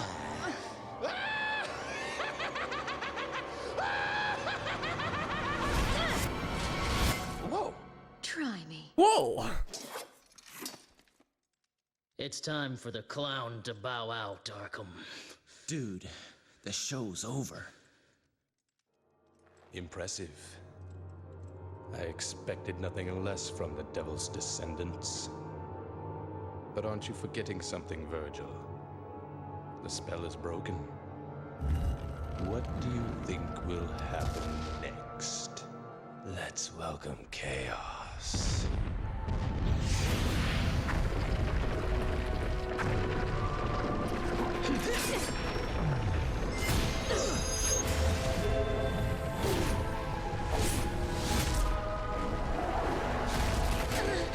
Yeah, bro, shit on him. Just sit and wait. No, this is the only code I have. The birth of a new god. I shall take over the power of Sparta!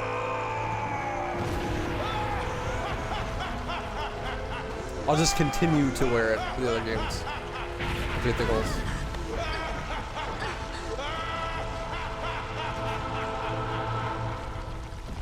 Dude, show's over. It's time for the clowns to bow out, Arkham. Also, I like underrated voice line. There is Insane Buffoon. Insane Buffoon goes crazy. A Lamau rank.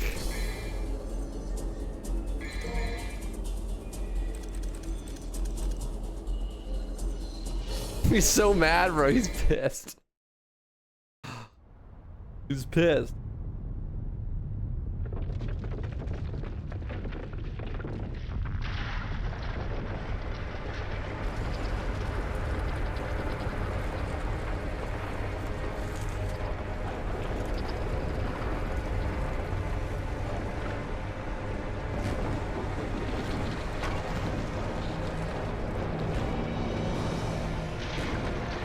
I don't think that Arkham was brainwashed, guys.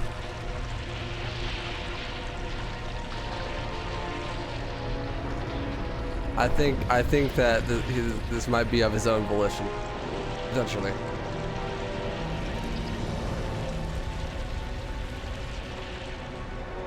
I don't think you can ever inherit a laugh like that.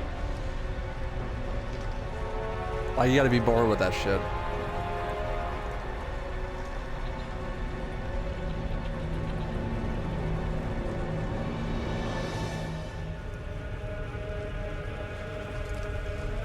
%, son of 100% they'd fuck it up.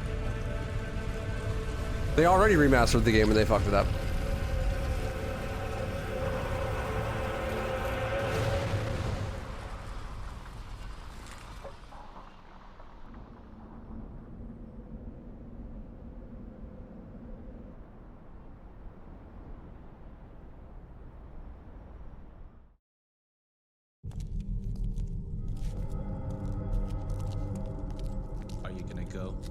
Yes, I'm going to finish him off. Well, you might as well forget it, because you're no match for him. Regardless, I must go. I had a chance to stop him before, but I couldn't.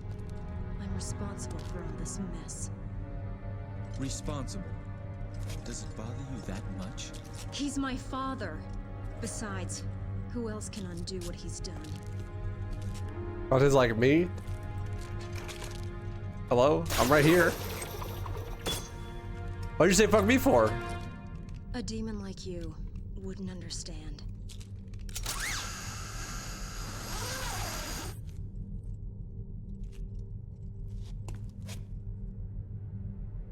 Father and family, huh? Well, I'll go too. But you better hurry if you don't want me to take all the credit.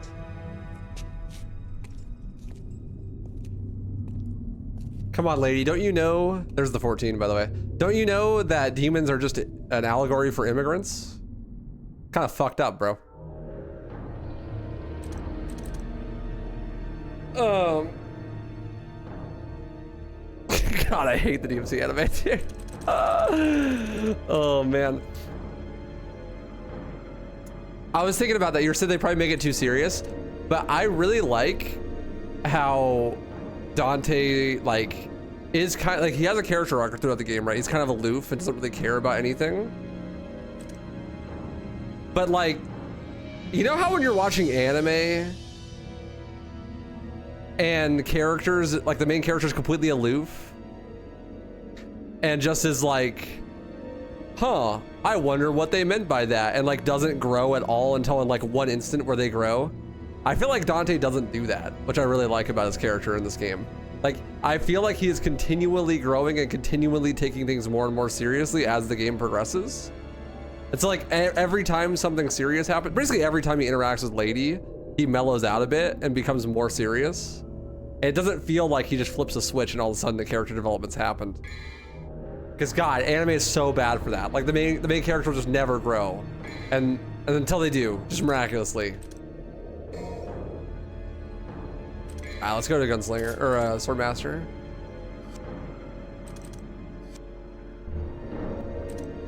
Mission 14, a drive, charge upwards toward the sky. But I need to grab new weapon first. Beowulf. Pog. Flash gauntlets and greaves. This set boosts Dante's attack at speed, making him a lethal weapon.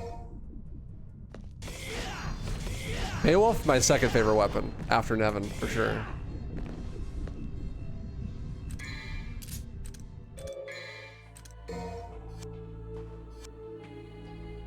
Beowulf is sick. Gauntlets and greaves, but they actually do have pause combos, unlike Ifrit.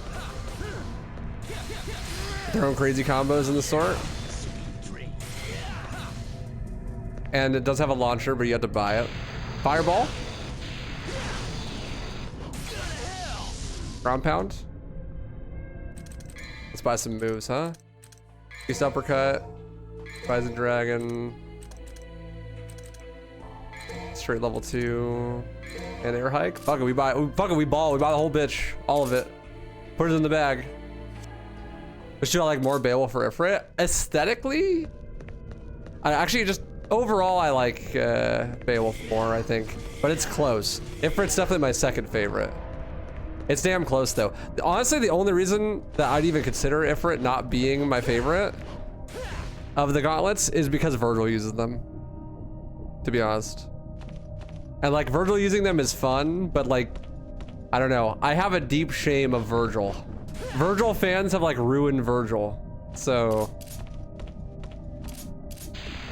I'm like, anything that is heavily fucking with Virgil, I'm like not a fan of.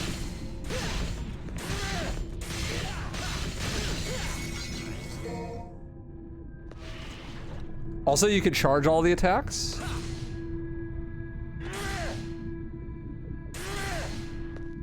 Why? Because Virgil fans are cringe, bro.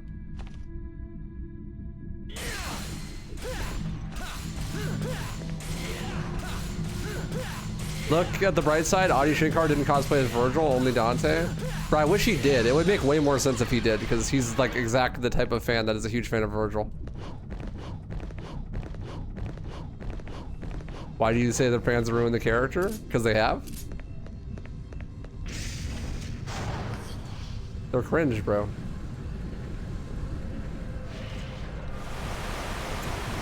Okay, actually, I mean, okay, let me amend my statement. The character was never particularly good, but he's fun. and the way that the fandom interacts with the character has ruined any enjoyment of the character for me. And then I think that because the fans act that way towards Virgil, they end up writing him in later games in ways that makes me enjoy him even less. Like DMC5 Virgil is completely insufferable. And it's because he's written like, he's not written like DMC3 Virgil, he's written like how people who like Virgil think Virgil is. If that makes sense.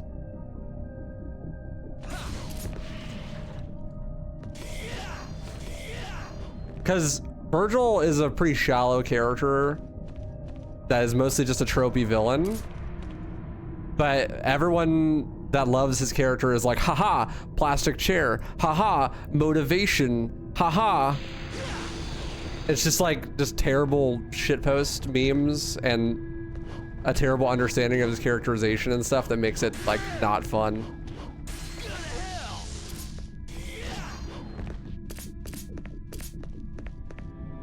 Reddit, Virgil, exactly. Haha, deadbeat dad, haha, tax evasion. Secret Mission 9, target practice. I should have gotten Spiral for this, but let's see if we can do it with Ebony and Ivory.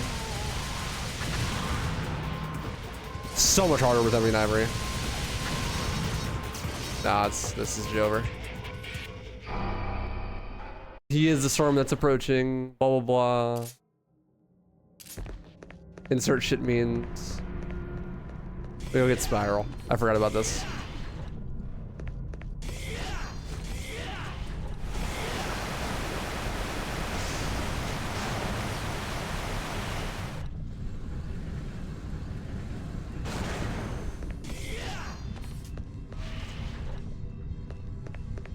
Well, yeah, okay, so I guess we could talk about Virgil's writing then. Like, the entire thought process behind Virgil as a character is that he's obsessed with power because he feels responsible for the fact that he wasn't able to protect his mother from the demons. And so he has like this inferiority complex that makes him need to consistently gain power, right? He feels like he always has to have power because he never feels safe and he doesn't feel like he can protect anything. And so like the whole thing with DMC3 is this is all just a power grab for him to go get like the power of Sparta and hell and stuff. And then Dante, you know, spoilers, you end up beating him, right? And then so he doesn't, so like that makes sense, right? Like he's an immature teenager type character and just wants power for power's sake. But he does it like 3 times, bro. Like in DMC5, that's the same exact story, right? Like he does the same exact thing with absolutely no character growth. And he's Nero's dad, which him having sex or a relationship with another person doesn't make any sense in the context of how his character acts and is literally never explained. It's just a plot contrivance, basically. And then Virgil wants nothing to do with Nero and doesn't interact with him at all when his entire thing is he wants to be strong to protect his family. But then not only is he not strong and doesn't protect his family, but he actively goes out of his way to kill like millions of civilians and attack his own son. Why? Because motivation.png. Like, it's a really poorly written character, to be honest. Like, and so the fact that people are like, oh man, he's such a deep, tragic character. Like, no, he just is a plot contrivance, really. And then the whole like motivation thing is just like bad memes being perpetrated. But I think people will see self-serious character with Katana and be like, I identify with this because I use Reddit, you know?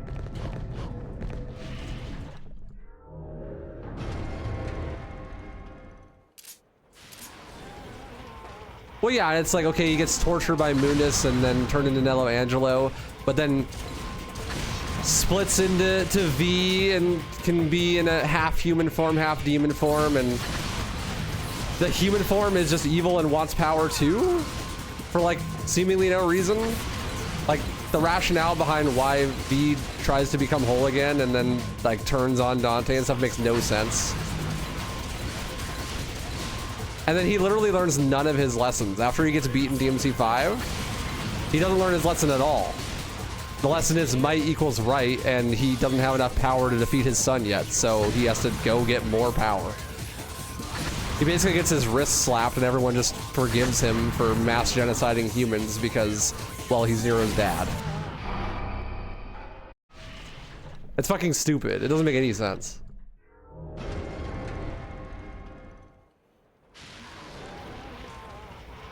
It literally makes no fucking sense.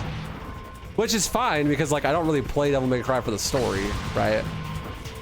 But all of those problems with the narratives stem from Virgil being a badly written character, right? So it's entirely that character's fault. Because DMC3's story is actually pretty good. It's easily the best out of the games. And bro just does not have any character growth in this game whatsoever, basically.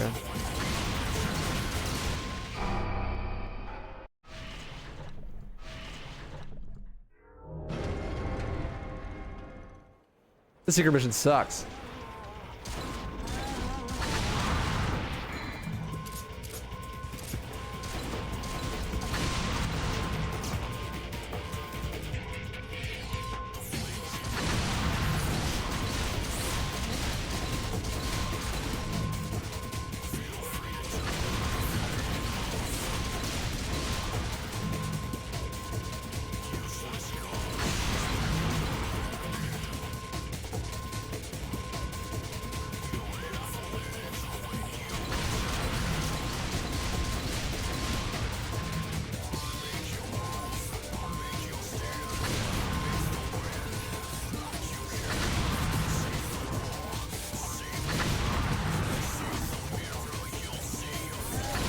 Dude, he lived. God damn it.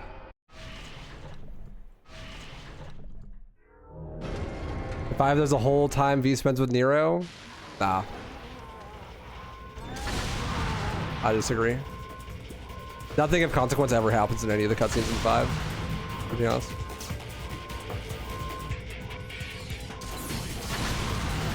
It's basically like V never existed, yeah, because he doesn't have any character development from when he was V at all that sticks in any capacity.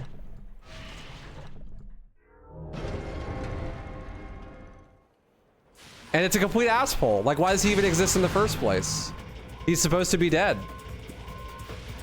Never explained.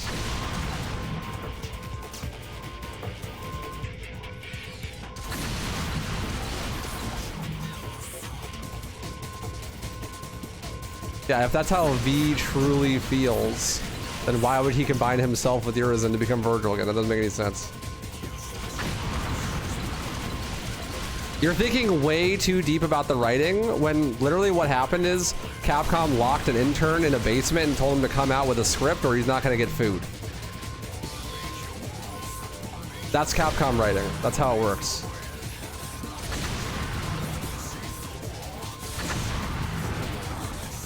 He was dying. Virgil can't die. We've established this.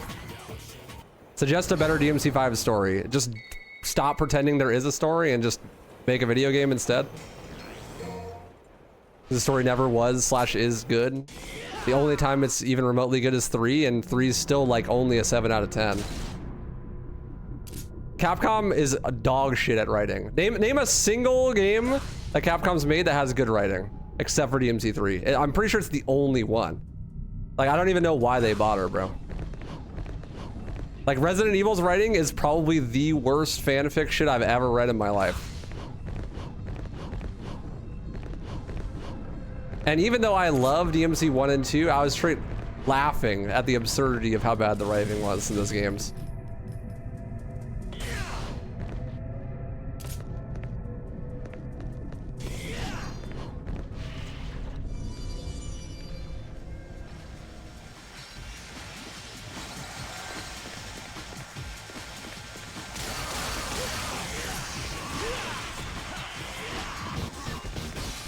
Street Fighter. Fighting games, notorious for their really good writing.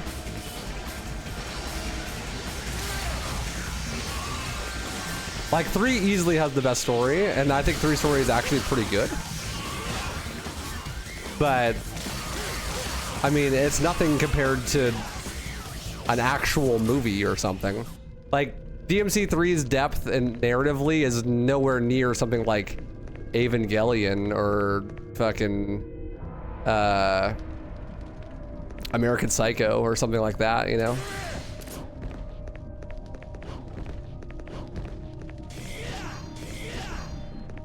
In your opinion, that's why they tried to do a reboot of the series? Everyone sims over Virgil and they needed to bring him back, so it was either reboot or add more Virgil and just bring him back for the sake of it, despite him being clearly killed in DMC1?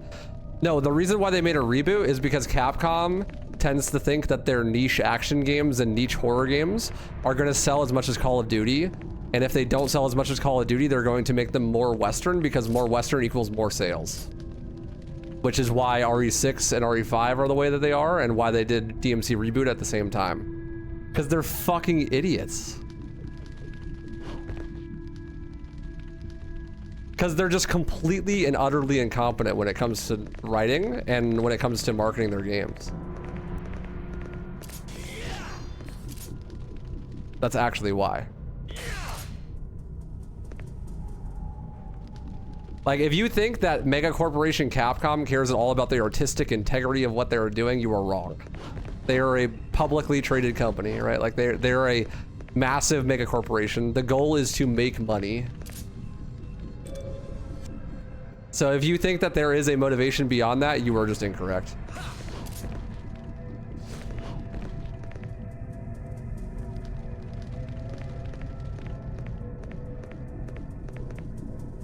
Which I want to point out, Capcom makes some of my favorite games.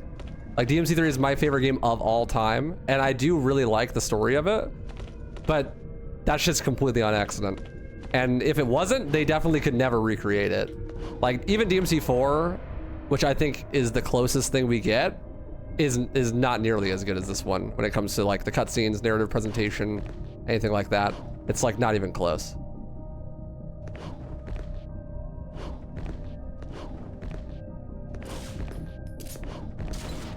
They also don't understand what makes the gameplay good, at least from my opinion, because there's a reason why 5's gameplay kind of sucks.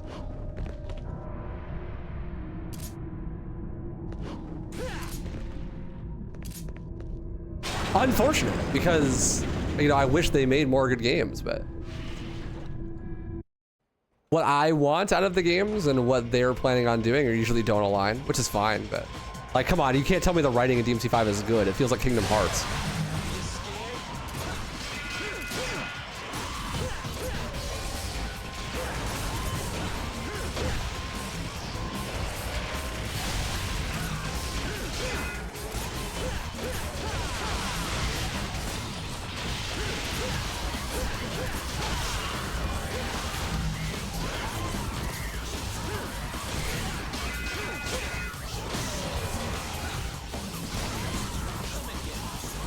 I actually have a soft spot for DMC4's story, but it's nowhere near as good as this one.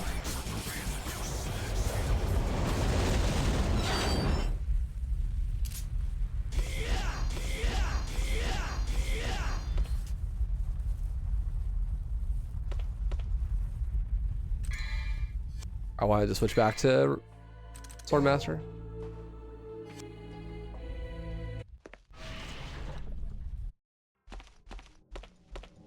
I want to say, because people always get butthurt, it's okay to like the stories of the games. I just have a different opinion. That's all. Same with like Resident Evil and stuff. Like, I'm not gonna say you're dumb or some shit, but like, it's just not for me. I think what's the American Psycho of video games? It's definitely Silent Hill 2, right? Like, if you want peak video game storytelling, it's Silent Hill 2, right? But if anyone was to tell me that Capcom has ever made a video game that's narratively as compelling as Silent Hill 2, or even close to it, it's like, bro, you're just like, that's just not true. Even if you like the stories, that's not true, right? Like Capcom makes video gamey video games. Like, they're fun to play, right?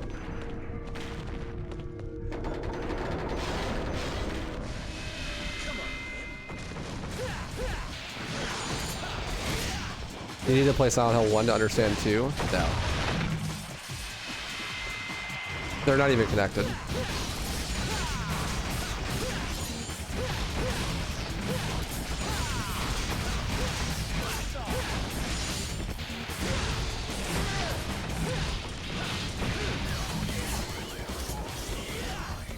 Capcom makes soap opera stories by design.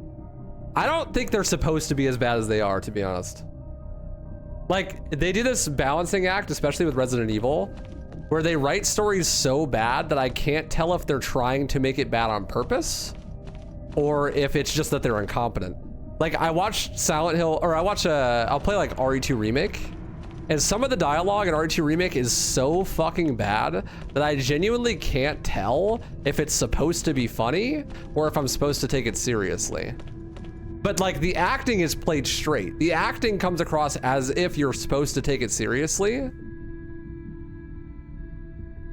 But the dialogue is written in such a way that is so bad and the plot is so dumb that like there's no way you're supposed to take it seriously.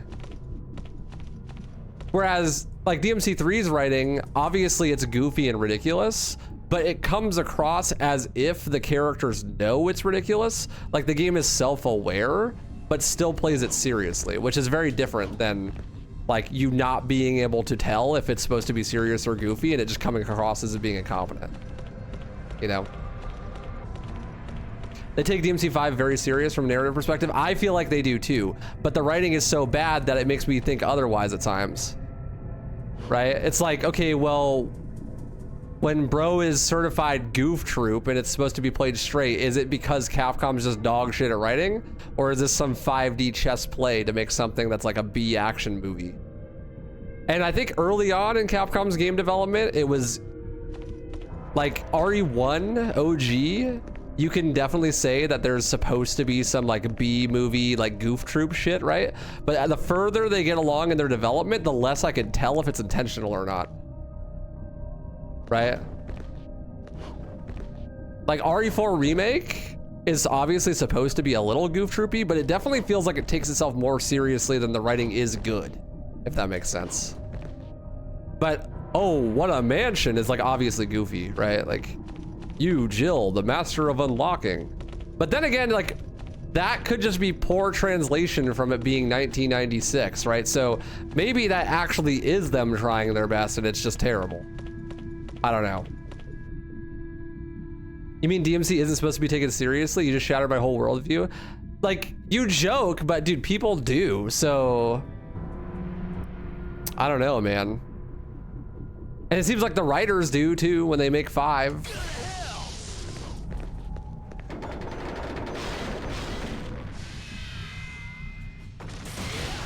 Isn't that what it's meant for? A part of the goof is that what makes this game so good? I agree.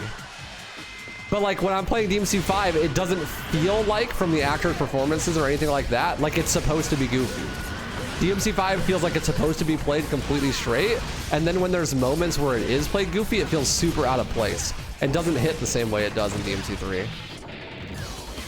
And then, so then you have like these weird ass incongruencies where, you know, it's like, oh, this serious story where there's this metaphorical thing going on with V and Virgil, and then Dante does a fucking Michael Jackson dance with the hat and it comes across super cringe because everything else is played straight, right? Like it's just weird.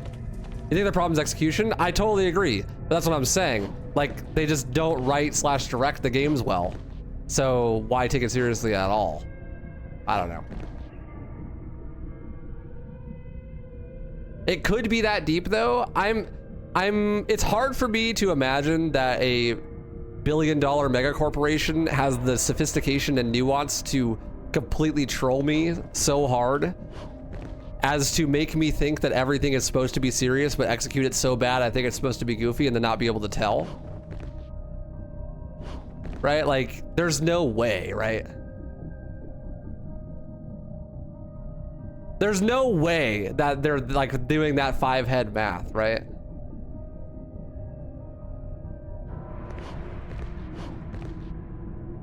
There's some sincerity behind the campiness that's very endearing, but yeah, DMC5 is missing a lot of the story. It's basically just Virgil's downfall too. Yeah, I agree.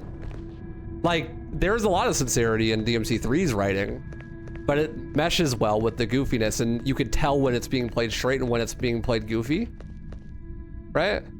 But they lose the plot, especially in modern Resident Evil games as well. I feel like the same exact thing. That's like, you can't tell. And maybe that's just the actor's not doing as good of a job, because like that sounds really hard to do as an actor, to make it come across goofy when it's supposed to and make it come across serious when it's supposed to, but then go back and forth between them like all the time.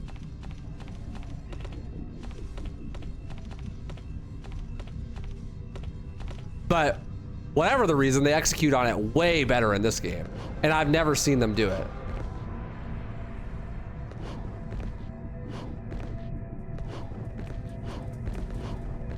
What's up, Arkham? How you doing?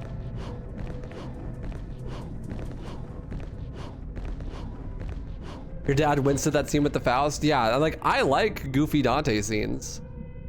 But dude, that scene was cringe. I cringed at that scene. Your reason and your reason is peak storytelling. I actually didn't know that. That's hilarious. I'd never made that connection.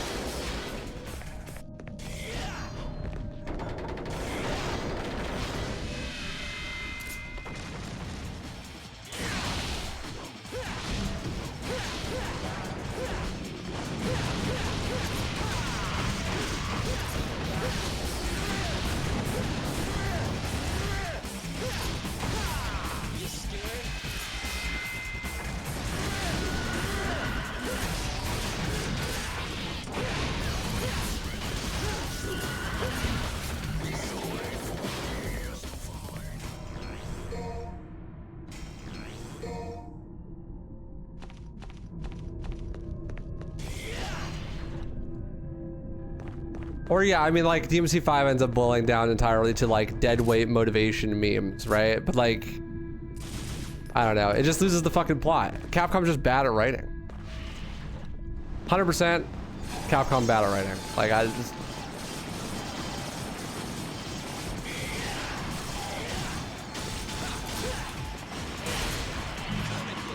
You had to compare DMC3's story or writing to a show or movie, what would you compare it to? I don't know. It's hard to draw one-to-one comparisons, but DMC3's story and writing is, I don't know, it's like a 6 or 7 out of 10. You know? It's pretty good, but lots of movies and TV shows have way better writing, you know? Way more impactful stories. I'm also biased because, I mean, I played it when I was a kid, so... You're always gonna have some nostalgia from that.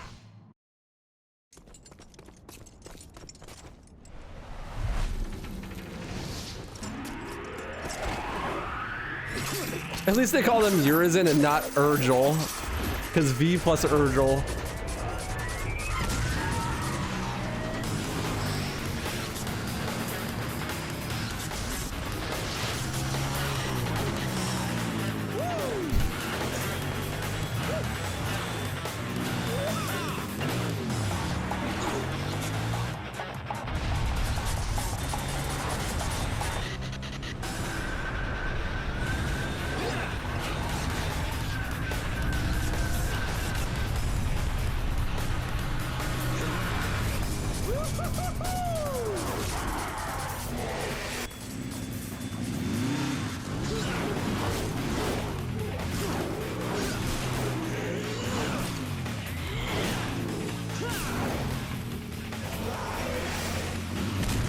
So sick. I love this game. Bro just turned on DMC5 gravity for a second. No big deal.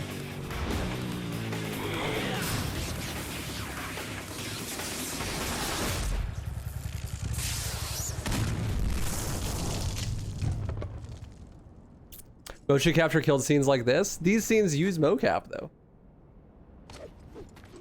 DMC3 is done entirely with mocap. They're just bad at it nowadays. That's what I'm saying. What's up, the Joker? I'm glad you're here.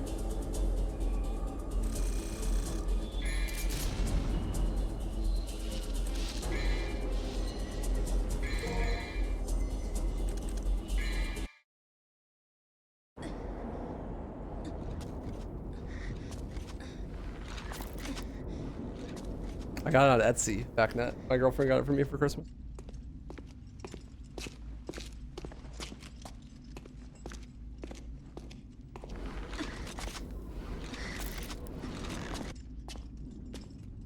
DMC problem with character depth is you have to go out of your way to get the information. Not in DMC3. DMC3 is a perfectly presentable story. You could just watch the cutscenes and you know every character, their entire backstory, and what their motivation is. Because it actually is written well. I don't know what to tell you.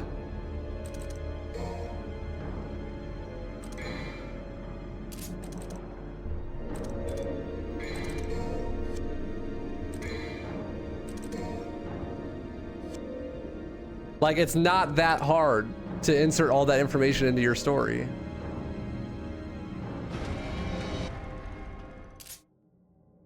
Fallen time. That's like fundamentals of storytelling.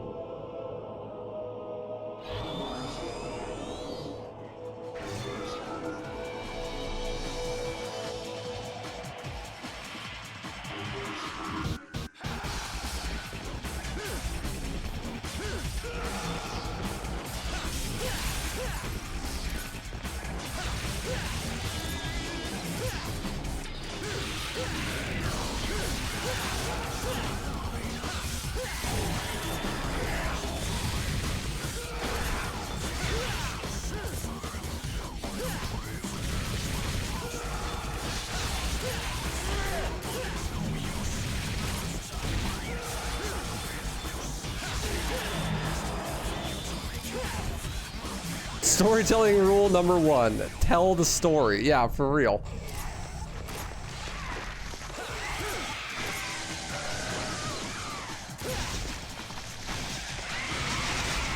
Oh, I left. I didn't mean to leave, but I left. Oopsies.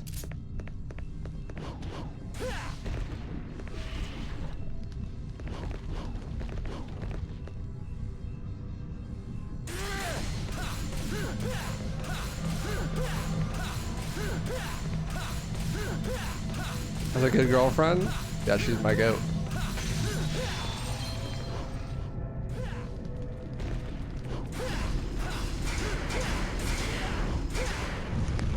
The energy source has been activated. A large snapping sound, like 2 parts locking together, can be heard from beyond the wall. So this mission has a gimmick where you hit these dials and it makes the room spin. That changes where the doors take you. Normally this means you have to do like a big long sequence, but you can actually skip a lot of that sequence by doing the dials in a certain order. So every time you hit the dial, if you do it 2, 1, 2, 2, then you'll skip them all. So 1, 2.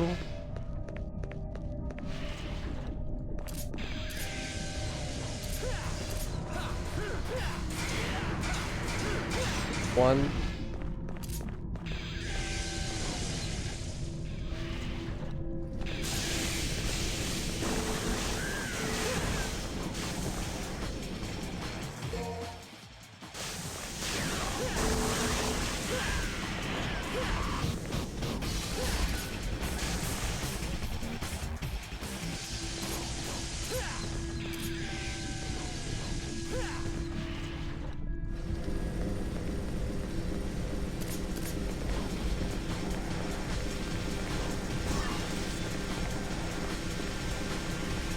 Excuse me, pardon me.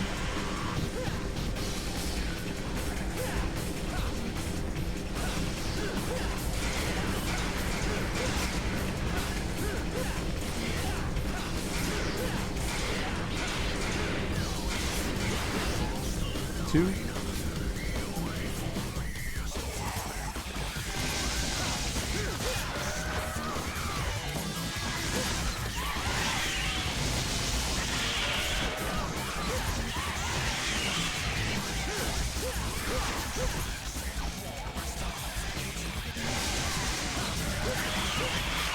That was sick.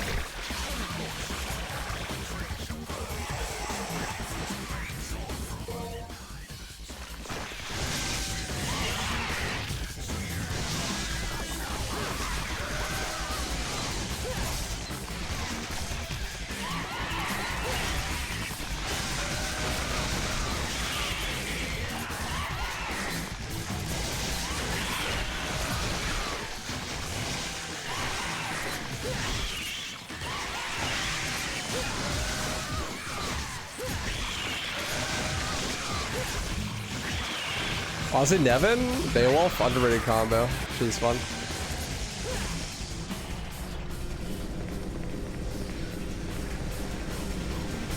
I think I used it for Cerberus on DMD during the AI challenge. This is the only time I've ever used it. It was fun though.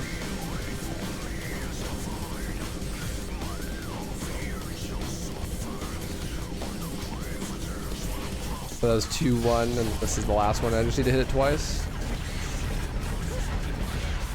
Ouch.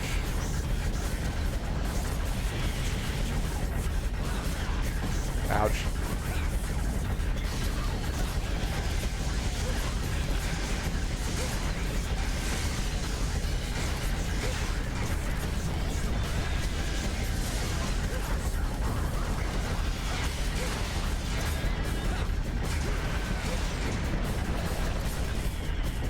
DMC3 rando, that'd be fun.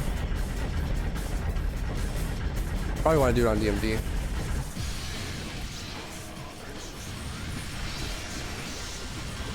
Any plans for Demon Pre? March. We'll do Demon Pre starting in March.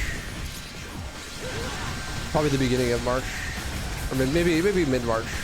I don't know. I haven't actually started planning it yet.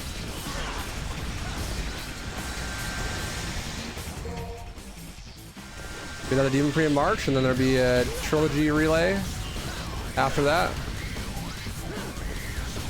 And then later in the year, probably in like October, we're gonna do a Demon Pre 2, which would be 4, 5, and reboot. And then full series relay.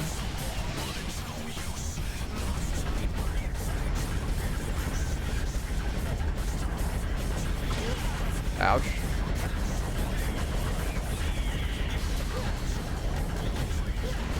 DMC3 is long. Yeah, it's way longer than 1 and 2.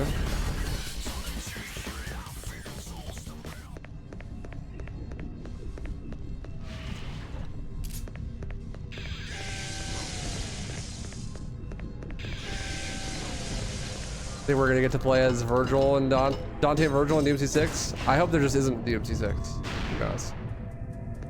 Yeah, there's like there's like an hour and a half of cutscenes in this game. I think there's only like 20 minutes of cutscenes in DMC1. There's even less in DMC2.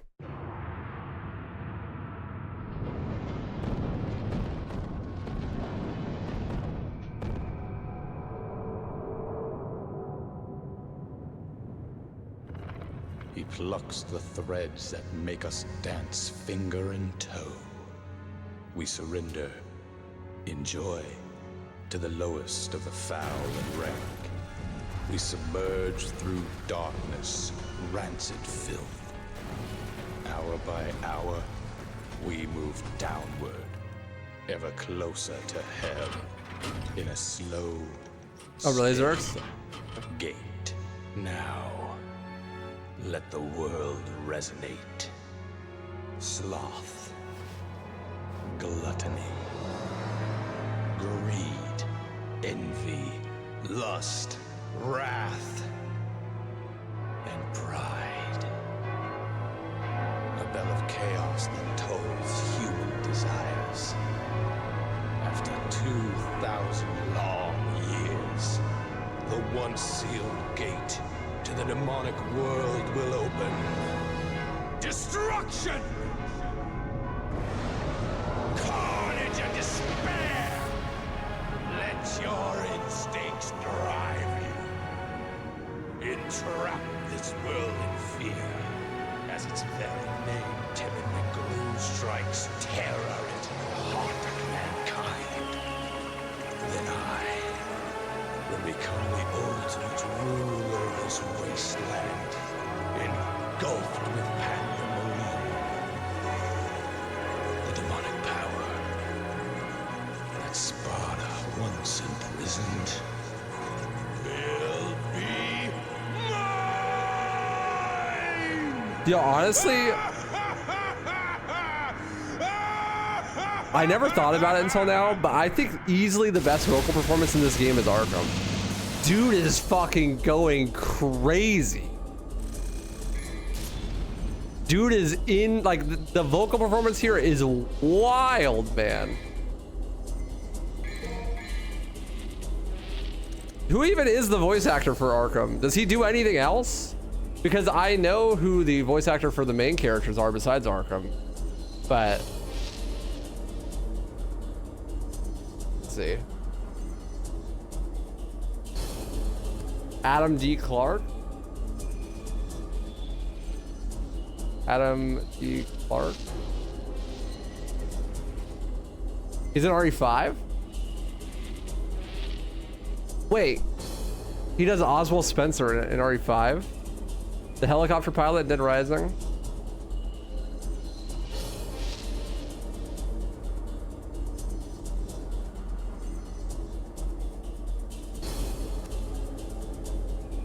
Bro is just some dude. He's like, this is his biggest role.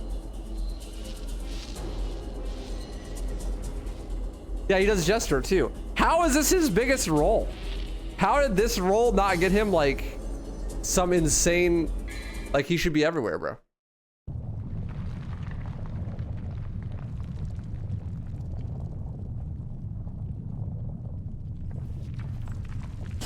Bro should be on some Johnny Young Boss shit, just voice act every character.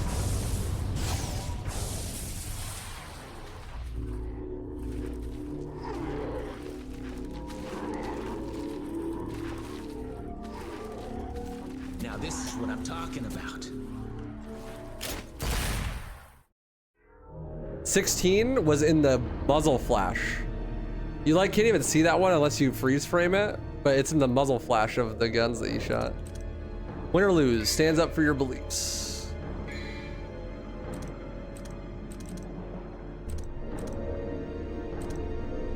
Live and learn. Let's do Quicksilver, huh? I have not shown it off yet.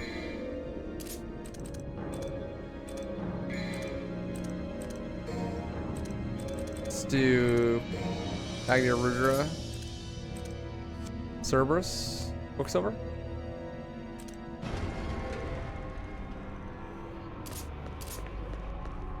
For this mission, we got two different paths. Quicksilver slows down time at the expense of your DT.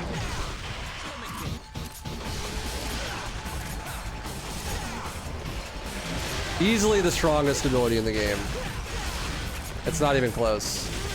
For Dante Must Die and other high difficulty stuff, immensely useful.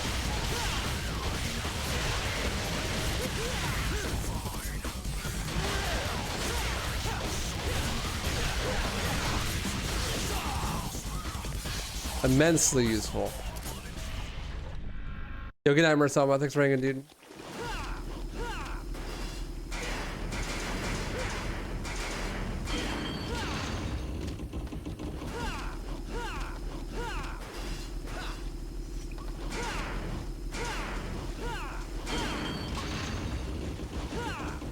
Appreciate you, homie. Hit your balls together, chat. What? I missed!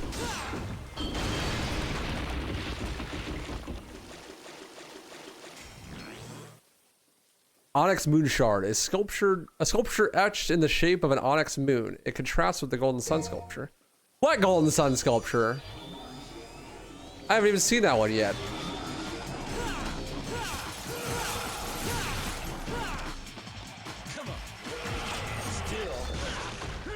I slow mode to get my ass beat. Hell yeah.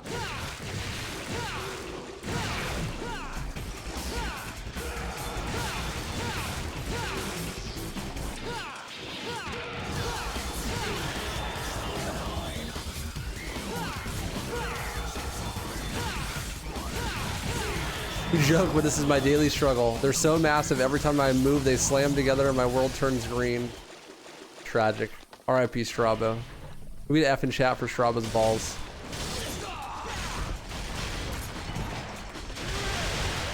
That sounds really hard.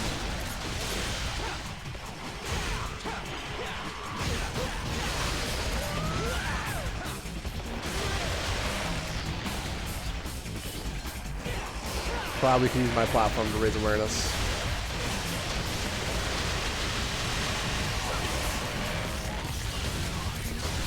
Cool little quirk about that crazy combo This recording combo.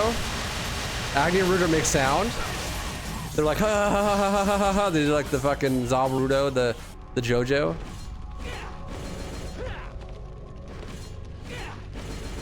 That's so much harder when there's not an enemy. Oh. Wait, how do you? That's 2, then pause. Ah! You hear him? Silence! he's talking to Agni and Rudra. Telling him to shut up.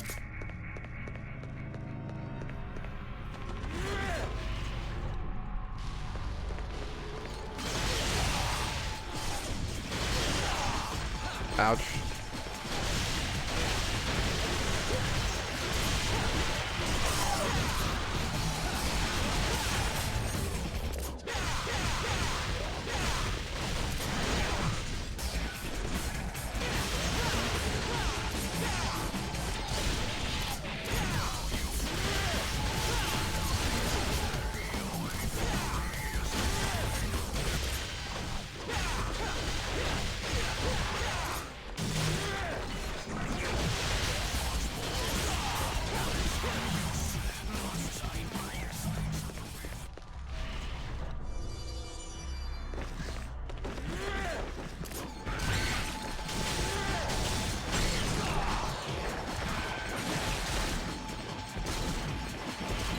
Bro.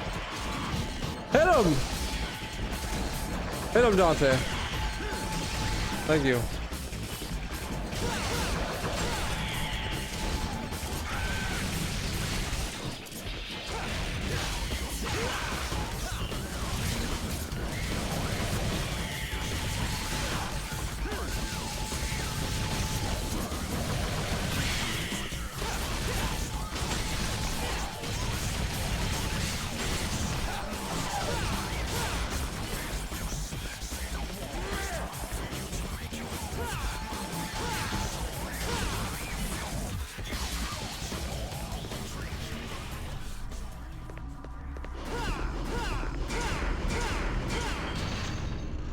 Can you cheese Quicksilver Can you cheese DMD with Quicksilver and Doppel? Yes. Or Quicksilver and Super Costume? Yeah.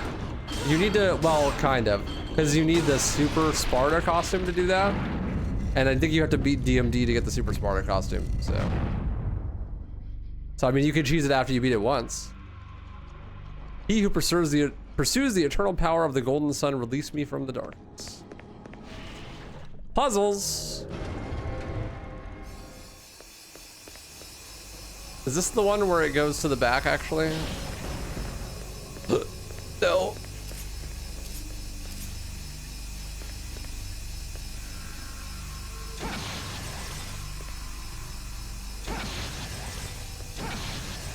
Oops, I fucked up.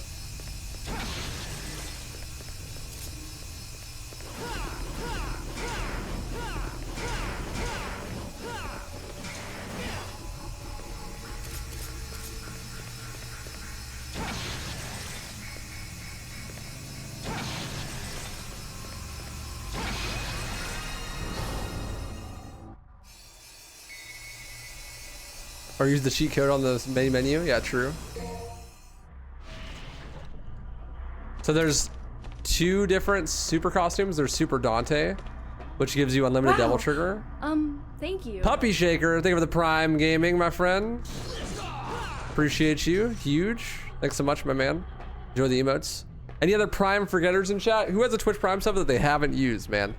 You just letting that shit sit there? That's diabolical if so. That means Jeff Bezos is just keeping the money. And you are literally just contributing to his wealth. Kind of whack if you ask me. But thank you, my man. I know, Riker, you give me an offline all the time. I appreciate that.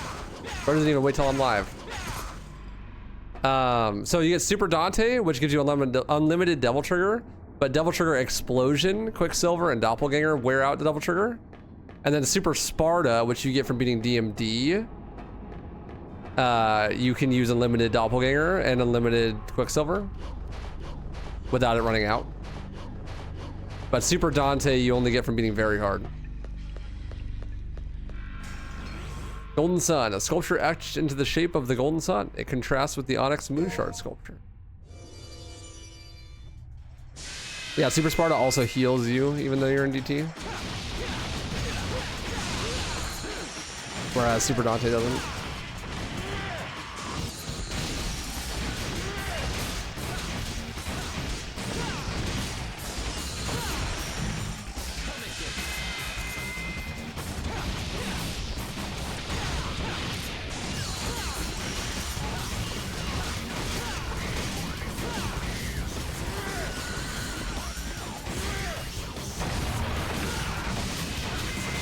Yeah, you can do unlimited double trigger explosions, right?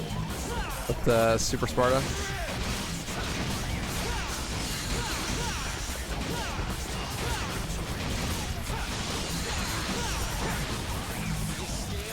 You scared? You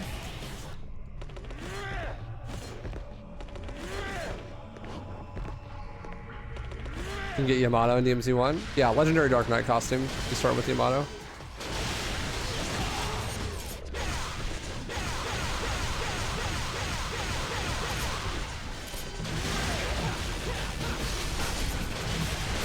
Kale reference?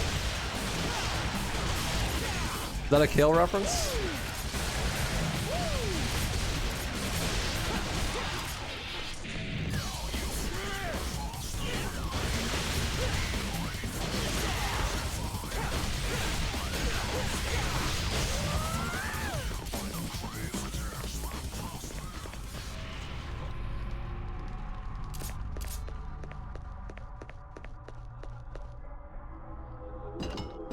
Insert the item.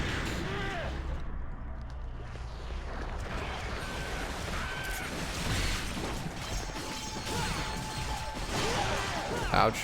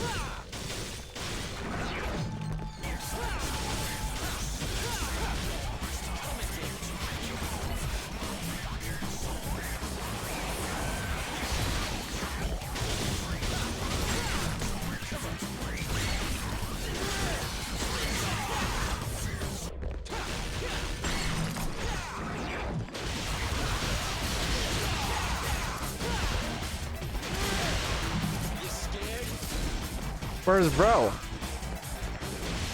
Fuck! He baited me. So I wanted to watch without ads. I appreciate you, homie. Enjoy the ad-free viewing experience. So if you don't grab Artemis on mission 6, it shows up right here. So you don't actually have to do all 3 trials to get Artemis. You just grab it right there.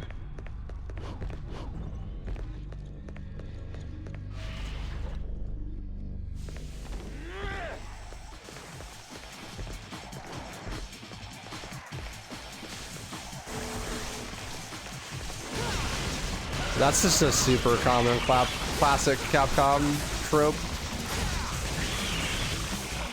They do that shit in like every Resident Evil game and every Devil May Cry game. You do the same thing with Kalina Ann in 5. And the grenade gun actually in 1. And Nightmare Beta. Did you know if you don't pick up the grenade gun in mission 8, it shows up later? I forgot which mission. Yeah. Yep. I think it's mission 10 that it shows up. Well, I mean, it's so easy to grab. Why would you ever not grab it? It's like right on the way. What's wrong? You tired? Then stand back. I'll take care of this. No, you stand back. I told you, you can't do it. Don't you get it? This is not a human's job. You're the one who doesn't get it. It's not something you can reason with. It has nothing to do with me being a human and you being a demon. I'm driven by the inability to forgive him. My soul is screaming, demanding me to kill him. That's enough motivation to keep me going. Besides, this is my family matter. You should stay out of it. Okay, lady. I get the picture, but I can't just sit back and watch either. I'm pretty pissed at him too, you know. Now, get out of my way, or there'll be some consequences. Fair enough. I wasn't planning on letting any demons live anyway. Not even one.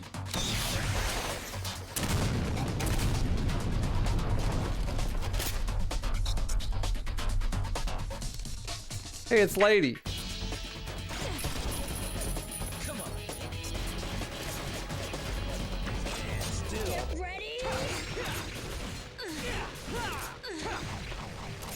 Get ready. Ouch. Nice. She failed her. She failed her zip line. She got stuck. Idiot.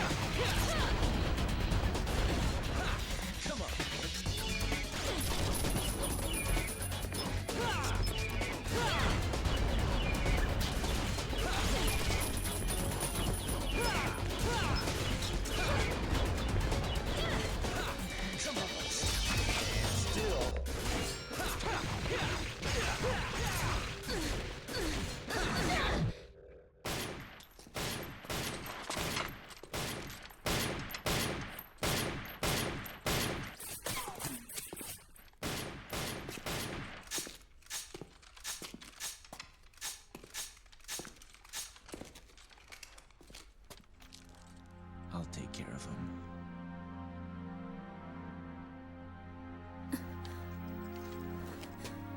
Why do you care so much?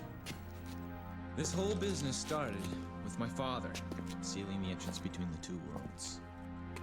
And now, my brother's trying to break that spell and turn everything into Demonville. This is my family matter, too. Quite frankly, at first, I didn't give a damn. But because of you, I know what's important now. I know what I need to do.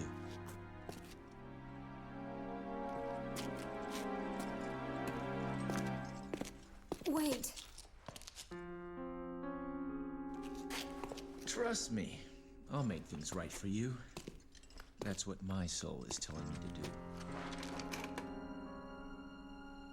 do. Use this. How much is it gonna cost me? You can give me your name. Dante.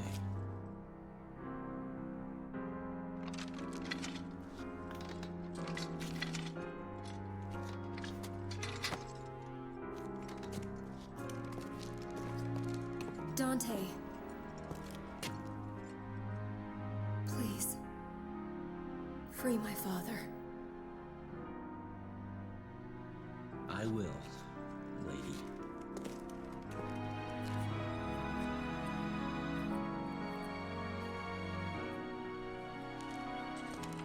The writing in this game is just good, chat. I don't know what to tell you. Capcom could never. This shit was an accident, I swear. Just like me, for real.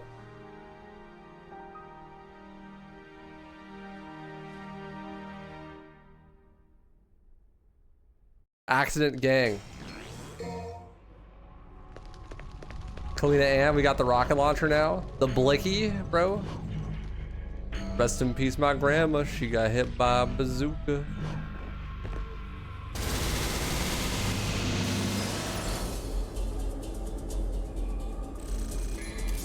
Sax. I mean, it's not wrong. That was what we were talking about. That mission. Hilarious.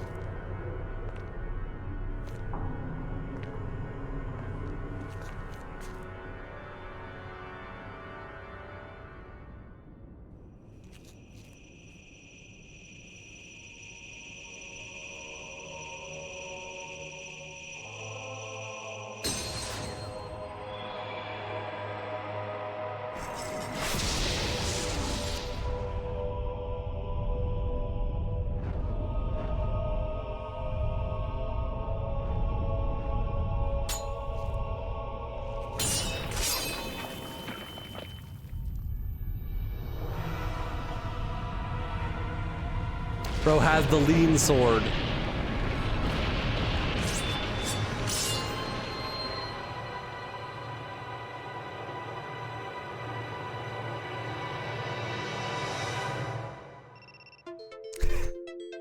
Nice timing, TikTok. Fantastic timing.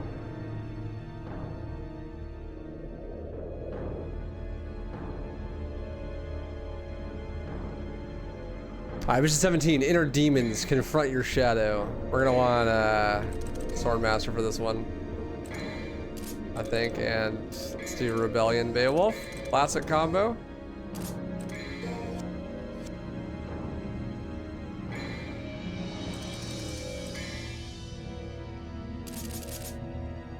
What's my drive? Okay, why not?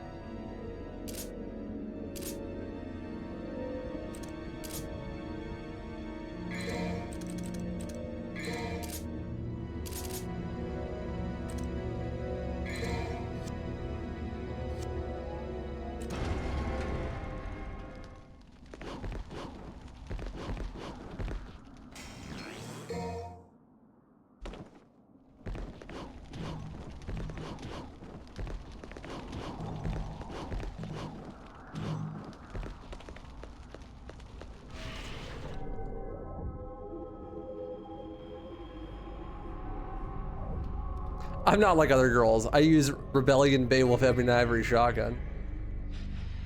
I'm not basic. It's like the most basic loadout. Alright, really hard combat adjudicator here. Chat, I will show you the secret to this combat adjudicator. The secret is normal punches and kicks and charged punches and kicks, even if they're not fully charged, count as different attacks in the style meter.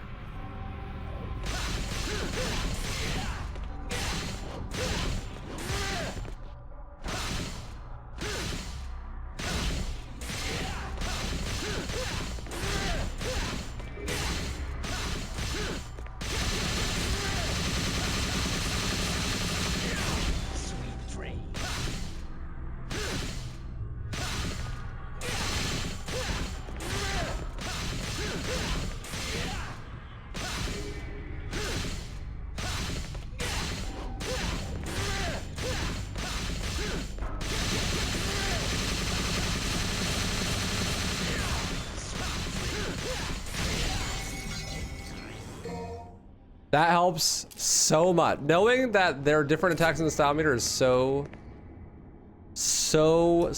important.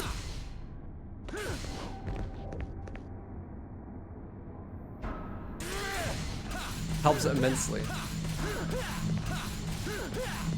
There's still Virgil's playthrough? Yeah, we're probably gonna do that tomorrow.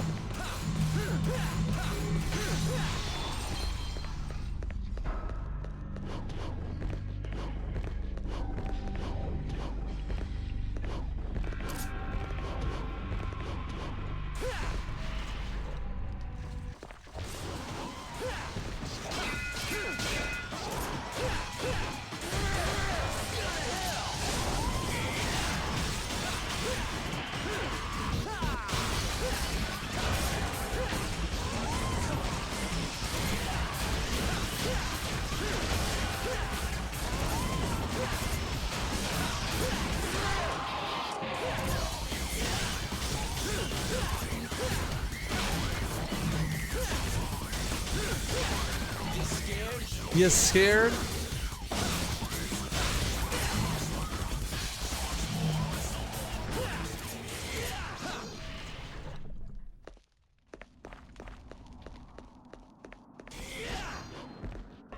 Blorb.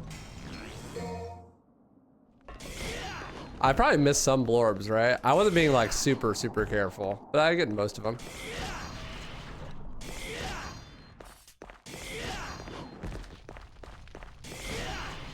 Virgil's overall quicker? Oh yeah, way quicker. I mean, most of the cutscenes are either non-existent or exactly the same. So that's a huge time save on playing it. And then also, Virgil just kills everything instantly, so it's really not like a big deal. everything will go by even faster than it is now.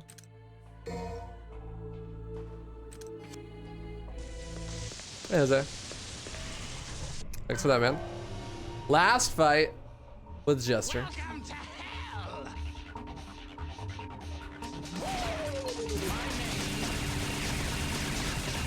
My name.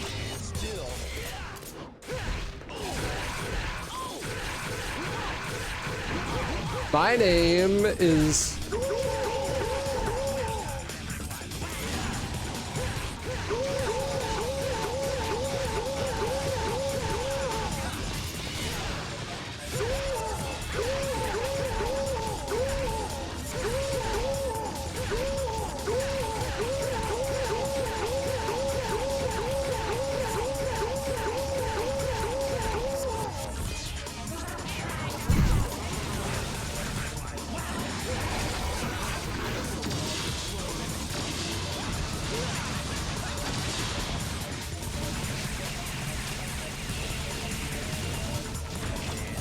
Stand still. The squash instruction, that is crazy.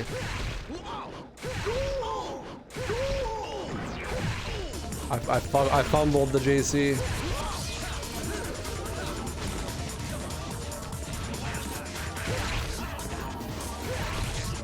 Uh-oh.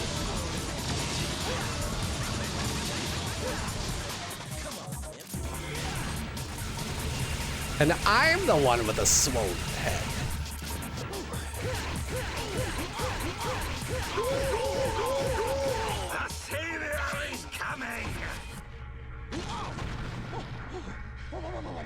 How do you jump cancel so easily? Thousands of hours of practice.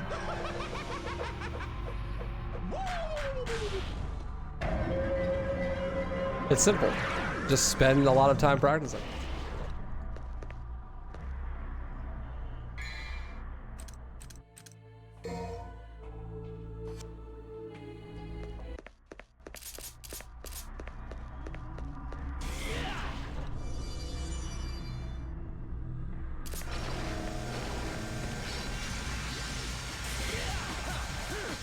Bro.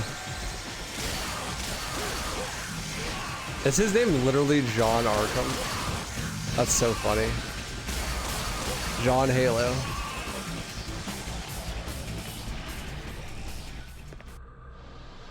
Telling me if I practice something a lot, I'll get better at it? Maybe. Results may vary. It worked for me. Like phonics.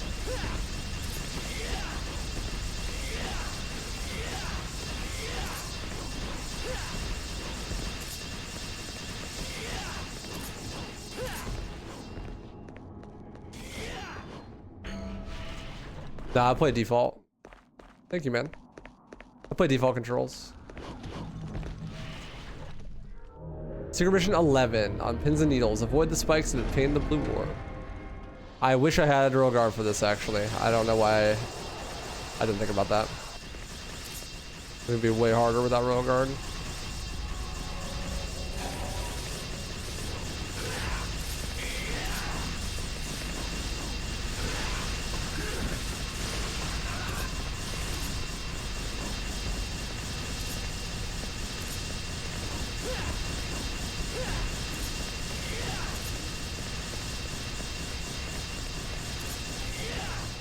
There you go. My favorite DMC. You're looking at it, buddy.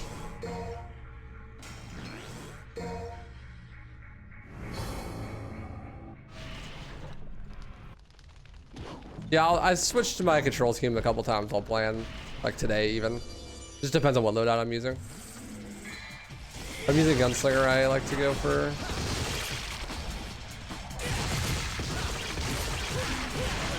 Wow, he tracked that. That's crazy. If I'm using Gunslinger, I like to go for gun on right trigger. Part of this. So these. What are these enemies called? I want to say Abyss. That's right. Abyss. Abyss are sick. Really cool enemy. They get knocked back. They always come back to you.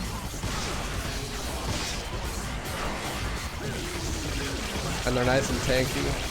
That's some good jump cancels on them.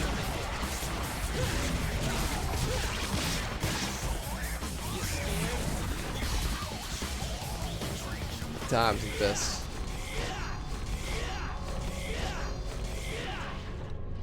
He prefers reboot. Don't slander my name, bro.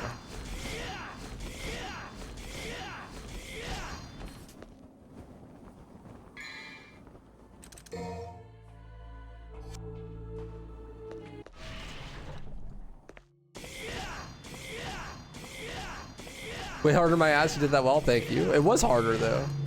I would have had an easier time if I had Rogue Guard.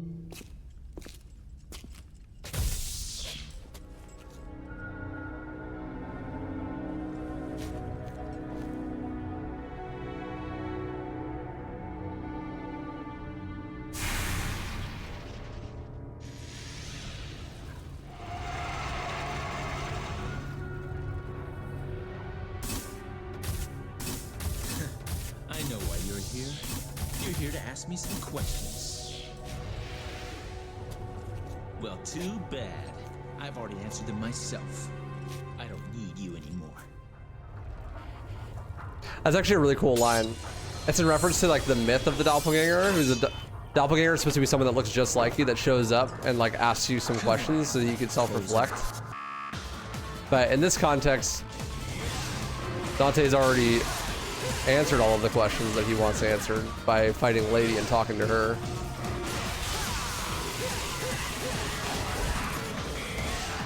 He's like referencing the myth.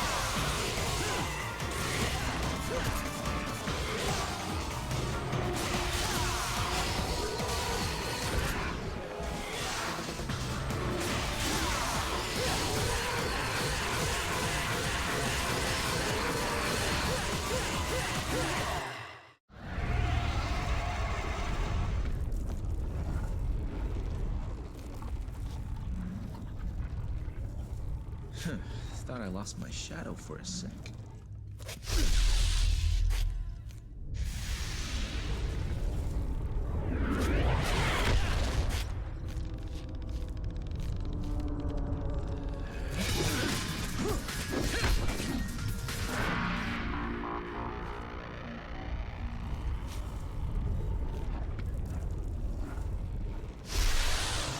Epic.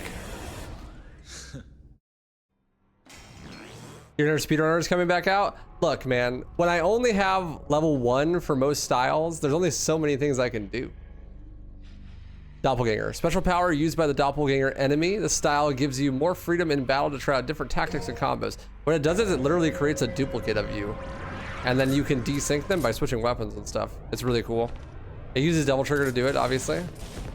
But very, very fun. Fun little style. And if you have a second controller, then you can plug in the other controller and then another person can control doppelganger. So you play 2-player.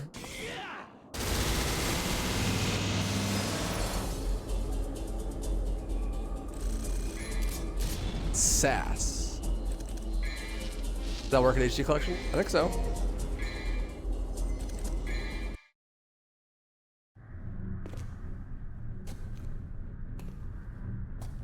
Well then, let's wrap up this crazy party, shall we?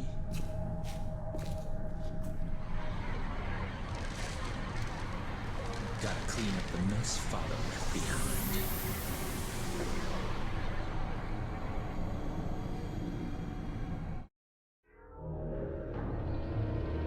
A thing that they do in this game a lot, I think is a direct response to what happens in DMC2, is they make sure that there is always a cutscene establishing how you got from one area to the other area. It's really nice, to be honest. We'll start out with Rogue Guard here again, too. But we can make it a little bit more fun. Let's do Nevin. Let's do Nevin, Beowulf. Actually, let's get crazy. Let's get crazy. Let's do Artemis, Nevin, Beowulf, Gunslinger. Later, Shadows. Appreciate you, dude. It'll be up on YouTube. And I'll play Virgil tomorrow.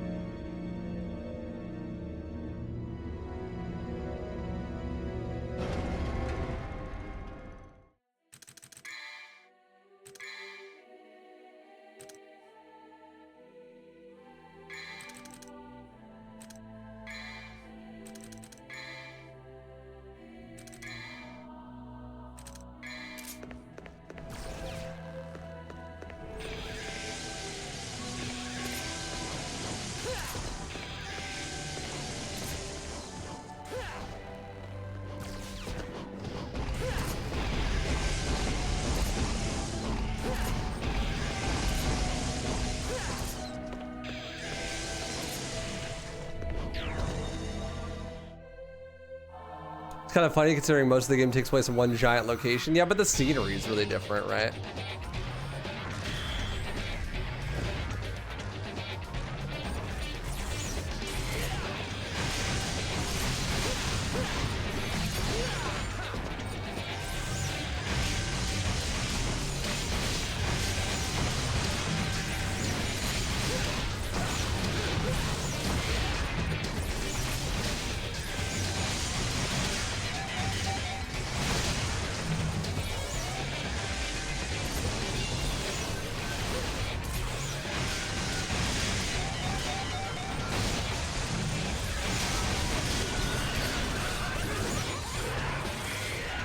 I guess we're targeting the community because that's what Dante really wants to target.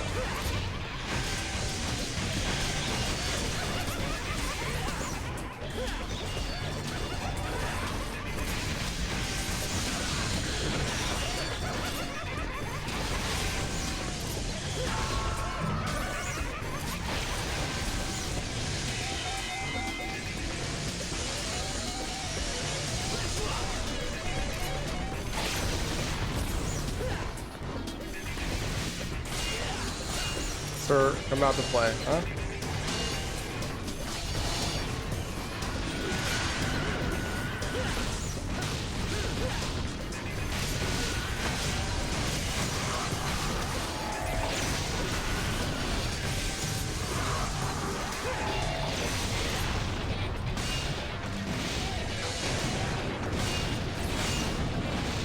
Fuck off.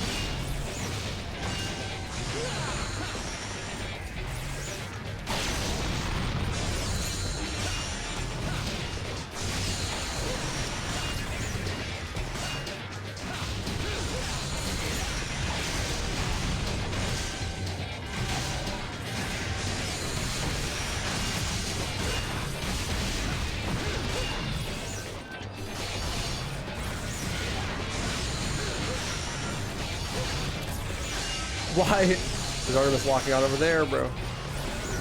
Lockout system is not as sophisticated as DMC4, so charge shot setups are good. It's so fun though.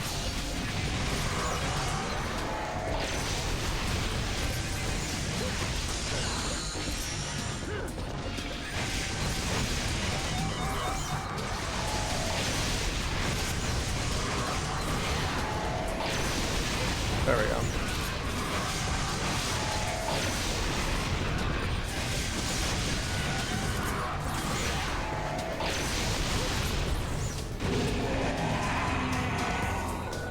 Fun.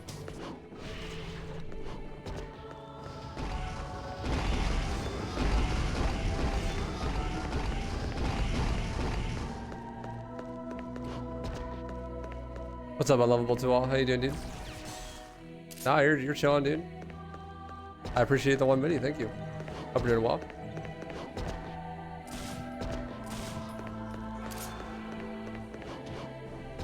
I need Rebellion for that. God, the level design this level. This is my favorite level in the whole franchise, by the way. I fucking love Mission 18. This shit is goated.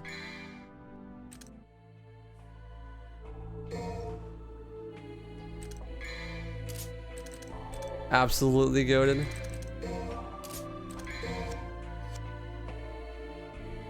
Hole, Riker?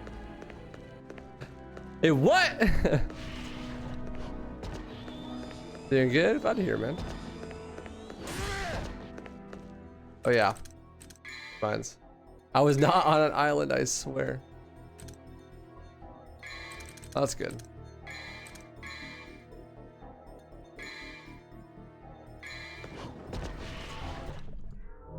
Oh, I don't have DT. I can't do this without DT.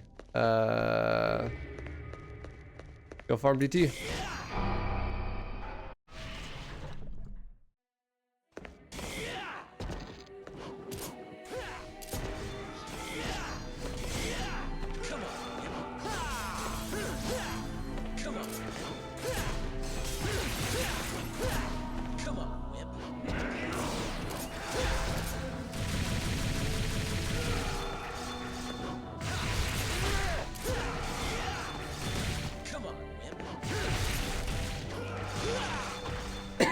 Excuse me.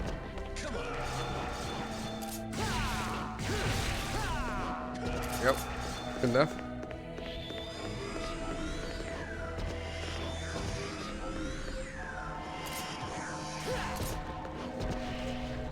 See if I remember how to do this.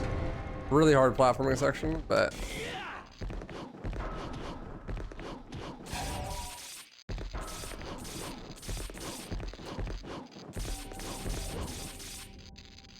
I forgot how to do this. I forgot where to go there. I think I can adapt from here. No, tragic.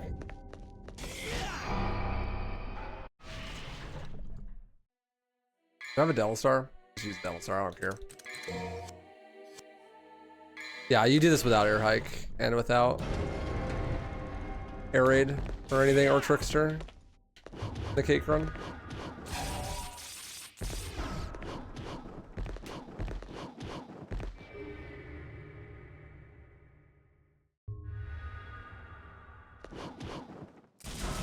Oh, what a save.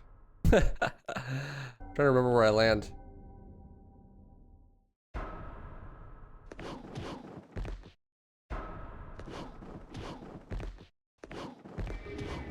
I think it is on this one.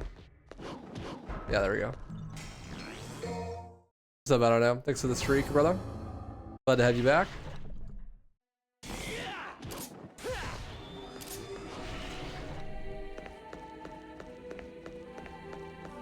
Alright, let's show off some slightly less orthodox boss kills here, right? So let's do Nevin, Beowulf, Swordmaster for Cerberus. That's a fun one.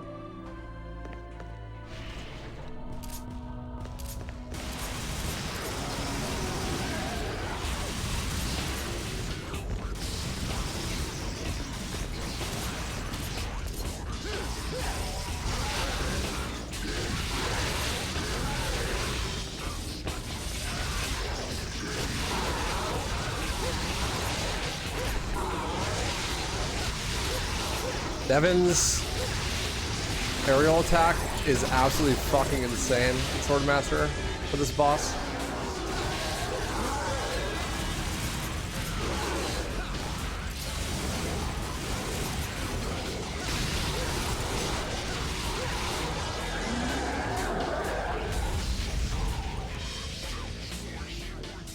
Yeah, Vortex is also super good, but I don't have the move.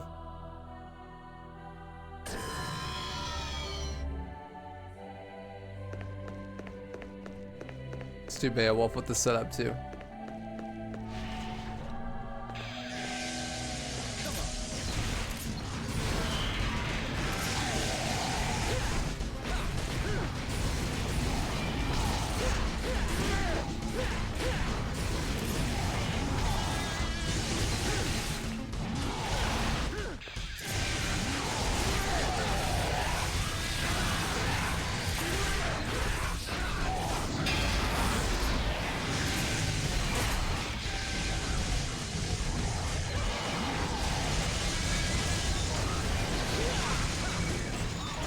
If I had Swordmaster level 3, I could break these.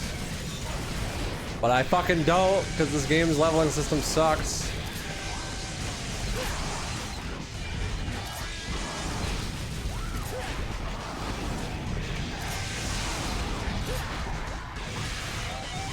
Easily my biggest criticism of the entire game.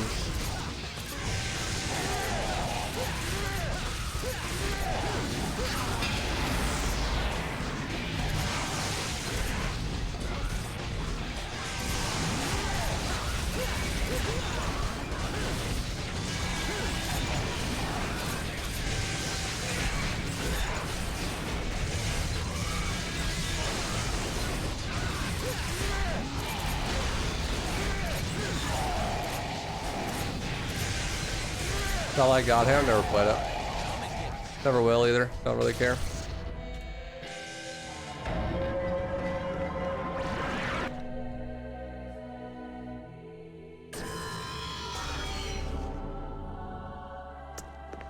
Alright, let's go switch up our loadout a little bit. Let's do Doppelganger, Agni Rudra for Agni Rudra, that'll be fun.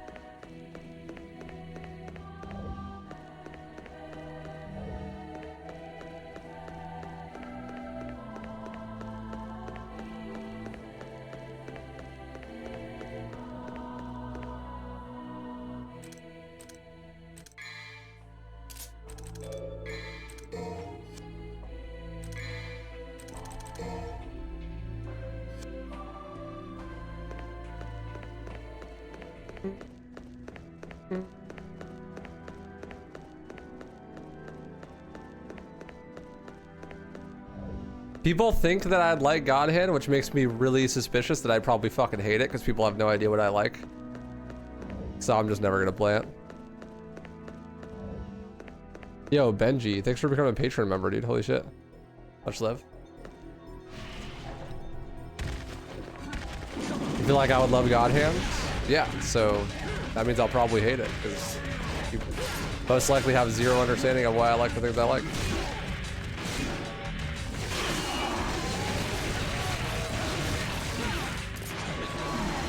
Pretty sure you just followed today.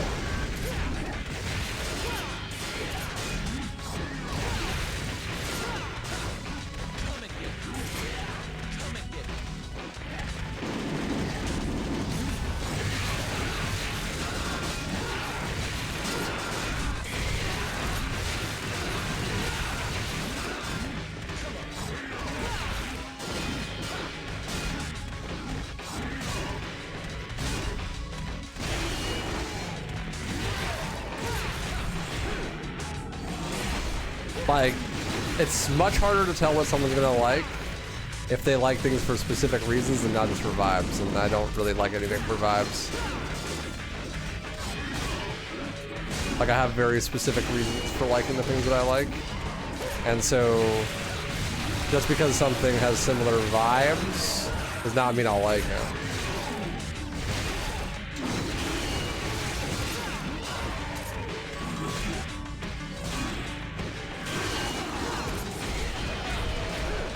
Like, the most classic example I can think of, people always would be like, man, you probably really like RE7. It's a great game and you love Resident Evil 4. I fucking hate RE7. It's like my least favorite game of all time. It's easily in my top 3 worst games ever. Because it shares nothing in common with what I like about RE4. People always say, like, you'd really love Ninja Gaiden. It's also an action game like Devil May Cry, but mechanically those games are nothing alike. And I fucking hate Ninja Gaiden.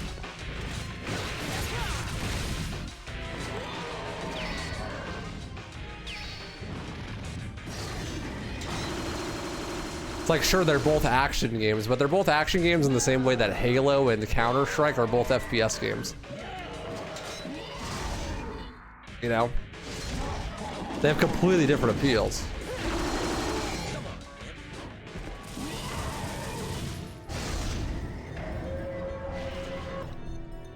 That was fun. That was a cool way to fight that.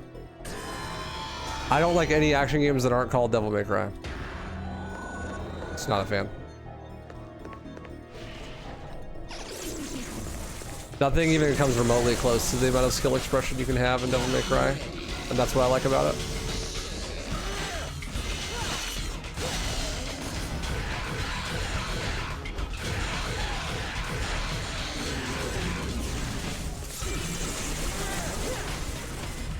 You got me saying based a lot, Loki. That I want to point out, because people always get upset, that does not mean I think those games are bad. It's just like, I don't think that they appeal to me in particular. Like, they don't share the same appeal as Devil May Cry does, for example, in that specific scenario. They might share the same appeal for you, but me and you might have different reasons for liking the same thing. I think it's a really bad practice to assume that just because you and someone else like something that you like it for the same reasons.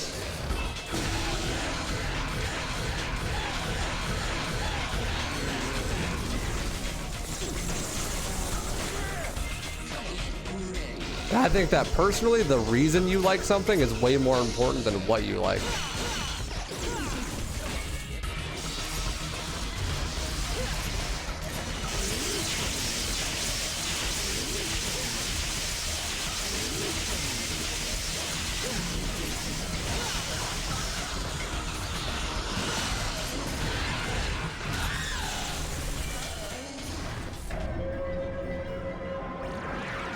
The only reason I asked is if you like Godhead is because you play Capcom games, plus it's a Shinji title. Okay, but I don't like most Capcom games. Like, the vast majority of Capcom games I don't like. And also, I don't like Shinji Mikami games either. I think they're bad. This is what I'm saying though, right? Like, I love RE4. It's one of my top 5 favorite games of all time, but I like it specifically because the combat is super, super good and super, super tight. Right? Like the combat mechanics are really, really well tuned, and I enjoy that a lot. I like the economics of it as well, like the shop and the merchant, right? But like, that doesn't mean I'm gonna like any of the other games. Like I fucking love DMC1. It's like top 3 best games of all time for me, but I hate every other Itsuno game. I'm sitting there playing Bayonetta and I'm dialing in a dial combo like it's a fucking rotary phone, you know, bored out of my mind. And then I do a 10-minute shoot 'em up Harrier section and I like don't even want to beat the game, you know. Like Bayonetta's not for me, but like, you know, you'd be like, oh well, it's an action game made by Hideki Kamiya, and you like Devil May Cry 1, so you'll like that. It's like, eh. I feel like video games are the only medium where people assume that.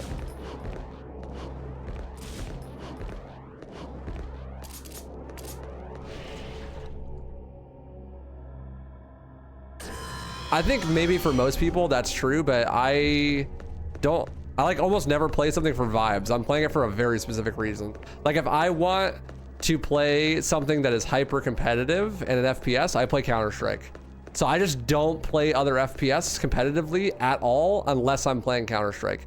Because if I want a competitive FPS game, there is no better competitive FPS game than Counter-Strike. And so like, if you're comparing first-person shooters that I like, you know, they're not gonna be similar. Because I already have a game that I play for that specific reason.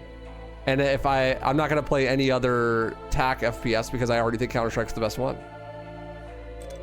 So why would I play another one when I can just keep playing that one?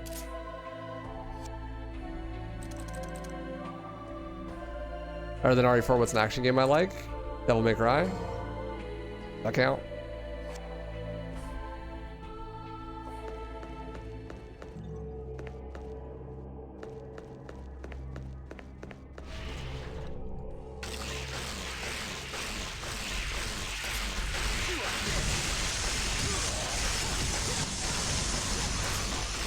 Yeah, I think the only reason people even consider something like God Hand and Devil May Cry to be similar is because there's only like 5 action games that exist on the planet. But like, you wouldn't make that comparison if it was an FPS game, because FPS games, like, there's a million of them, right? People will accept that Counter-Strike and Halo are very different from each other, but they don't accept that Devil May Cry and Bayonetta are very different from each other, because there's a million FPS games, but there's only like 5 action games, right?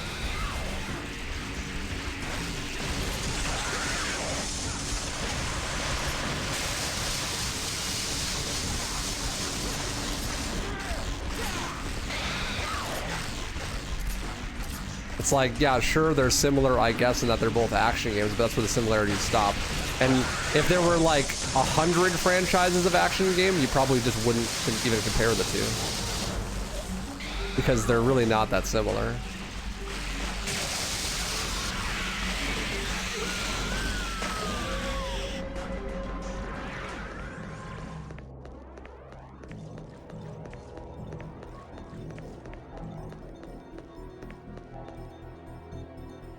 Well, yeah, I mean, that's what people will compare like OG God of War to Devil May Cry, for example, but they have completely different niches.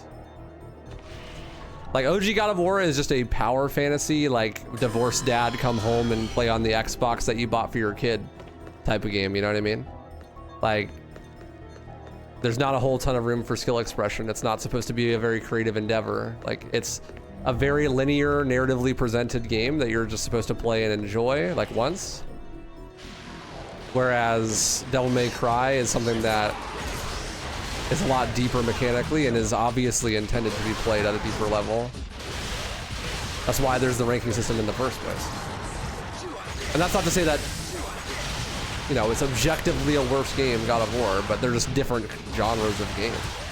Sure, they both are a 3D game where you have a third-person wide camera perspective where you fight enemies with a mostly melee character, right? But that's where the similarities stop.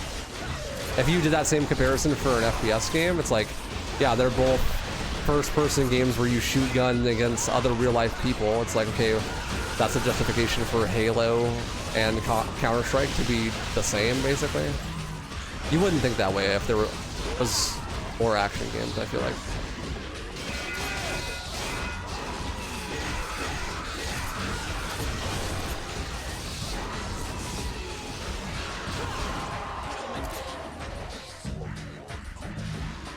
Yeah, I love Dead Space.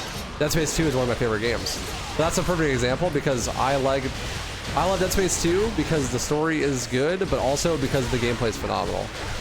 Like, you could just play Dead Space 2 as like an RE4-like game and have a super good blast and not even pay attention to the cutscenes.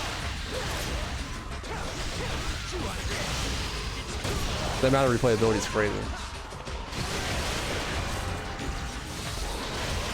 Because the gameplay mechanic, like the core gameplay mechanics are phenomenal.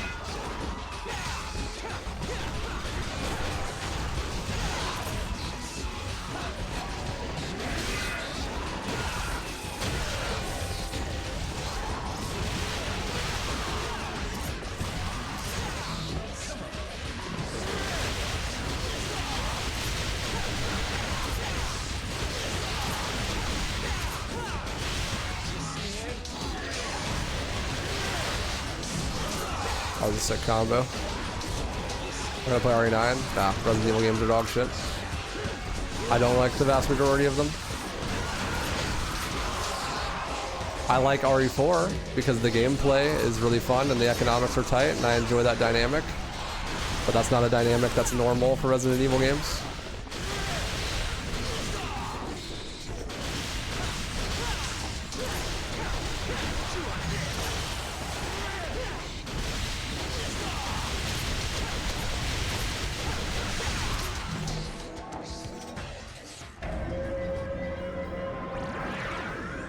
I want to point out that this is just my personal philosophy on what I enjoy about games. It's okay to like whatever games you like. Just because I don't like Resident Evil doesn't mean that you can't like Resident Evil. People always get butthurt about it. Just saying, like, what I liked about RE4 is not something that is universally applicable to other Resident Evil games. So most Resident Evil games are something that I don't care about at all. So like, I really love RE4, one of my favorite games of all time, but like, what I get out of playing RE4, I can't get out of most Resident Evil games. So when I see like RE9 and it's mostly like a RE2 remake type game, like survival horror, primarily focusing on a narrative and not about the gameplay complexity, then like I'm just not gonna enjoy that. So I'm just not gonna play it. Thank you, Arkham. Yeah. I mean, I'm not saying that you don't get it, but some people won't, right? It's like for them, like it's okay. Don't worry, waifu, I will hate whatever you hate and love whatever you love. Not in a parasocial relationship, by the way. Based?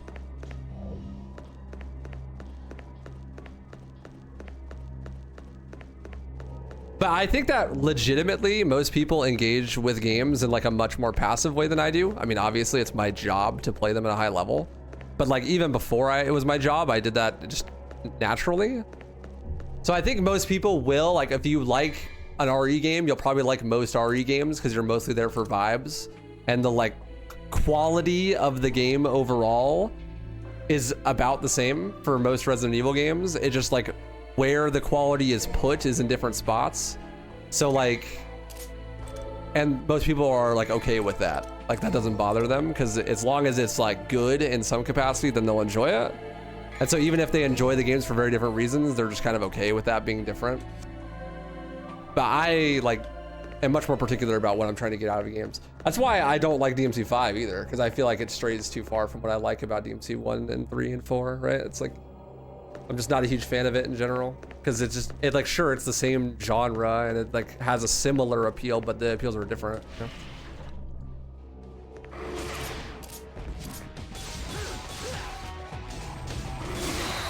Also, something to note in this section, pretty cool. The boss fights you fight later get harder in marginal ways. Like if you fight Doppelganger really late like I have, these things take more hits to break. I fought Agni and Ridger pretty late as well, and so they took more parries for their swords to fly away than they would if you fought them first.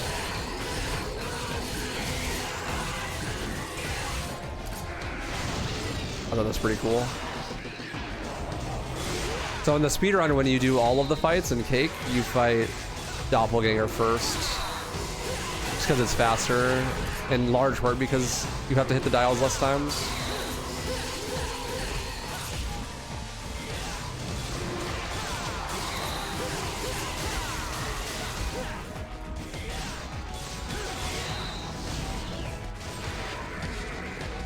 Oh, you want to see something cool too? People don't know this. You can hit the shadow balls back, and they do damage. See if I can finish him with that.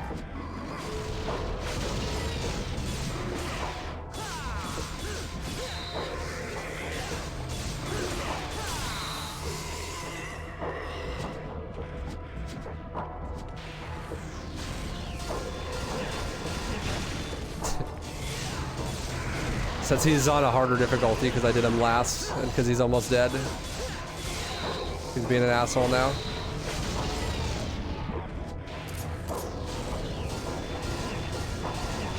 God, I can't hit it back.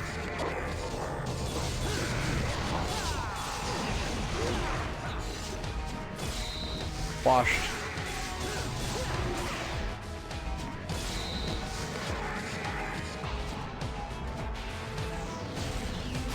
What?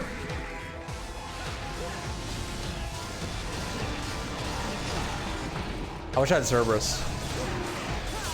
Things I've never said before for 500.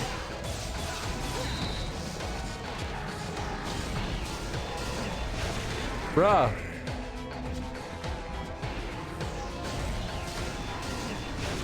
Dude, the windup is so long on that attack.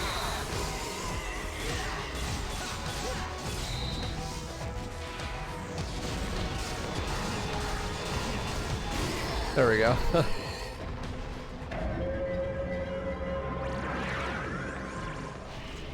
There we go.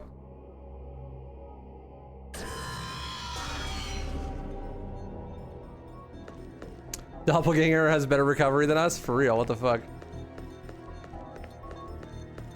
Where's cracked? Ooh, I get to show off something really cool. This is exciting. This is one of my favorite things to do in the game. I love this one. So Nevin. Nevin on Leviathan Heart.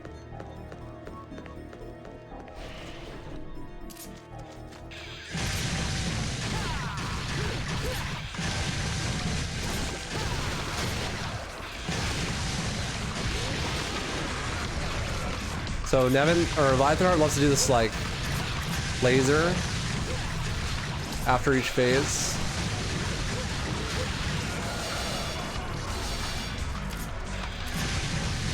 After the first attack.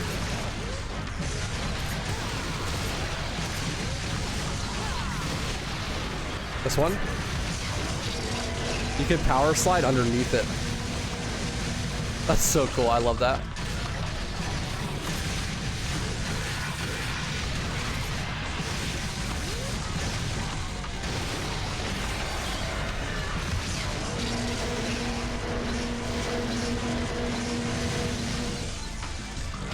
Epic.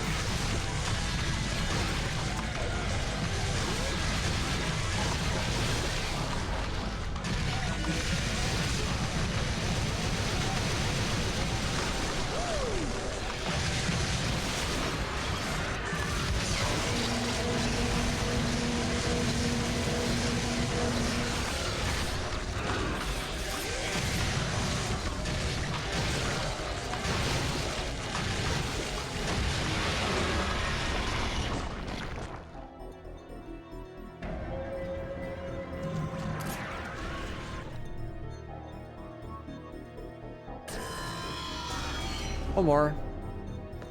I think I'll do this fight with my current setup too.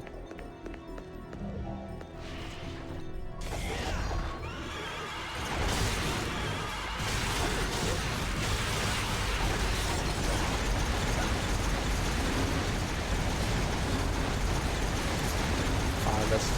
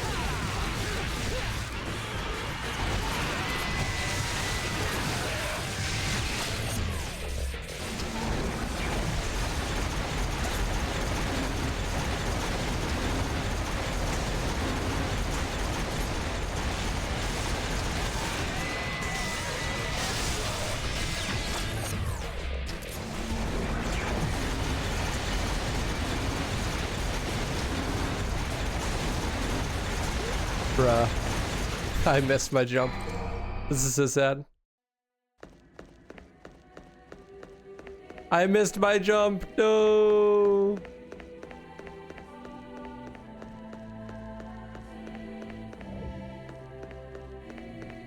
Have you seen the never touch the ground strat with on Leviathan? Yeah, it's fun. It's pretty easy. Like, there's a lot of moves that can keep you floating a long time.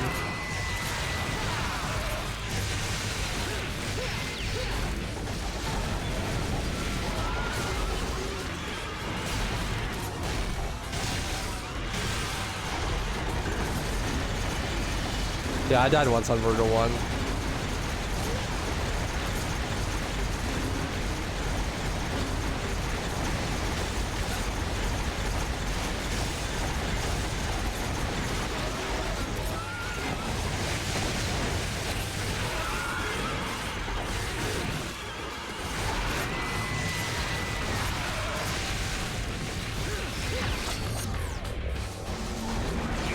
If I wasn't trying to show off all sorts of stuff for you guys, I'd definitely beat it without dying.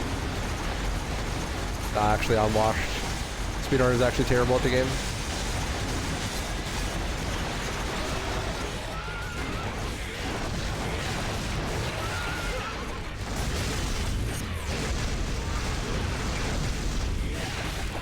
We always knew the speedrunners were actually bad, just pretending to be good. Oh my god! Like I said, bad. Just pretending.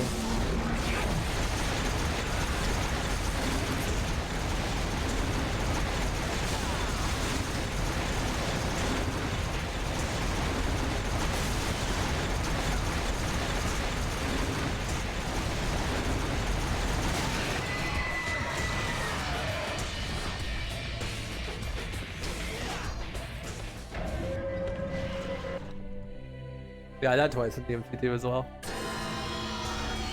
To be fair, they were both on the final boss and the second to last boss, which are easily the hardest parts of the game.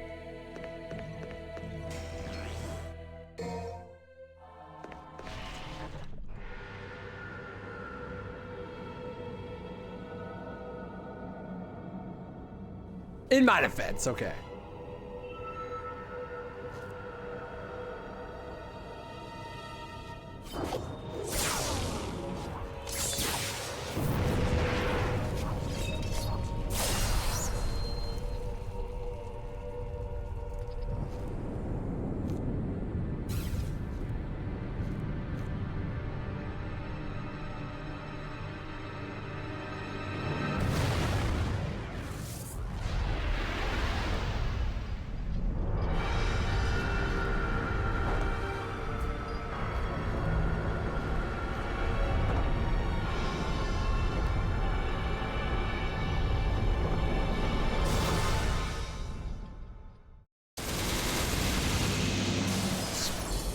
Spider. Looks like a spider. Honestly though, I love Sparta DT. Sparta DT looks fucking sick. Bull.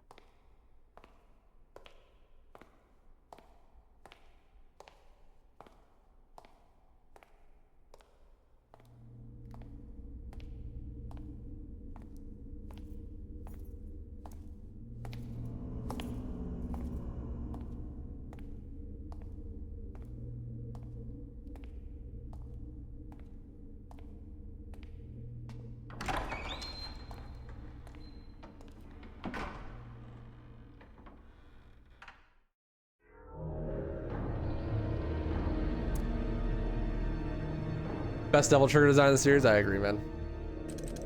Mission 19, forces collide. Topple the great beast with fate's bullets. Doppel time. Nevin. Let's get it.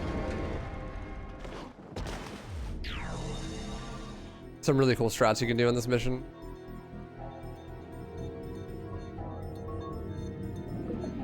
Yeah, it's kind of weird that these enemies get a proper introduction cutscene here, but you see them 2 missions earlier.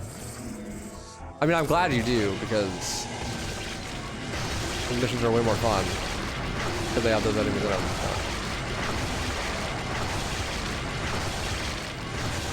Oh.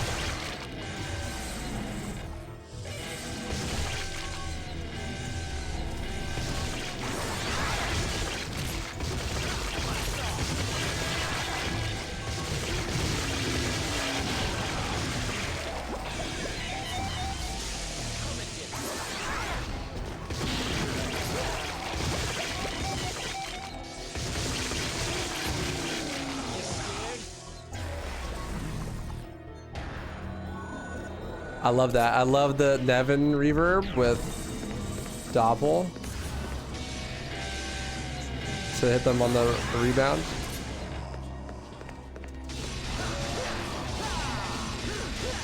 Think that Virgil will be faster than the Dante run? Oh yeah.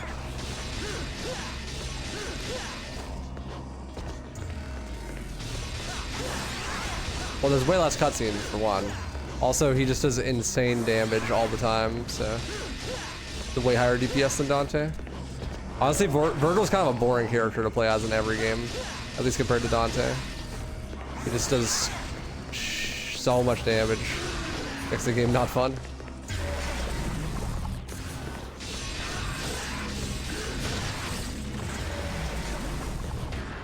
You know that there's a vital star up here?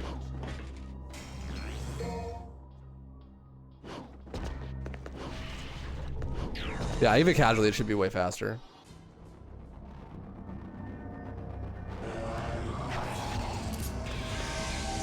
Wonder if anyone could do this game blindfolded.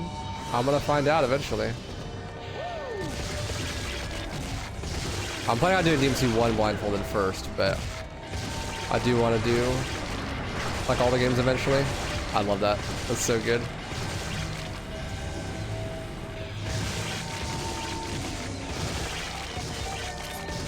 I won't spend as much time showing off because there isn't nearly as much to show as Dante or as Virgil. Yeah, that's true for sure. Especially because I'm playing on normal, the enemies will die so fast that you like can't even really combo them.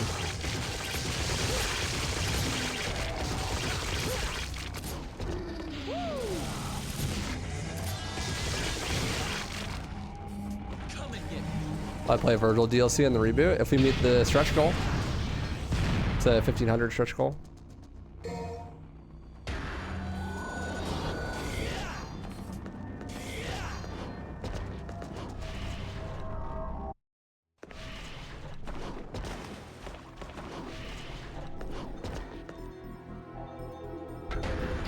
Use item. I'm sorry, I didn't read the item description. Terrible lore playthrough.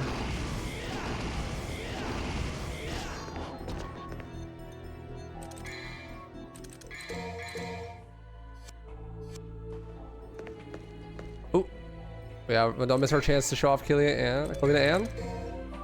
Want that?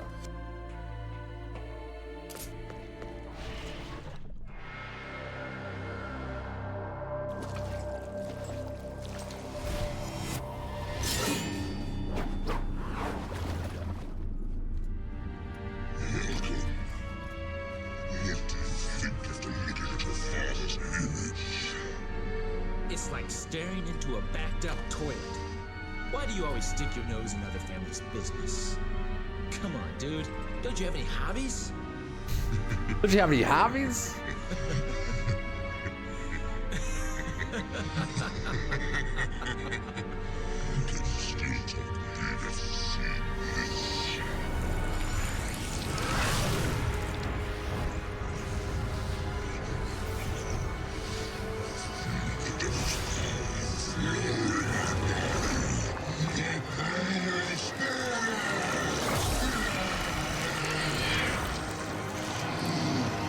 Dante's like,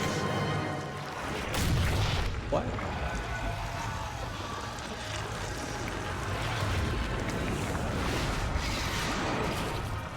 Dude, my father wasn't so hideous. Can't you tell by looking at me? Anyway, that shape suits you better. Let's begin the main event. Can't you tell by looking at me?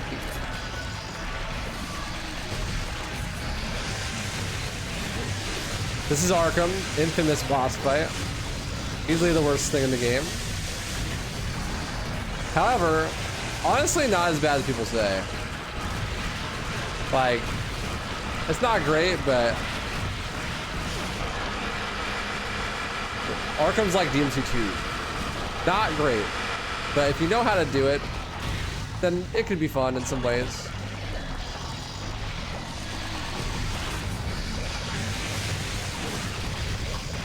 Helena Ann, super good for the Dolphins, which I think is really cool because thematically, I mean, it's his daughter's weapon, right? So Devin also super good for the Dolphins.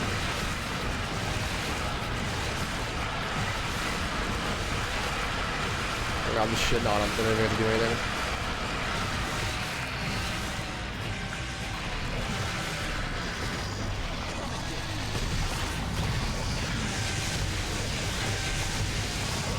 Ah, they're Dolphins for sure. You know how I know they're Dolphins? Because they're evil fucks, just like Dolphins in real life.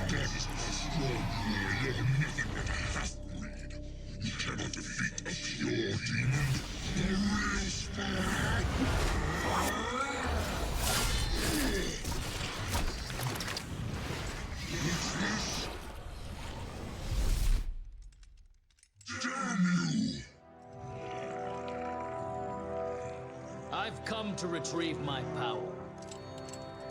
You can't handle it.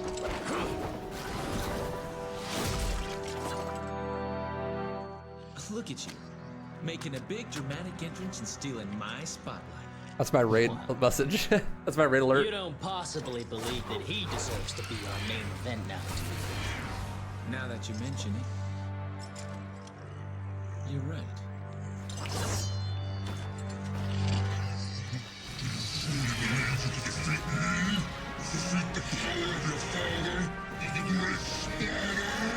You should come to realize you cannot control the power of Sparta. You're wasting your time, buddy. Fucking epic. I think he needs to learn the hard way. This part is so cool thematically and in cutscenes, but in actual execution and gameplay, it's not so great.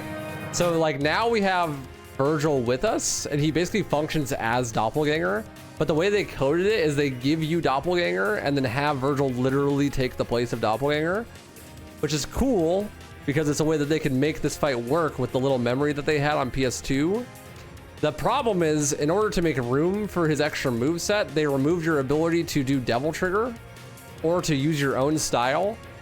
So you can't DT for the second half of the fight, and you can't use your own style, which fucking sucks. Especially because this boss fight was already kind of jank. So honestly, this is just a straight debuff. It makes the fight way harder. Very cool thematically though. Virgil works just like Doppelganger though, so he copies your inputs and uses them to determine what attacks he's gonna do and stuff. Upside to that is you can't shoot while jumping with Kalina and. So if you jump and then press the shoot button, Virgil will still attack, even though you don't do anything, and that makes it way easier to dodge enemies while still doing damage.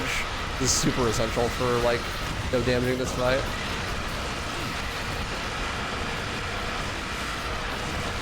In the higher difficulties, because the attacks get a lot more aggressive.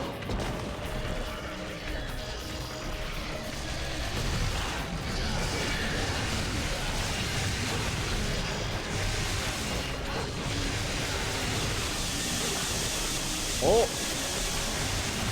Come on. No, I have to do an extra cycle.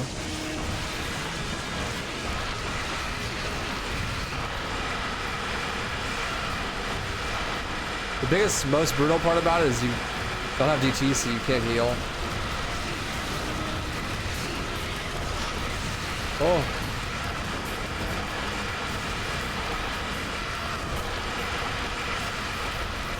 Also on this fucking version of the game, the dolphins don't turn red when they're about to attack for some reason, so it's really hard to tell when you're gonna get hit.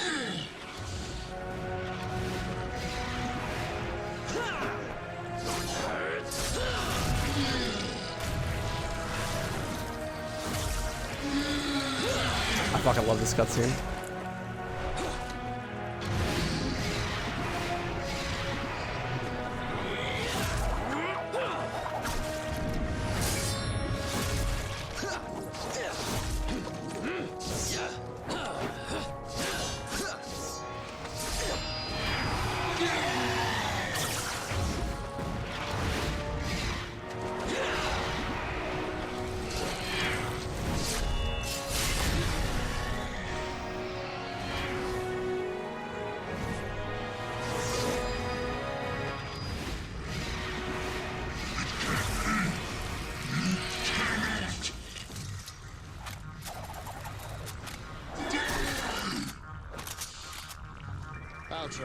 way for once. Remember what we used to say?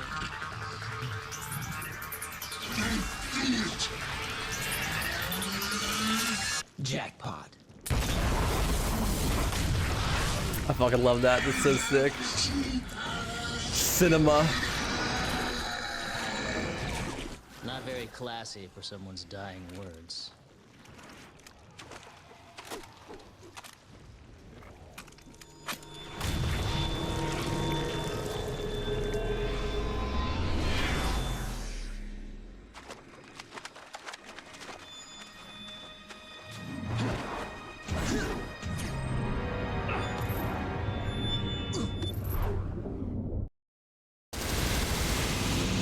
Not very classy for someone's dying words.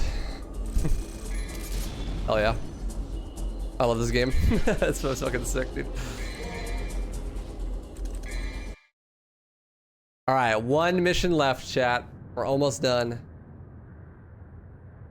Ah!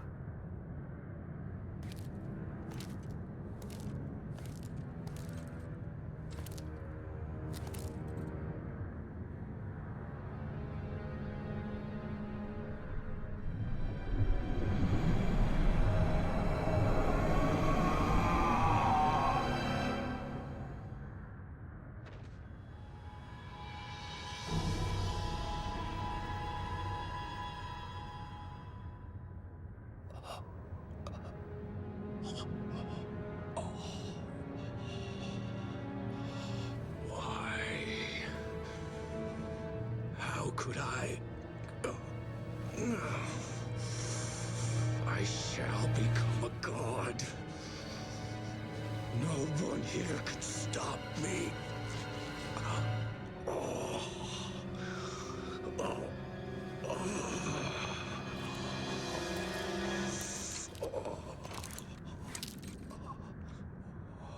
What a surprise. Here I was looking for you, and lo and behold, you come to me.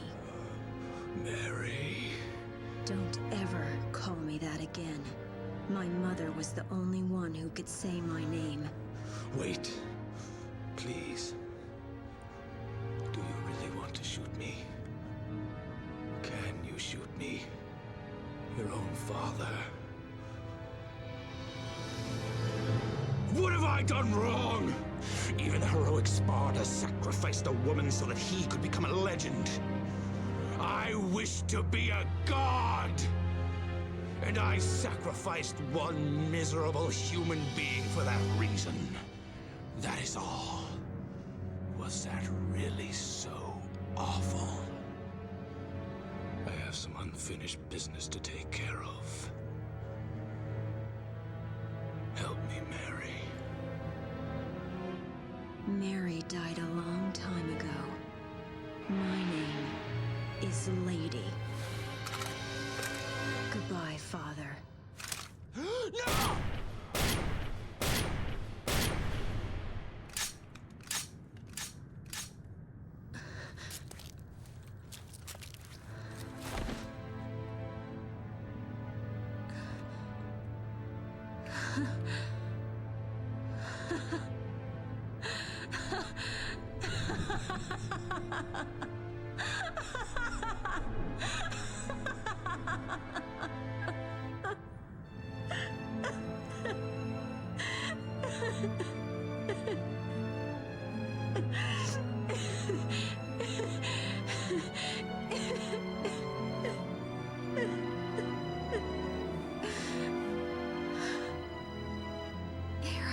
Wasn't gonna cry.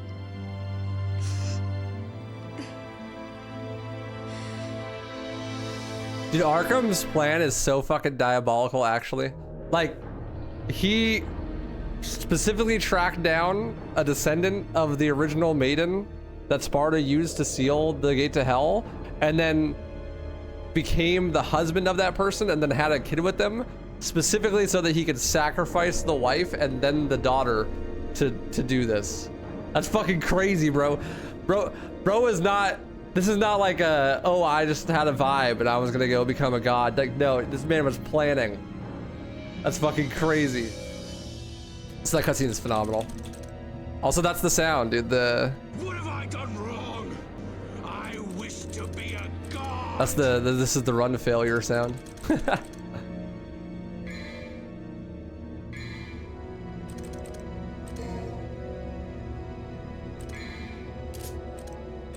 Chat, what should I use?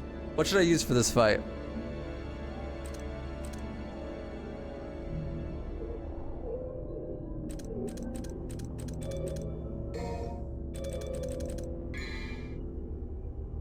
Rebellion Beowulf? I mean, that's like the classic, right?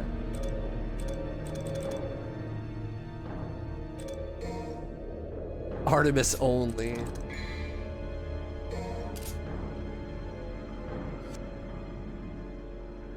Swordmaster would be horrible, but cool. Nevin Cerberus. See, two people say Cerberus. I'll do Cerberus. You want to make it like really jank? Nevin Cerberus. Kalina and Spiral. Quicksilver. Which is some goofy shit, goofy ass shit out there. Flex on Virgil. Mission 20, Screaming Souls. Cast off your pride and embrace your fate.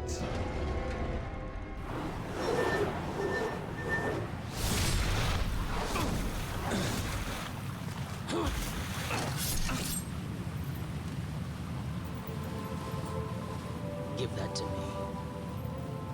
No way. You got your own. Well, I want yours too. Well, I want yours too. What are you gonna do with all that power, huh? No matter how hard you try, you're never gonna be like Father. We're wasting time! Have you seen the edit where it's body pillows? We are the sons of Sparta. Within each of us flows his blood. But more importantly, his soul!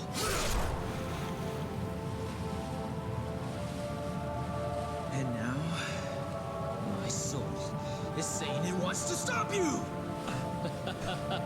Even Virgil thought that was corny. Unfortunately, our souls are at odds, brother. I need more power. And we're supposed to be twins. Twins. Right. Bro, I love that because that's what I was talking about earlier, where like obviously it's campy, but like it makes sense in context. Like Dante doesn't know how to emote appropriately because he doesn't do that, right? And so like the only thing that he knows how to say is literally what Lady told him, which is that his soul is saying something. And so he says it with full conviction as being serious, but then Virgil is like, you're goofy as fuck, and laughs at him, right? Like, but like in game, and like it's supposed to come across as like Dante trying, you know, to like be emotional, and like and Virgil is aware of this and like laughs at it. It's like self-aware, you know? Yeah, exactly. Virgil knows Dante's trying at it and it is failing, and like he thinks that's funny, right? Like, yeah, I mean, it's great. I think that's phenomenal, right? Like way better. That scene alone has more depth to the character writing than anything Capcom has ever written combined, I feel like. Now, what is this cursed ass loadout I got?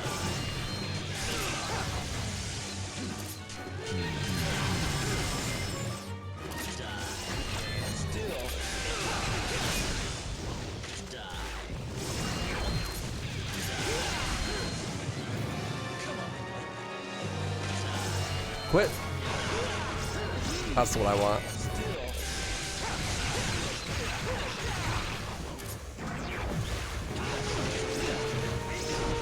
Ouch.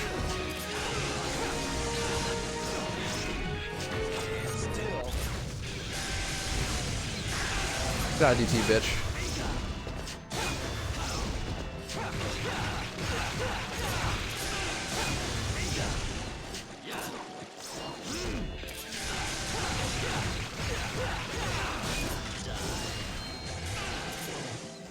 This may be fun. Stand still.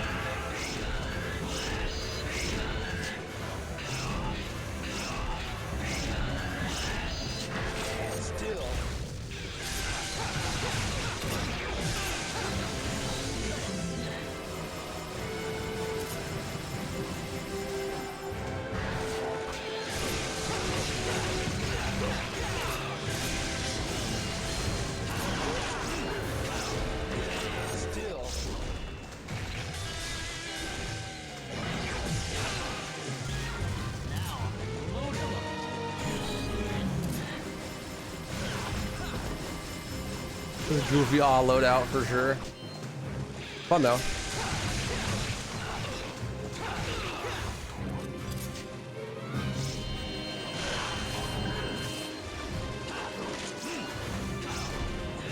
I can't shoot in the air.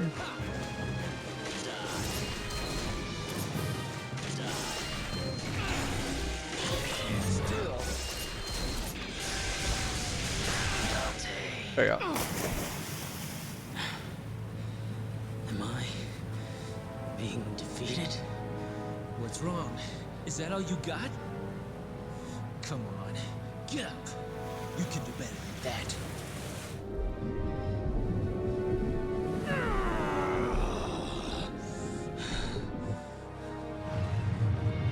The portal to the human world is closing, Dante. Because the amulets have been separated. Let's finish this, Virgil. I have to stop you. Even if that means killing you.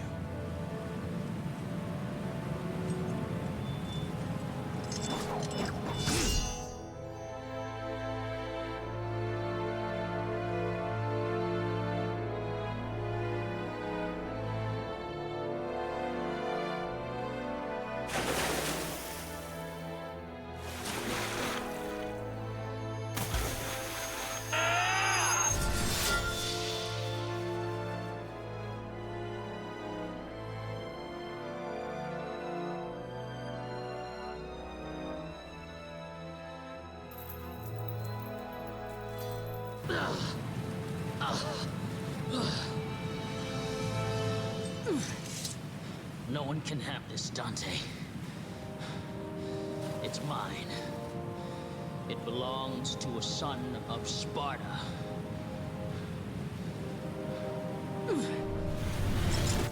Leave me and go, if you don't want to be trapped in the demon world. I'm staying. This place was our father's home.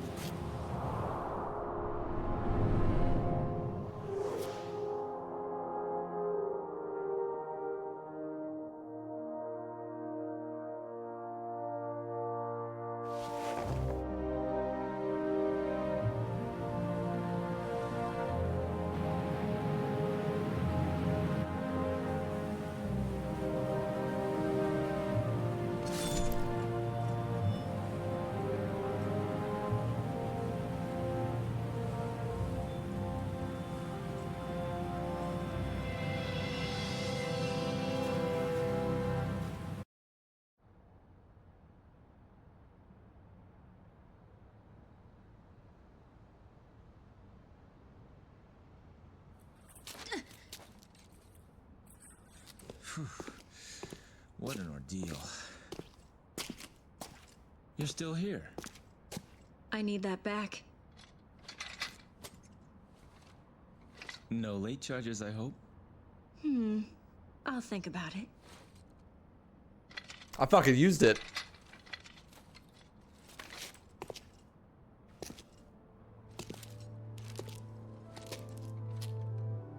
We should be fine for now.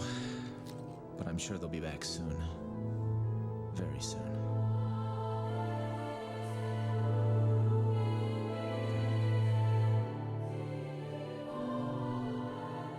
Are you crying? It's only the rain. The rain already stopped. Devils never cry. I see.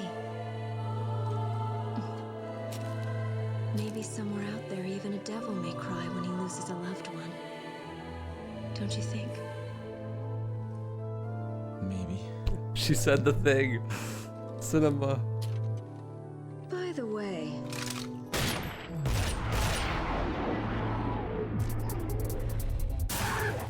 Looks like we're gonna be busy for a while. Well, bring it on. I love this. This is what I live for.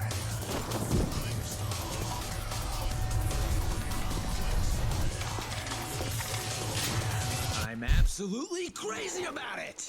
I love that line, dude. Oh, it's so good. And then you get to fight the credits. Holy shit, man. This game is fucking peak.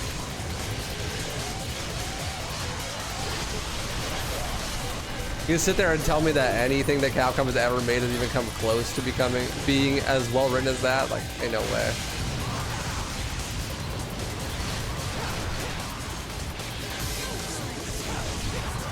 No way, bro. It isn't afraid of being corny and cliche? Yeah, not at all. It leans into it. It plays it straight while like also having some self-awareness.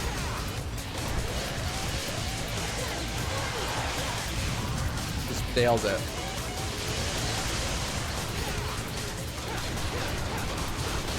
And then you get to fucking fight the credits. Epic. If you get over 100 kills, you get a special thing. I can't remember exactly what it is. It's pretty easy to hit 100 kills though.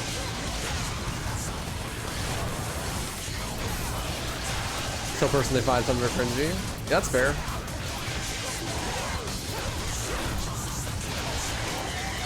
It is still a Capcom written video game, so.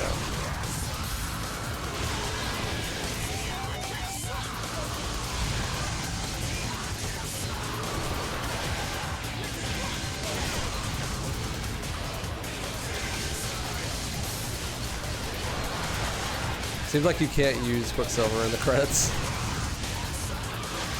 Tragic.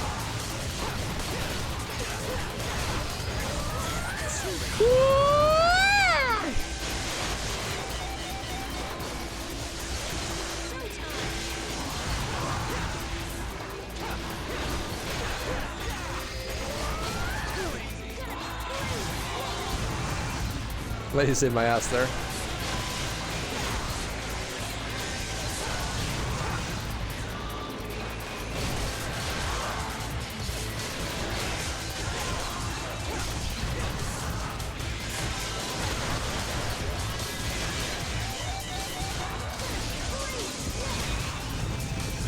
I still heard kill that time.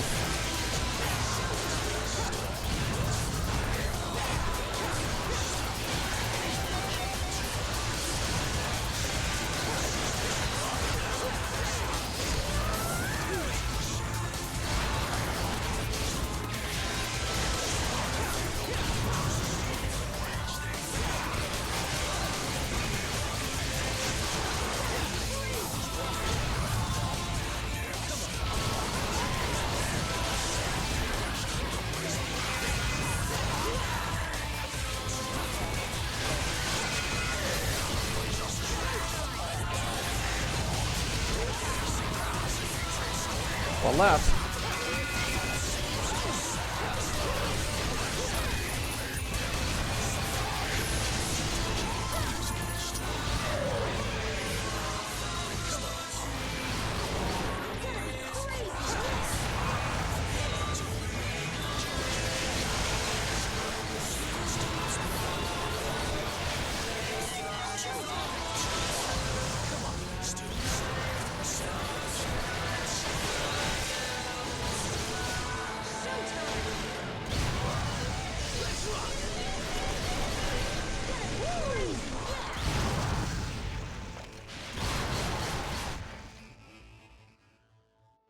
Hell yeah. I fucking love this game. Goated. Best game ever made. What happened next? Nothing, really. We took care of all the remaining devils, and that was it. I still have a job to do that's far from done, which is to eliminate every last demon.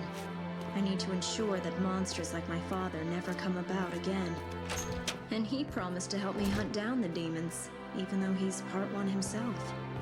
But now I realize that there are humans as evil as any devil, as well as kind and compassionate demons in this universe. At least I've found one so-called devil who is able to shed tears for those he cares about. That's enough for me to believe in him.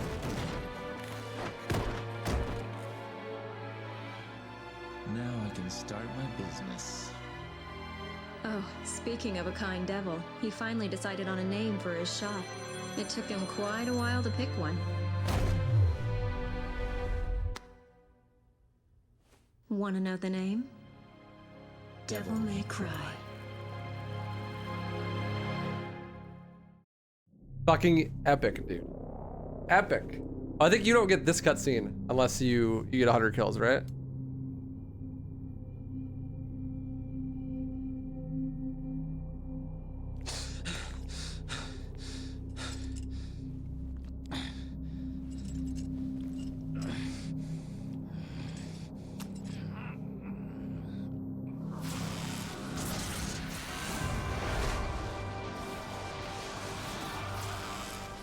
It'll be fun to fight with the Prince of Darkness. If my father did it, I should be able to do it too. I actually didn't know that. That's really cool. When a samurai throws his sheath on the ground, it means he doesn't expect to come back alive. Well, he doesn't, so he in fact could not do it too. Yeah, like I did not know that though. That's a cool little detail.